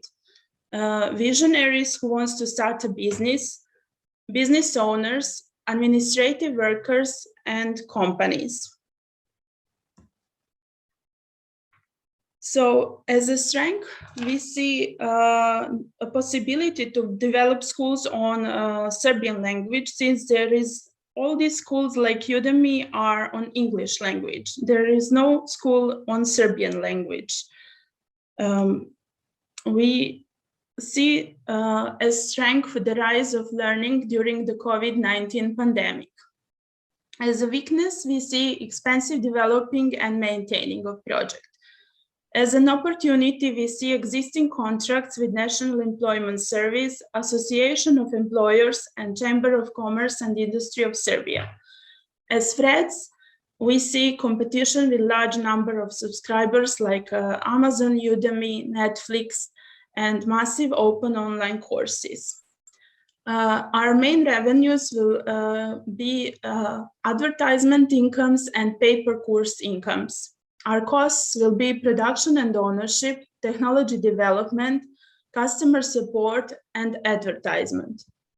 Team is Vladimir Milošević, General Manager of an IT company and President of Vojvodina's Association of Employers, and Ružica Nestorović, who is Manager of a marketing company, Runes. We ask for IT support, finances, all kinds of contracts in sales, marketing, cooperation, mentorship, and we want to represent successful business stories. So this would be my last slide. We are willing to offer an equity. Feel free to ask me anything. Dun, dun, dun, dun, dun, dun. Now time for the investors.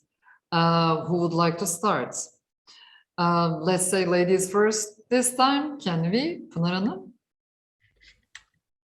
Sure. Start. I'll start with. Sorry. Oh, sorry. Sinem Hanım, did you say We Pınar are- or did I jump in? Yeah, Pınar Hanım, but it's completely okay. We are really ready with the investors, all the offers coming from the investor side. So I apologize if I was too enthusiastic. no, please, the floor is yours. I have a question. I might have missed it during your presentation. Do you have your own network of instructors or teachers, let's call it platform, or I don't want to use the term marketplace, but are you a platform where people can offer their teaching skills, or or are they in your payroll?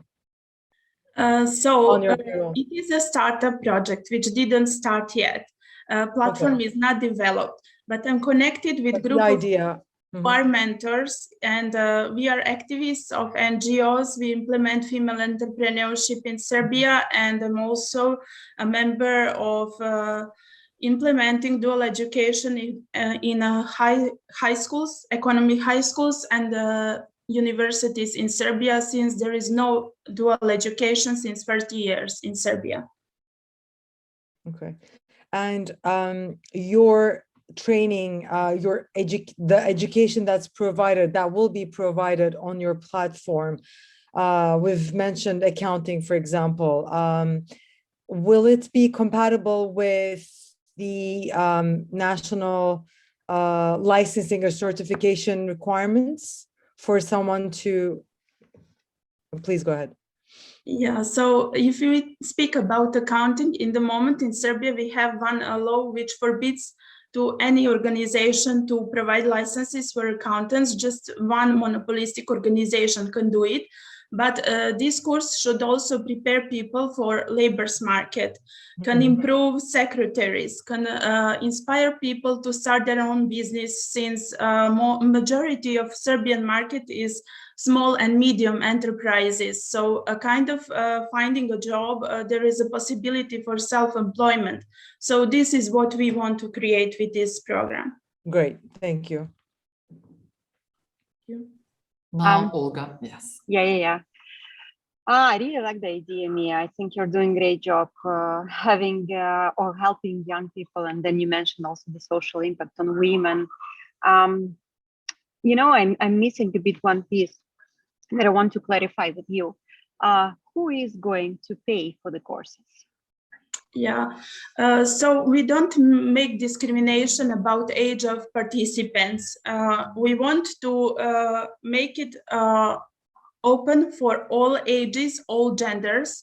And the only group who is not going to pay are victimized women. So majority of attendees will be actually young people. So the payment or the money will be given by those who are watching the courses, right? Yes.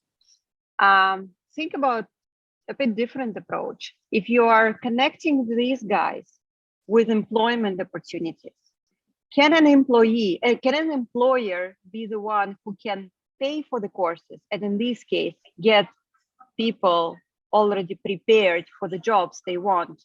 Because if you want to focus, let's say you're mentioning on vulnerable people, on youth, these are not the people who are eagerly taking out the money of their pockets and paying for the courses, right?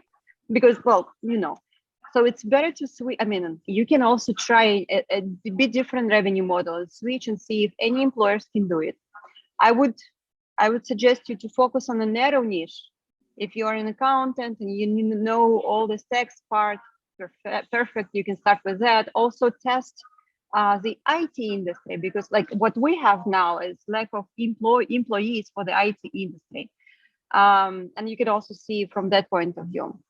And also donors, I'm sure for the group that you are working with or you want to be working with, donors can definitely help you build the platform and also kind of raise first clients or help them get the education.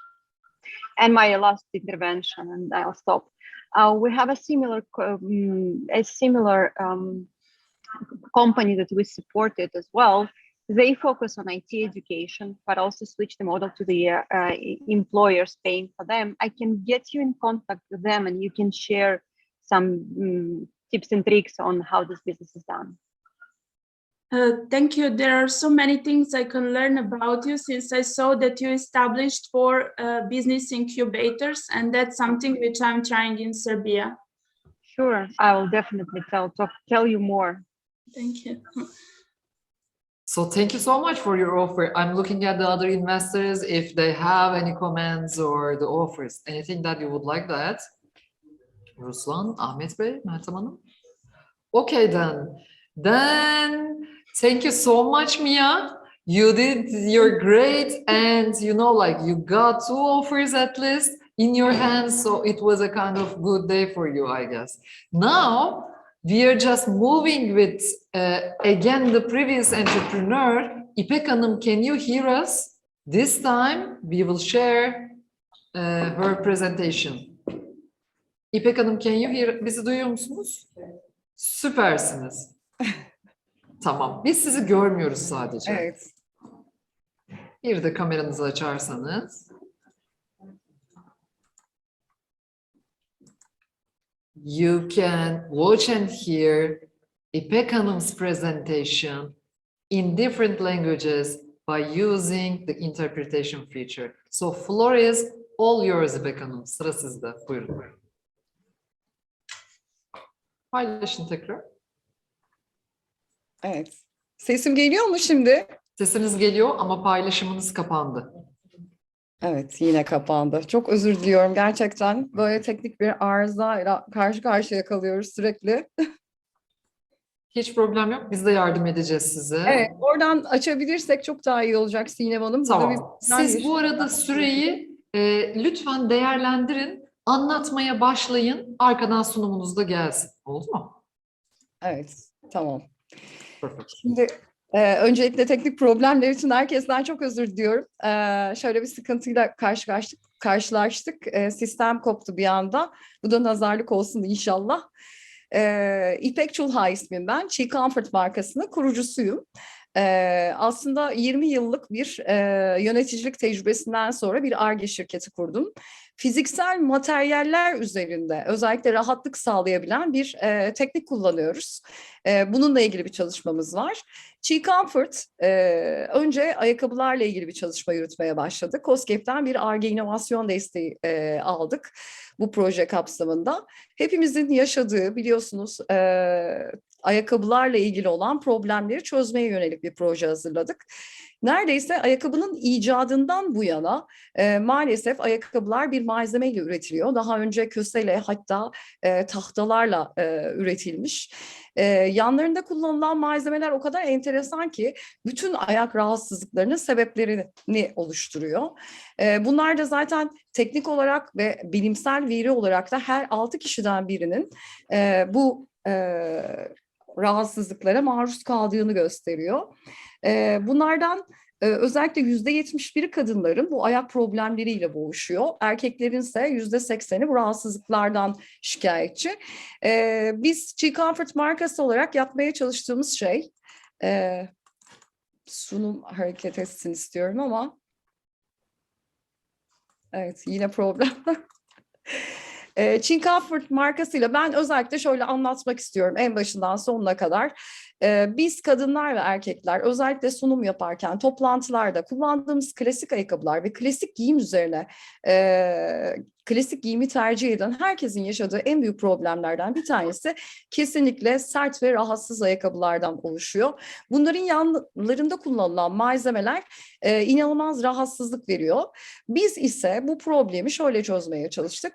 Yan yüzeylerde ve tabanda kullandığımız özellikle silikon tabanlı TÜBİTAK Marte Kuluçka Merkezi'nde çalıştık bu projeyi. Yan yüzeylerinde kullandığımız silikon temelli bir malzemeyle hem ayakkabının deforme olmasını engelleyecek hem derinin kırılmasını engelleyecek bir malzeme geliştirdik. Şu anda çok erken aşama 7 aylık bir şirketiz. Bu çalışmalarımızda bu silikonu özellikle yan yüzeylerde ve tabanda kullanarak çalışma yapıyoruz. Derinin deforme olmaması, özellikle rugan ayakkabılarda ve klasik ayakkabılarda kırılmamasını önlemek üzere bir çalışma yaptık. Sonuçlarımızı ürettiğimiz prototipleri 265 tane kadın ve erkek üzerinde denedik. Ve bunlardan olumlu yanıtlar aldık. Şu anda aşama olarak Chi Comfort markası olarak günlük 1000 çift kapasitesi olan bir üretici, erkek üreticiyle çalışıyoruz. Günlük 500 çiftte kapasitesi olan bir bayan üreticiyle çalışıyoruz. Dünya pazarına baktığımızda da yaklaşık biz araştırmalarımızda 147 milyar dolarlık bir ticaret hacmine sahip ayakkabı sektörü, ama söylediğim gibi ayakkabının icadından beri herkes sert ve rahatsız ayakkabılar üzerine odaklanmış. Bizde ise yaptığımız teknolojiyle insanların, siz de tahmin edersiniz ki klasik ayakkabı kullananların yaklaşık olarak 1 saat, 2 saat maksimum topuklu ayakkabılar üzerinde durabildiğini biliyoruz. Klasik ayakkabılarda da bütün günümüz işkence haline döner. Bizde ise yaptığımız çalışmalarda 12 saat ile 16 saat arasında topuklu ayakkabıların çok rahat kullanılabildiği, hatta yokmuş gibi olduğunu düşünüyoruz. Türkiye'de ihracat rakamları da artık yükselmeye başladı. Ayakkabıda İtalya ve Çin'le neredeyse yarışır hale geldik. 1 milyar 6 milyonluk bir ihracatımız var. Şöyle bir ortalamadan da bahsetmek istiyorum. Ayakkabı ticaretinin hacmini ortaya koymak için kişi başı 2 çift ayakkabı düşüyor dünya üzerinde. Türkiye'de ise üretim olarak da çok hızlı ilerlemeye başladık. 320 milyon çift yıllık kapasitemiz var. Üretimimiz var. 500 milyon çiftte kapasitemiz var. %65'lik bir kapasiteye sahibiz. Biz bu %35'e de talibiz laf arasında. Hedef kitlemizde de çalışan kitleyi baz aldığımızda 30 milyon özellikle kişinin klasik ayakkabıyı mutlaka dolabında bulundurduğunu biliyoruz. Son dönemlerde de Türkiye'de özellikle ihracat anlamında da %22, ilk çeyrekte %22 artış olduğunu biliyoruz, ama şöyle bir durumumuz var. Tabii biz çok haddimiz olmayarak çok yeni bir projeyiz. Çok erken aşamayız, ama rakip analizi yaptığımızda, katıldığımız fuarlarda, incelediğimiz ayakkabılarda bizim özelliklerimize sahip şu anda yeryüzünde yapılmış ayakkabı yok. Klasik olarak yan yüzeylerde evet bazı malzemeler kullanılmış, ama bunlar derinin deforme olmasını sağlıyor. Biyo uyumlu değil, yani insan bedenine uyumlu değil, sağlıklı değil vesaire. Bizim kullandıklarımız bunların çok ötesinde. Kısa vadeli hedeflerimiz var elbette. Herkes gibi buraya katılan tüm yatırımcılar ve girişimciler adına markamızın bilinirliğini sağlamak istiyoruz. Biz üretime geçtikten sonra şu aşamayı çok iyi anlatmak istiyorum. Üretime geçtikten sonra şöyle bir sıkıntıyla karşılaştık. Tekstil ve ayakkabıda özellikle modelleme konusunda çok ciddi bir rahatsızlık vardı. Biz de bununla ilgili bir yazılım da geliştiriyoruz projemizin içinde. Bu yazılımda şöyle bir şey yapmak istiyoruz. Derinin, objenin, bulunduğu her türlü çalışmayı insanların modelleyebileceği bir şekilde getirmeyi planlıyoruz. Bundan sonraki amacımız da, yani asıl hedeflerimiz de globalde tabii ki markamızı tanıtmak, ama önce çıktıktan sonra marka bilinirliğiyle birlikte toptan ihracatımızı yapmak istiyoruz. Bizim ilk hedefimiz B2B çalışmak. Daha sonra tabii ki e-ticaretle B2C, arkasından da yapabildiğimiz kadar fiziksel mağazalarda kurmak istiyoruz. Yatırım planımızda da özellikle bizim tabii ki ben 3 kişilik bir ekibiz, ama arkamızda üreticilerimiz var. O üreticilerle 19 Mayıs'ta bütün ayakkabılarımızı ve ayakkabı koleksiyonumuzda çıkarmak hedefimiz. Bugün itibariyle zaten bütün çalışmalarımız tamamlandı. Bundan sonra önce B2B, sonra B2C çalışmalarımıza devam edeceğiz. Ben herkese çok teşekkür ediyorum. Bir sürü teknik aksaklık sonrası. Hayır, oldukça güzeldi. Hiçbir problem yok. We are so proud of your presentation. It was really good. You did your job really well. So we are right now really curious about what the investors are going to tell about your business. I'm looking at the investor side and we'll start with Meltem Hanım. Meltem Hanım.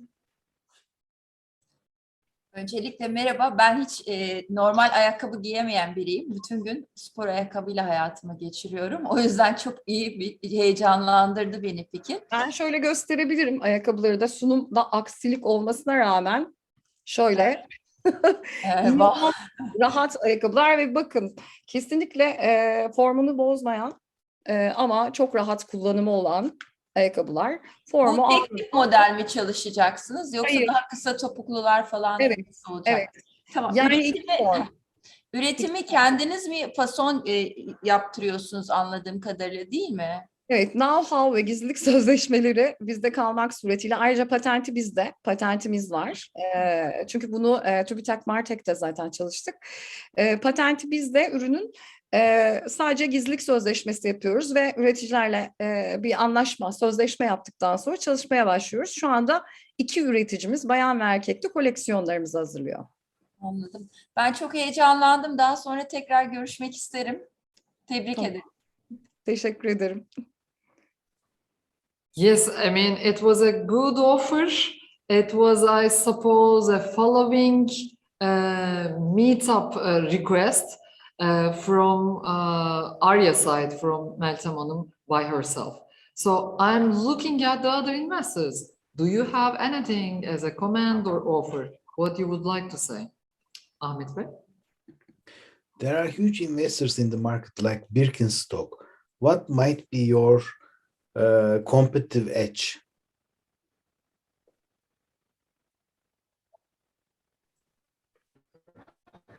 Bizim bütün ayakkabılarda incelediğinizde bizim tamamen farklı olan şey, sesim geliyor galiba, rahatlık, konfor, kalite. Şimdi şöyle, bilinen üzere rahat ayakkabıların model ve tarzları çok hani klasik ayakkabılara uygun olmuyor, tercih edilmiyor. Ayakkabıda model ve tasarım çok önemli.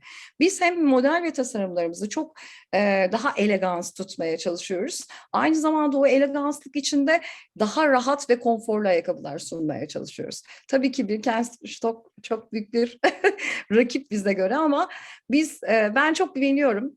Çünkü kendim kullanıyorum. 16 saat bu topuklu ayakkabılarda üzerinde durmak benim için muhteşem bir duygu. Herkesin tatmasını istiyorum. Teşekkürler. Pınar Hanım?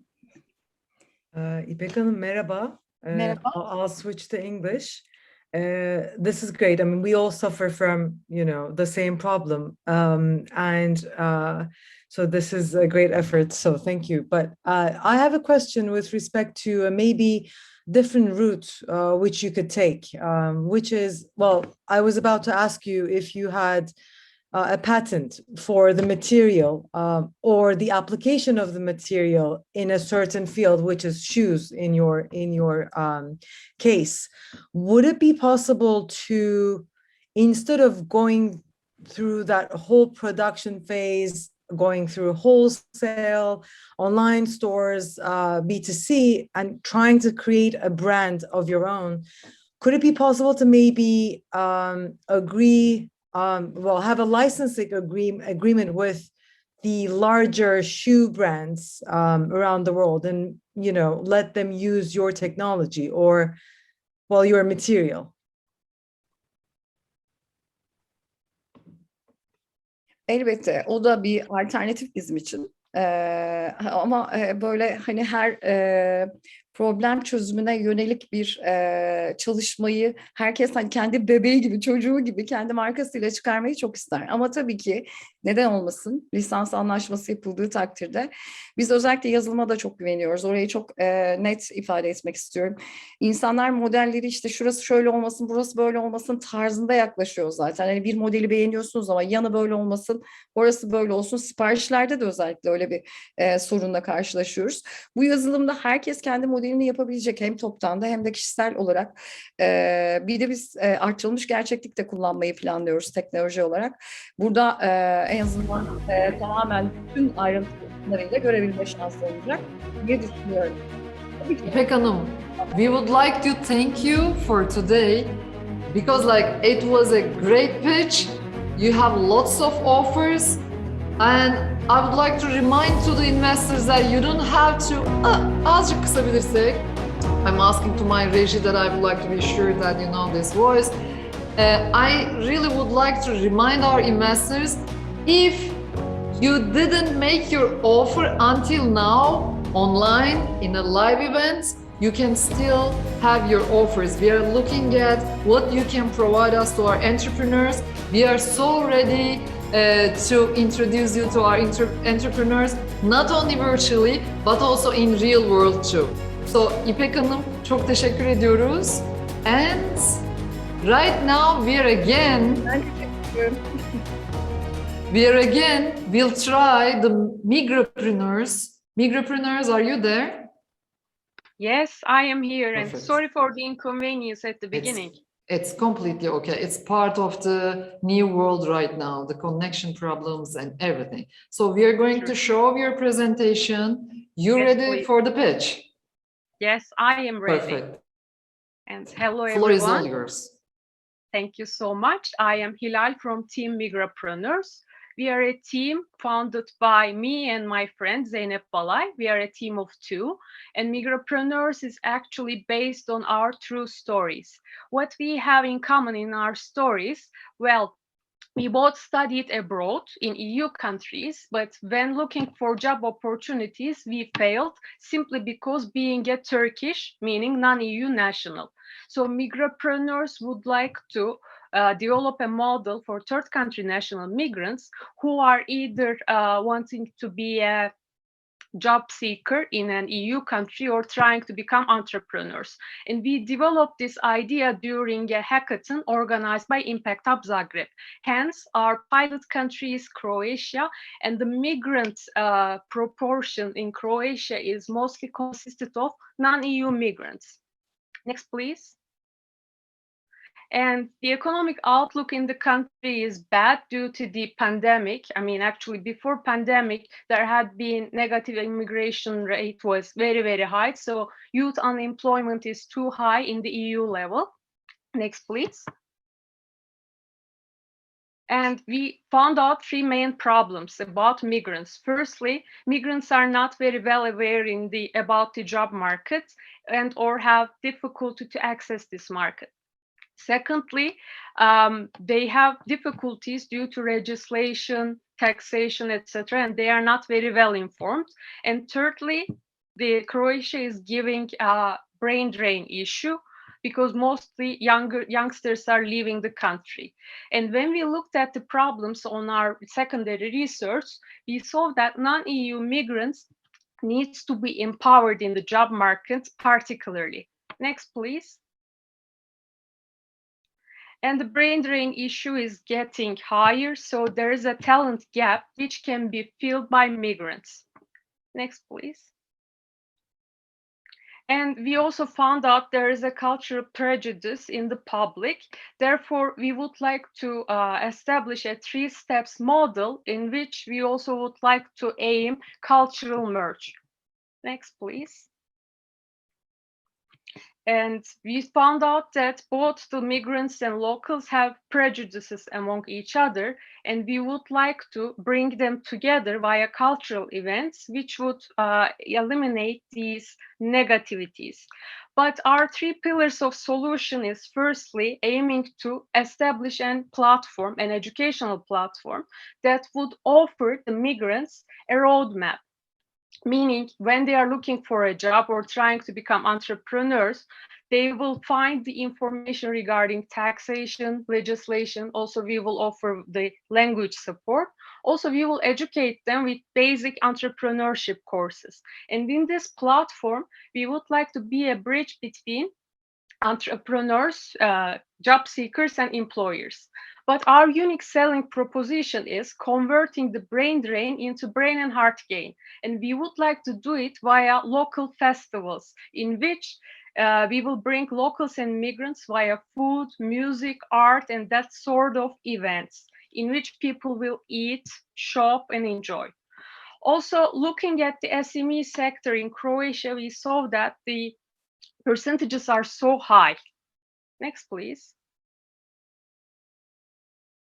Our key partners or potential collaborators could be local and international universities, especially for our minimum viable product, which is the educational platform. Also Udemy, Coursera, such online education platforms. Previous one, please.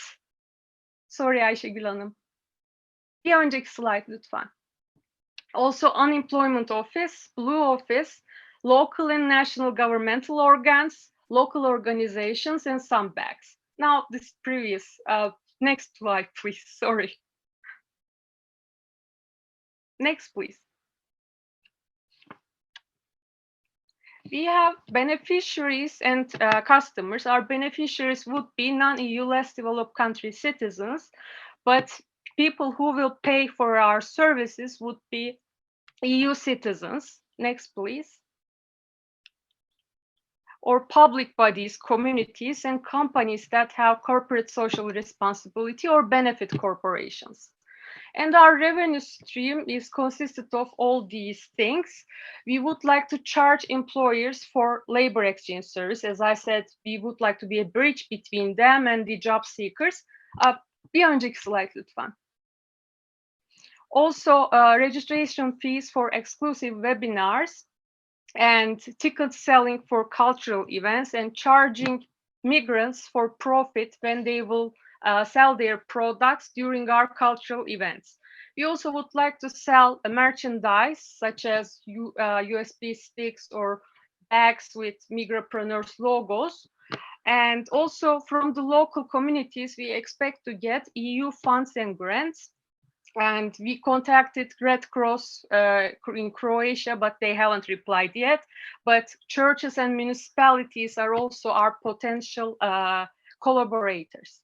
And we are also open to any sort of sponsorships and donations. Next, please. And in the Croatian market, we have these competitors, but none of them are actually developing such an educational platform. And we are in very close contact with them. They really like our idea. Maybe there will be a room for collaboration in the near future. As I said, we are aiming to help people in Croatia, the migrants in Croatia, but the beauty of our project is that it can be scalable to other countries, other EU countries. And in this respect, we plan to expand it to Finland and the United Kingdom in the medium run. Next, please. That's all from us. If you have any questions, contributions, you are more than welcome to share with me. Thank you. Thank you for this great presentation. Right now, I'm looking at the investor side. Ruslan, you would like to start? And then Thank you. Yes, I can start. Thank you for beautiful presentation and for your enthusiasm to actually help people in the areas that you yourself needed the help. As the commentary, I would like to. I think that the problems that you are tackling are quite broad, and therefore it will be difficult to put them into like one project to be understandable for the investor.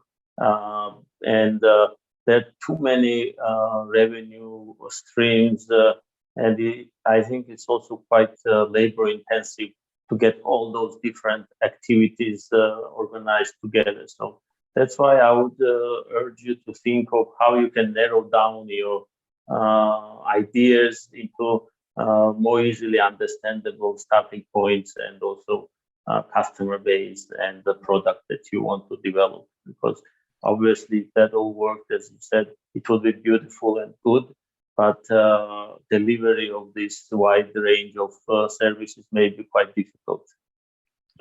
Thank you for your contribution. I totally agree. Actually, this is the entire project. So it is short run, medium run, and long run. But in the short term, we would like to establish our educational platform. That would be our minimum viable product. So we can narrow it down and make it 5 minutes. I just wanted to say all features of our project. This is why it is too broad.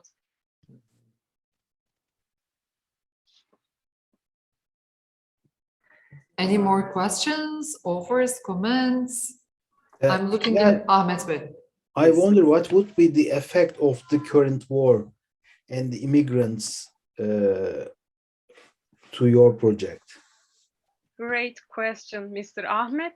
Actually, we have some partners there who are who providing us mentorships, and they say that our project is very much needed because Ukrainians are also going to Croatia because of the geographical proximity. There is a base of Ukrainians there, and these people are mostly in good sectors such as technology, and these people should be employed. And as I said, there is a talent gap. This talent gap can be filled with the Ukrainians. So the project actually, I mean, it can be helpful for the Ukrainians as well. Any more questions? Okay, so thank you so much, Hilal Hanım. We catch an opportunity to pitch different entrepreneurs and hear their comments on it. So now, next, Pavia and Urukizi, can you hear us? Okay, you are muted right now, so we cannot hear you. If you unmute, perfect. Hello, so are you ready for the pitch? Okay, your pitch is coming to the screen and we are ready to hear you, your business plan. Floor is all yours. Меня зовут Урка Сылиева, моего партнера зовут Гаитова Равия. Наш проект называется «Солнце на службе у женщин». Наши проблемы. В регионе Алматинской области Республики Казахстан высокие тарифы на электроэнергию, недостаточно центров по сушке и переработке плодовочной продукции, высокая женская безработица и бедность, особенно среди многодетных матерей, представительниц этнических меньшинств. Мы используем в своем проекте это солнечные сушилки, которые уменьшают воздействие на окружающую среду, уменьшают выбросы СО2, ускоряют сушку плодовочной продукции в 5-7 раз, чем на свежем воздухе, используют только силу солнца. Солнечные сушилки просты и гениальны. Изобретение запатентовано в Казахстане, экономичный, рентабельный, от 35 до 40%. Оборудование не требует постоянного ремонта. На зимний период наши солнечные сушилки не нуждаются в консервации. Гарантия использования солнечных сушилок – это от 15 до 20 лет. Это доказано тем, что при поддержке Глобального экологического фонда ПРООН мы выиграли грант и установили 10 солнечных сушилок, и в течение 15 лет мы получили более-менее такие приличные доходы. Почему? Потому что прежде всего в Алматинской области очень много садов и много овощных плантаций. Более 30 тысяч гектаров. Температура воздуха, начиная с апреля до октября месяца, от 18 плюс до 38 градусов жары, что дает нам очень быструю сушку плодов и овощей. Среди них хочется отметить знаменитый апорт алматинский и наши брендовые продукции – это абрикосы. Цель нашего проекта – это открытие мини-завода по изготовлению солнечных сушилок и организация центра по заготовке, упаковке готовой продукции и ее реализации на рынках Казахстана, а впоследствии и в Турции. Ключевыми партнерами у нас являются это Гаитова, малая розничная торговля в Алматы, фермерское садовое хозяйство Радулин, агробизнес и турфирма Космо Тревел, туризм в местах выращивания брендовой сельскохозяйственной продукции, ярмарки, продажи. Какие мы ждем результаты? Прежде всего, создание 67 рабочих мест для представительниц групп этнических меньшинств, которых у нас более 60% в Алматинской области. Это изготовление для них 5 солнечных сушилок и закуп более 2000 бумажных пакетов для продажи на рынках Казахстана. Бизнес «Солнце на службе» у женщин является прежде всего доказывать экономическую, экологическую, социальную, финансовую устойчивость. Экономическая устойчивость доказывается тем, что если в августе, начиная с июля по август месяц, 1 килограмм абрикос летом стоит 13 центов, плюс исходная продукция яблок 20 тысяч килограмм при стоимости за 1 килограмм 0,5 долларов США, мы после сушки получаем готовую продукцию 1200 килограмм стоимостью 3 доллара США за 1 килограмм. Рентабельность здесь очень высокая. Наш бюджет, естественно, мы запрашиваем только на оборудование и готовы создать свои сайты. У нас уже есть социальные сети в Фейсбуке, в Инстаграме. И хотим сказать, что затраты на СМИ, на рекламу мы можем выполнить сами. Я женщина, мать, бабушка, и хочу быть здоровой и красивой. Поэтому у меня на столе всегда стоят 100% экологически чистые сухофрукты. Спасибо за внимание. Все. Что-то ты мотал. У них что-то перескакивало. Не пойму почему. Соскочило. Спасибо большое. Okay, thank you so much for the presentation. Now I'm looking at the, oops, I'm sorry. Okay, now I'm in the right channel for the interpreters. So thank you so much for your pitch. Now we are ready to hear the comments or any offers from the investor side. Who would like to start? I'm looking at the investors. Anyone else? Olga, you would like to add something? Yeah, I would. Can I tell them in Russian? No. I mean, depending. I mean, no. Depending on how you feel yourself comfortable. Yeah, of course, like you can speak any 4 languages that we translate. Yeah. Девочки, вы просто замечательные. Мне очень понравилась ваша презентация. Мне просто очень нравится, как вы... Ага, вы не слышите, да? Не слышно. Не слышно. Да, я не знаю. Меня слышит? Can anyone hear me? Окей, сейчас слышно. Я хотела сказать, что вы замечательны.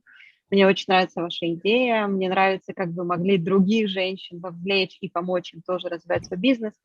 Мне немножко непонятно, чем это все заканчивается. То есть вы продаете где? Вы уже есть в больших сетях магазина? Вы экспортируете или нет? Как далеко вы зашли с производства? Вот расскажите чуть-чуть про рынок. Пока наш рынок – это Алматинская область и город Алматы. Затем мы хотим на юго-восток Казахстана и, конечно, хотим свою продукцию предложить и для Турции. Вы продаете в магазинах или вы продаете на рынках? Мы продаем сейчас на рынках города Алматы и Алматинской области. В нашей Алматинской области более 60 тысяч семей, которые пользуются нашими сухофруктами. И за последний год мы продали сухофруктов где-то около $25 тысяч, имея только 10 сушилок. Поэтому наш демонстрационный проект мы хотим поставить на рельсы бизнеса. Хорошо, скажите последний вопрос.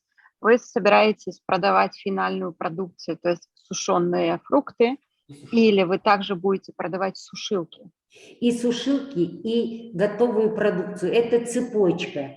Сначала сами сушим, потом пакуем в центре нашем, а потом реализуем на рынках. Окей, да, спасибо большое.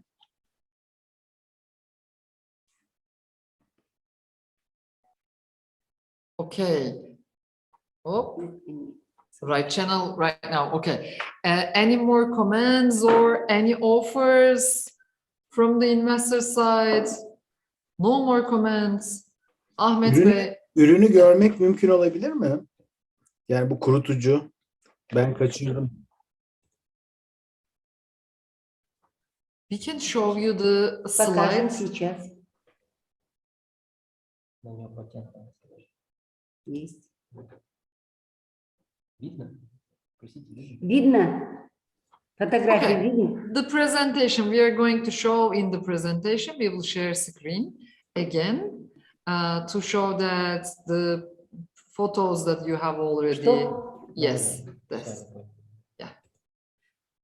Автором этих сушилок является Сударев, соавтором этих сушилок являюсь я. Их нет, таких сушилок нет в Казахстане, только наши.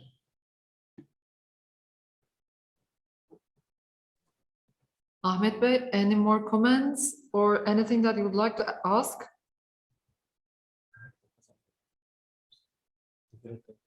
Ahmet Bey. Вот если температура снаружи у нас, вот графика показывает, это на улице, а температура внутри сушилок, и поэтому сушка происходит очень быстро, короче, на 5-7 дней. Оборот.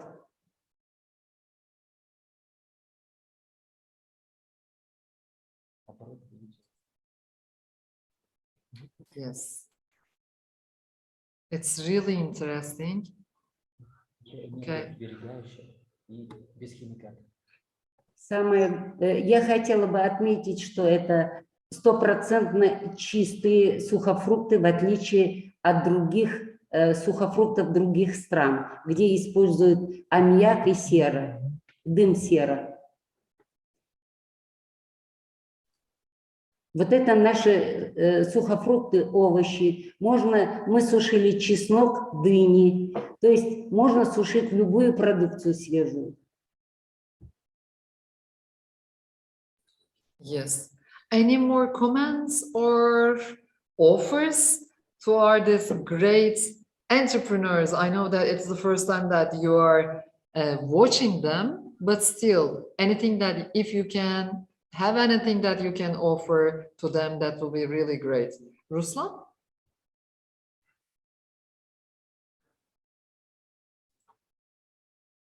He cannot hear you. Yes, now you're good. Yeah, so I will also address in Russian, if you don't mind. Большое спасибо за презентацию. Слышно меня? Да. Да. Очень интересно. Может быть, я пропустил, но я не совсем хорошо понял ваше предложение. То есть, может, я пропустил финансовое, то есть к инвесторам это грант или участие в компании, или в чем состоит ваше предложение для инвесторов? Для инвесторов в чем состоит предложение?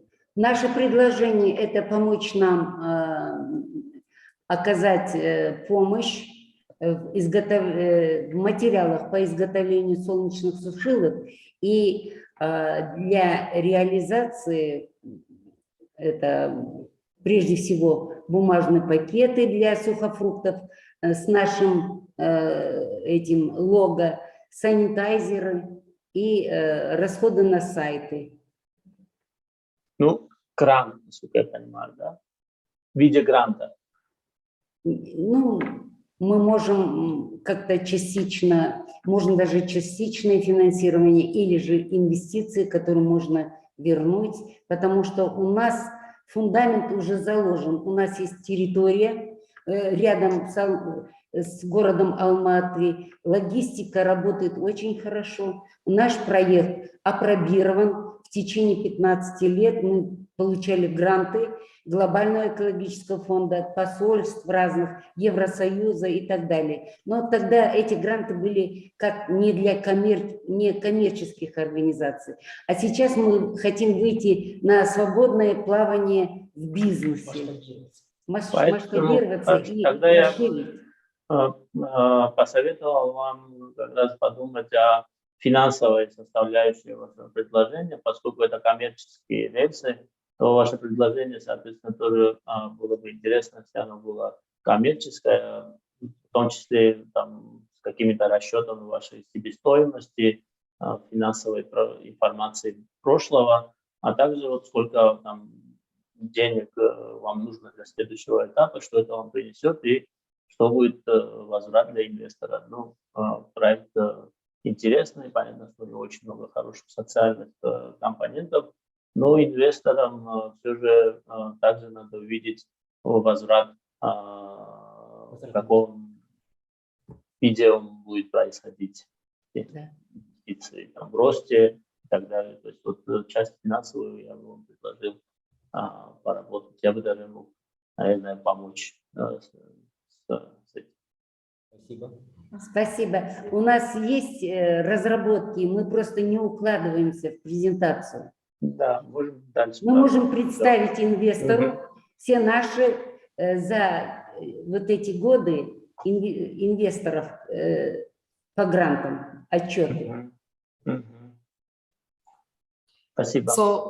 Thank you. So thank you again for our side too.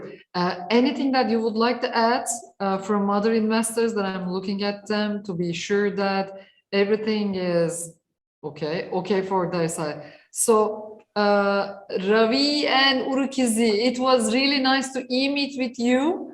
We are really looking forward to meeting you in person in near future. Thank you so much for your presentation today. It was a great pitch, honestly. So right now, we are going to go to Bosnia and Herzegovina. Ariana, can you hear us? I would like to be sure that you are going to hear us. I'm checking out. Okay. Ariana, can you hear us? Dun, dun. She had an internet. Oops. I think we are still hear you, Pavi. Yeah, thank you. Okay. Ariana, Here right I am now, you Hello. don't have an internet connection. We can see you and hear you. Let's start. That's great. I'm on a highway, so I just found a stop. I hope there will be no interruptions. Okay, floor is all yours. Thank you. So let me just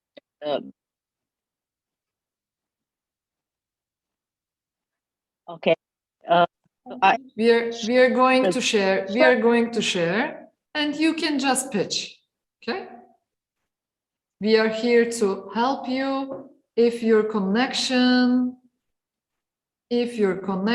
and everything is good for you, we are here. Our technical team will help you to share screen and to show your pitch deck.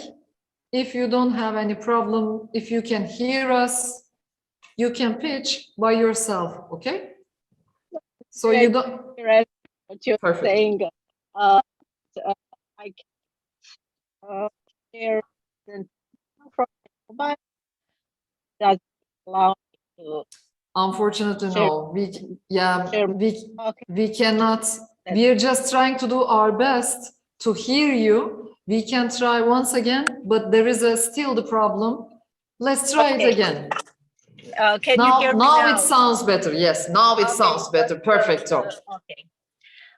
So JAGI, Baby Wearing Program by JAGI Carriers.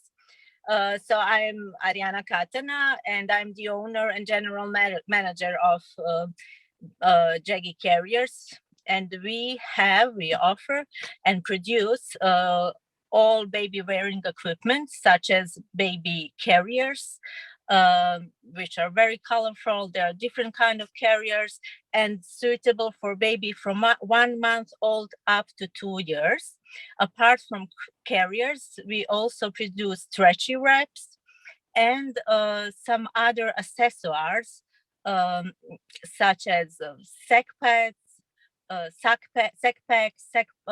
pads, hip bags, and some weather covers for winter or for rain, such as rain cover and baby wearing jackets.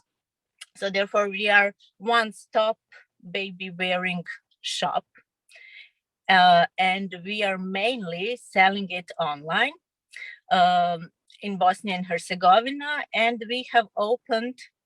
So we are now in Bosnia and Herzegovina,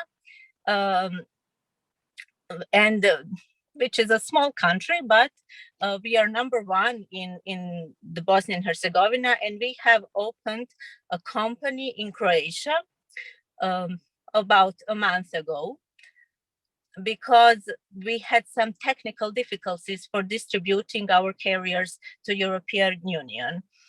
In Bosnia and Herzegovina, as I said, we are #1, and apart from online sale, we also sell it in some shops, but most of all in a druggery market, which is a huge baby assortment provider from Austria, which is selling in Bosnia and Herzegovina about 100 shops in all Bosnia and Herzegovina.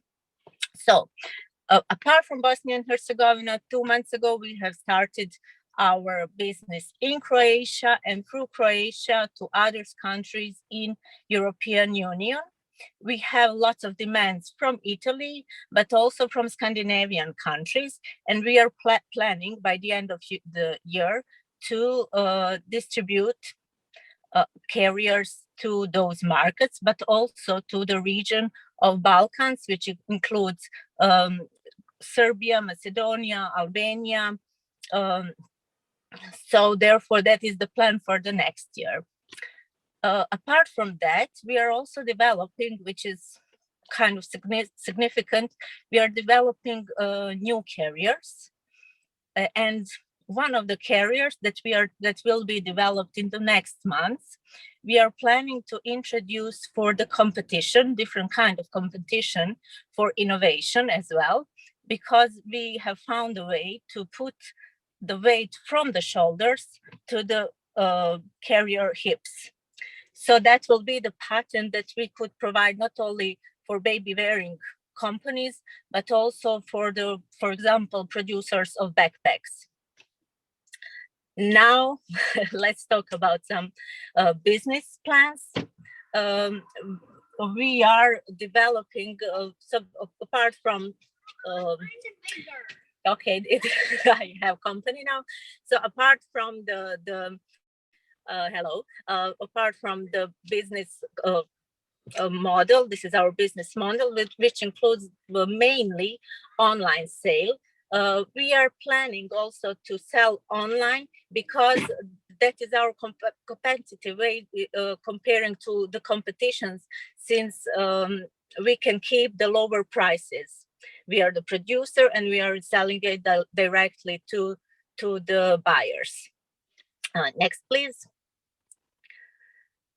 For the growth for the next years, since at the moment for the last year we were only present in Bosnia and Herzegovina, and we kept the same growth for Bosnia and Herzegovina, but since we are planning to open new markets, and we are planning to grow, as you can see in this graphic, for the next 5 years. And from the current about netto profit per year, we are planning to achieve from 35,000 up to 150,000 euros for the next 4 years. And for the team, there are only 2 of us in the team, and all the others, we are outsourcing the team, since we it is the best and the easiest way for us to keep focus on selling and for development of the business. So we are looking for investment which would be used in marketing and in production facilities, mostly in production. And it is about 100 euros. And we are looking for investor who could invest us about at least minimum 50% of this amount for the company equity. So that's it. Thank you. Okay, now time for the investors. We are curious about what they are thinking. With whom I should start, Pınar Hanım? Sure. Thank you for the presentation. I'm not very familiar with this market, but I assume it's a relatively large, huge market. So you are in a very competitive but large market. My question is, how do you? Well, I took a few points from your presentation. So is your unique selling point, your differentiation? Is it the design? It's the fabric? I understand there is a new, there's the weight distribution component, which you are applying for a patent. But has this been done before, or it hasn't been done specifically in your country? Why the demand from Italy and other parts of Europe? So what's driving the demand? I would like to get more on that if possible. Okay, so first of all, for the market, we got the research from the Scandinavian country for our partners that we are negotiating this distribution to Scandinavia. So they did a research and they found that there is a 40% of the annual growth and demand for the exactly baby carriers. So it is something, especially during COVID, that keeps parents, babies closer to them. So it is very in, let's say. For the competitors, we have different kind of carriers. We are developing different kind of carriers. They are very, let's say, for example, most of the producers, they develop one color, two colors, something kind of boring carriers. We provide happy life with babies. When I see life with babies, it is not pale, it is not beige, it is not clean, it is fun, it is happy. So as you could see, my kids just jumped in the car for a second, and that is the real life of a parent. So we want to put that in a carrier. The other thing is that the carrier provides caring from 1 month up to 2+ years, which is a very long period of caring. Most of the carriers provide periods from about 6 up to 1.5 years. So we have a long range of wearing a carrier, and we are kind of budget friendly. Since we are not selling it to shops through distributor, we can keep our prices lower, but the quality is very high. Yeah, you're direct to consumer. Yeah. Yes. Okay. Thank you. Yeah, and we had for example, from Italy, we had by chance carriers were both from a few mothers by chance to Italy, and then all the other mothers were from mouth to mouth. So we really produce good and comfortable carriers, especially now when we integrate this patent. I don't know that anybody did it before. We've done the research, but still there is a lot of weight on the shoulders. So that will be something new that we could also offer to other companies as a patent. Yeah, that part is in addition to Yes. your own product, is quite exciting. Yes. Thank you. Thank you. Okay. Any more comments or offers? I'm looking at Meltem Hanım. Meltem Hanım, anything that you would like to add? Bir şey eklemek ister misiniz?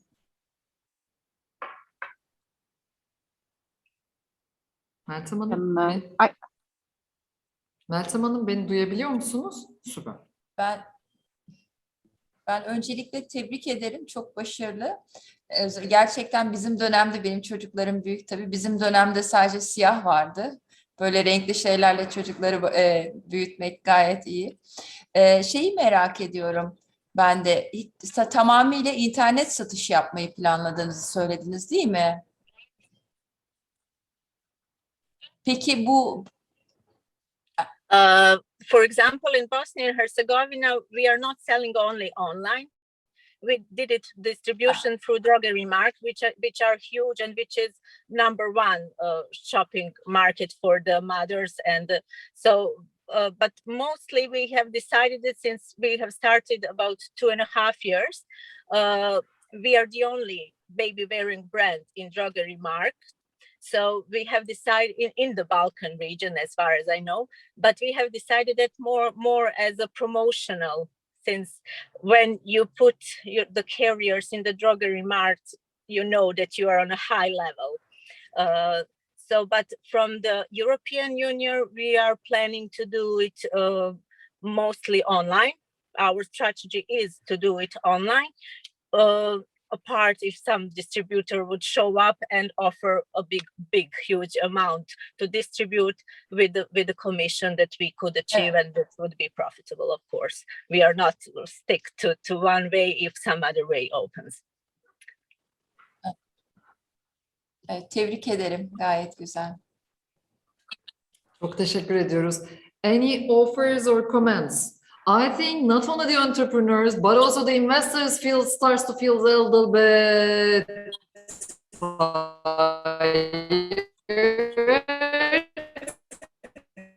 but still, thank you so much. Like, did your best. Our technical did their best to connect you.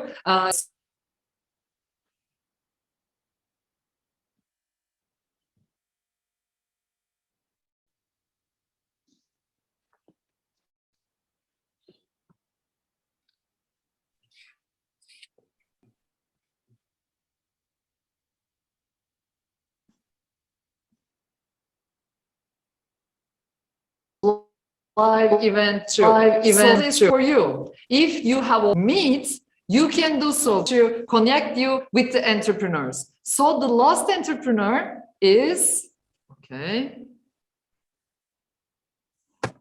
Nazire Hanım, can you hear us? Merhaba. Hello. So are you ready for the pitch? Hemen ekran paylaşımımı açıyorum. Perfect. Floor is all yours. Ama açamıyorum. Ayşegül Hanım'dan yardım isteyebilir miyim? Burada açamadım. Sure. We are screening for you. Evet, teşekkür Perfect. ediyorum. Çok teşekkür ederim. Çok vaktimiz kalmadı anladığım kadarıyla. Herkese merhaba. Ben şile bezi üretiyorum. 2020 yılında Kasım ayında bir kadın girişimi kurduk. Bu kadın girişimiyle şile bezi üretmeye başladık. Ben hızlıca kendi ürünümden bahsedeyim. İlerleyebilir miyiz? Şile bezi kendine has üretim tekniğiyle üretilen bir kumaştır. Hızlı bir şekilde üretim teknik aşamalarını sizinle paylaşmak istiyorum. İpi deniz suyundan aldığımız suyla bir miktar unla un çorbasında kaynatırız. Bu ipin mukavemetini arttırır.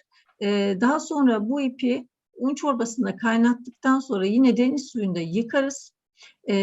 Ve bunu pamuk ipliği kazanda atılır, kaynatılır. Sonra da yıkanır, kurutulur. Kurutulduktan sonra ilerleyebiliriz Ayşegül Hanım. İplik hamur emdikten sonra iyice karışır. Daha sonra çileler halinde bobinlere sarılır. Çırpılır, kurulur ve bobinlere sarılır. Bobinlere sarıldıktan sonra da el tezgahlarında dokunmaya başlar. Şile bezi İstanbul'un ilk coğrafi işaretli ürünüdür. Eni ve boyu değişebilir ama genellikle 80 santimle gelir eni yıkandıktan sonra. Kumaş dokunduktan sonra en büyük özelliği toplar halinde deniz suyuna bastırılır. Deniz suyunda yıkanır. Daha sonra kumlarda kurutulur. Karadeniz'in tuzlu suyunda yıkanması bu kumaşın en büyük özelliğidir. Biz Şile kırsalında bulunan, daha evvel orası tarım bölgesiydi. Tarım bölgesinden çıktıktan sonra ekonomik açıdan dezavantajlı olan kadınlarla birlikte bu kadınların hem ekonomik hayata katılması hem sosyal hayatın içinde yer almasını sağlamak için Şile Bezi Kırsal Kadın Kooperatifi adlı bir girişim kurduk. Bu kooperatifle birlikte eski köy okullarını 4 köyde birer atölyeye çevirdik ve bu atölyede kadınlara geleneksel usullerde dokuma yaptırıyoruz. Şile bezinin en büyük özelliği asla terletmez. Dünyanın hiçbir yerinde rakibi yoktur. Çünkü en büyük özelliği Karadeniz'in tuzlu suyunda yıkanmasıdır. Şile bezi aslında 1970'li yıllarda ve 80'li yılların başına kadar Türkiye'deki ilk 3 ihracat kalemi arasında yer alıyordu. Daha sonra üretim kapasitesi düştükten sonra tüketici de istediği kumaşı bulamayınca artık yok olmaya yüz tutmuştu. Biz girişimimizle hem kadınlara istihdam sağlıyoruz, hem şile bezini yeniden üretmeye başladık. Aynı zamanda şile bezi geleneksel olarak devam ederken günümüzdeki modern tasarımlarla da buluşturuyoruz. Hedefimiz aslında kumaş piyasasında olmak. Biz dokuduğumuz kumaşları modern tasarımla buluşturuyoruz, plaj elbiseleri yapıyoruz, ofis kıyafetleri yapıyoruz. Bunları şile bezinden neler yapabildiğimizi göstermek için üretiyoruz. Biz bir şey daha yapıyoruz. Bu da geleneksel tezgahlarda düz şile bezi dokumak yerine hem şile bezini geleneksel olarak devam ettirirken kumaş tasarımı yapıyoruz. Şile bezini kendiden verdiğimiz desenlerle bir kumaş tasarımı da yapılmış oluyor. Kumaşların dokunması, geleneksel olarak işlenmesi, ürüne çevrilmesi, aynı zamanda makine nakışında farklı nakışlarla işlenmesi 475 kadına istihdam sağlıyor. Hedefimiz de hem pazarlama alanında hem de üretim kapasitesini arttırma alanında biraz daha iyi bir yere sahip olmak. Biz kendi atölyelerimizin bahçelerine diktiğimiz kök boyalarla, rubiyalarla kumaşlarımızı da renklendireceğiz. Önümüzdeki günlerde bir boyahane kurmak için bir takım çalışmalar yapıyoruz. Sloganımız da mutlu üretim, giydiğini ye, yediğini de giy. Eğer kök boyayla boyanırsa bu şile bezine bir özellik daha katmış olacağız. Kök boya mantar önleyicidir. %100 pamuklu, hiç terletmeyen bir kumaş aynı zamanda yeni doğan ve çocuk bebek giyiminde kullanıldığı zaman da mantara karşı da bir önlem alınmış olacak. Bizim kumaşımız daha çok Orta Doğu'ya yönelik. Bizim hedeflerimiz arasında Orta Doğu var. Ama 1960'lı yıllarda Batı Almanya, Fransa, Hollanda, İsviçre ve Amerika Birleşik Devletleri'ne ciddi ihracatlar yapılmıştı.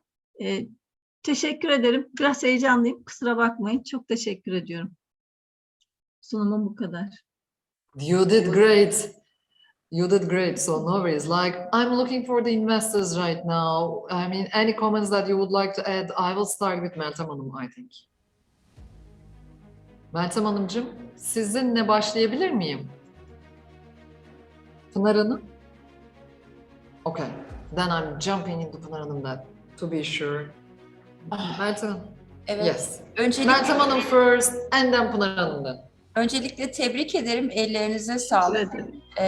Tabii ben şeyi bilmiyorum. Pazar payının ne kadarına hitap ettiniz şu ana kadar? Bunu daha başka üretenler var mı sizden başka? Bizden başka bu şekliyle üretebilen yok. Şile bezi bir bürümcük bez kumaşıdır ama biliyorum şile bezini, evet. Evet ama herkes denizde yıkamıyor ve kumlarda kurutmuyor. Dolayısıyla şile bezi aslı olmuyor. Bu aslında sahte şile bezi gibi oluyor. Önümüzdeki süreçte bununla ilgili bir akreditasyon ve kalite kontrol sertifikasyon da kurmak istiyoruz. Bununla ilgili bir projemizi yazdık, planlamaları yaptık ama işte biz adım adım yürüyoruz. Çünkü çok yeni bir kadın girişimiyiz. Piyasada çok fazla yer alabiliriz. Bunun için daha fazla yatırım, daha fazla üretim kapasitesi olması gerekiyor. Şunu da tavsiye etmeyi çok isterim. Şile bezi benim çocukluğumdan beri hatırladığım ve giydiğim bir şeydi ama çok standart bir ürün gibi geliyor. Eğer üniversitelerin tekstil tasarım bölümleriyle beraber bir projelendirme ve çalışmalar yaparsanız daha çok geniş kitlelere hitap edebilirsiniz diye düşünüyorum. Haklısınız. Bir projeyle başlamıştık zaten. Yola çıkışımız bir projeydi. Çünkü kumaşın çok güzel bir hikayesi var. Üniversitelerden destek alıyoruz, üniversite hocalarımızdan destek alıyoruz. Özellikle kök boyanın atölyelerin kurulmasıyla ilgili ve tasarımla ilgili. Şile bezindeki rağbetin düşme nedeni hep folklorikte kalmış olması. Şile bezi günümüze uydurulamadığı için aslında işte talep düştü, yok olmaya yüz tuttu. Ama biz bu konuda çok inanıyoruz. İnandığımız için iyi bir yere geldiğimizi düşünüyoruz. Çünkü şile bezi aynı zamanda kumda kurutuluyor, su harcanmıyor. Sıfır çevre ayak izi, yani karbon ayak izi son derece düşük, yok diyebilirim. Ve hedef de inşallah önümüzdeki yıllarda çok daha fazla kadına istihdam sağlamak, bölgesel istihdam sağlamak ve 5 yıl içinde kilo başına en pahalı ürün olması haline getirebilmek. Tebrik ederim. Teşekkür ederim. It's very nice to hear all of this dreams and like all the works, all the energy that you put into your businesses. Any comments? I think next is Pınar Hanım and then Ahmet. Peki. Ahmet Bey. Nazire Hanım, çok memnun oldum ve ben de çok tebrik etmek isterim. Meltem Hanım'ın söylediklerine tamamen katılıyorum. Ben şile bezini çok tanımıyorum ama anlattıklarınızdan çok etkilendim. Ayrıca hani ekonomik kalkınmada kooperatiflerin de öneminin çok büyük olduğuna inanıyorum. Özellikle bir kadın girişimci olarak daha da etkilendim. Benim aklıma büyüme modeli olarak zaten geçmişte var olan bir şeyi canlandırmanız ve doğadan gelen bir yöntem kullanıyor olmanız, kök boya vesaire, onlardan bahsettiniz. Bu aslında günümüzde çok zikrettiğimiz kavramlar, konular ve olması gereken. Burada üniversiteler ile çalışmaya ilave olarak belki bir kumaşın da modern tasarımlarla birleştiriyorsunuz. Kendi tasarımlarınıza ilave olarak belki bu tasarımları veya farklı markaların tasarımlarında kumaşlarınızın kullanılmasını sağlamak ve o şekilde ihracata iştirak etmek olabilir. Benim aklıma ilk gelen yöntem bu oldu. Tabii ürün gelişimini biraz daha belki kanıtladıktan ve ilerledikten sonra özellikle Türk markalar ile birlikte yurt dışına bu kumaşın tanıtılması söz konusu olabilir. Markalar da çünkü bu sürdürülebilirlik konusuna yavaş yavaş daha fazla önem veriyorlar. Benim çok ilgimi çekti. Ben daha fazla bilgi almak, sizinle keşfetmek isterim. Çok teşekkür ederim. Kalmak ve elimden geldiğince de doğru kişilerle veya firmalarla iletişime geçirme konusunda nasıl destek olabilirsem de yer almak isterim. Çok teşekkür ederim. Çok sevindim. Çok memnun oldum. Very good offers that we got. We are so happy to hear all of this. And Meltem Hanım, anything that you would like to add? Or Evet, şeyi çok tavsiye ederim. Benzeri bir oluşum Adana'da var. Adana'da da renkli pamuk üretiliyor, organik. Hiçbir boya karıştırmadan. Pamuk kendiliğinden renkli ve bunun tasarımları yapılıyor. TİM, Türkiye İhracatçılar Merkezi, her yıl Adana'da kumaş tasarım yarışması düzenliyor. Ben sizi de bu konuda daha sonra bilgilendirebilirim. Çok sevinirim. Çok teşekkür ederim. Sağ olun. Siz sağ olun. Now we have lots of information that we received from the investors and their helps and hands on different issues. Ahmet Bey, we are curious about your comments and offers. Nazire Hanım, ben de tebrik ederim. Ellerinize sağlık. Benim rahmetli annemin en sevdiği kumaştı şile bezi. Onu hatırlattı bana. Bizim LP'lerimiz arasında 4 tane tekstilci var. Onların know-how'undan yararlanabiliriz. Bir de projelerimizden bir tanesinde Uşak Üniversitesi ile işbirliği yaptık. Tekstilde İTÜ her ne kadar ön planda bir üniversitede olsa Bence Uşak Üniversitesi'ni de ihmal etmeyin. Orasında çok güzel Ar-Ge çalışmaları var. Eğer arzu ederseniz oradan da referans sizinle paylaşabilirim. Çok sevinirim. Siz paylaşırsanız daha iyi olur. Çok teşekkür ederim. Keyifle beni LinkedIn'den bulabilirsiniz. Zannediyorum Sinem Hanım da We will connect with you too. So it's really important for us because, as you know, what we have expected from the investors is all these introductions with the other investors also or potential clients. So these news are really great for all of us. Olga, anything that you would like to add or any comments?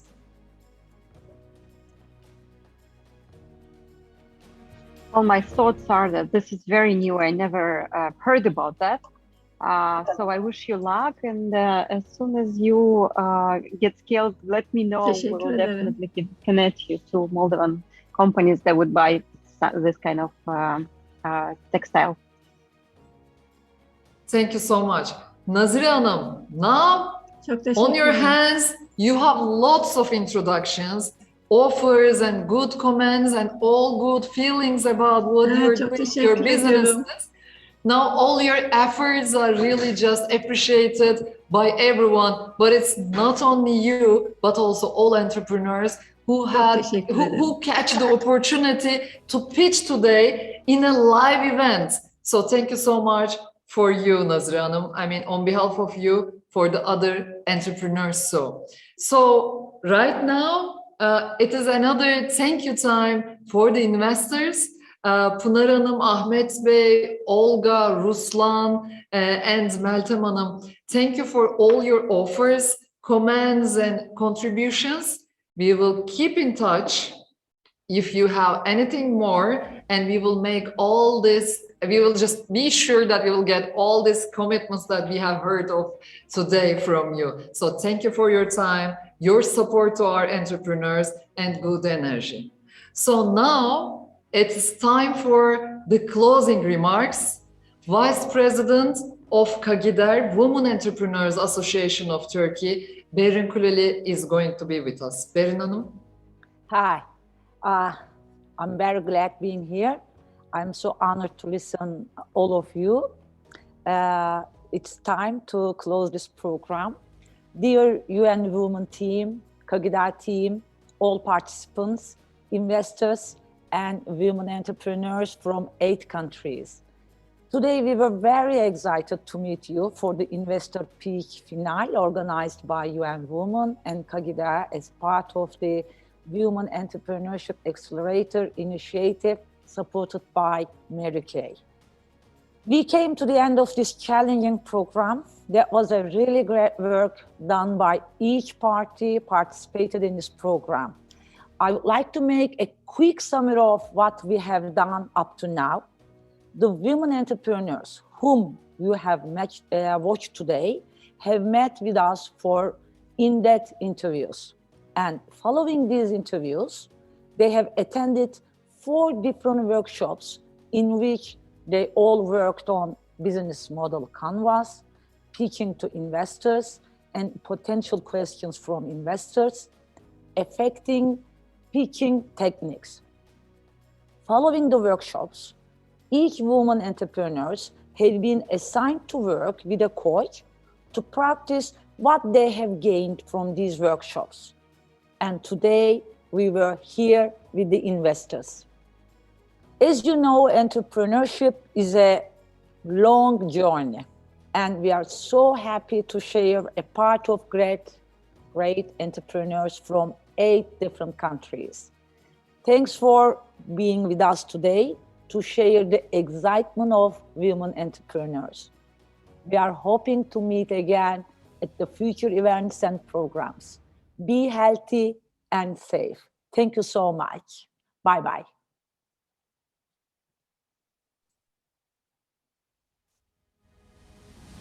So, Investor Pitch Final 2022, organized by UN Women and KAGIDER, Women Entrepreneurs Association of Turkey, as a part of Women's Entrepreneurship Initiative supported by Mary Kay, is completed right now. It was a unique day for not only the entrepreneurs, but also the investors coming from and joining us from different countries.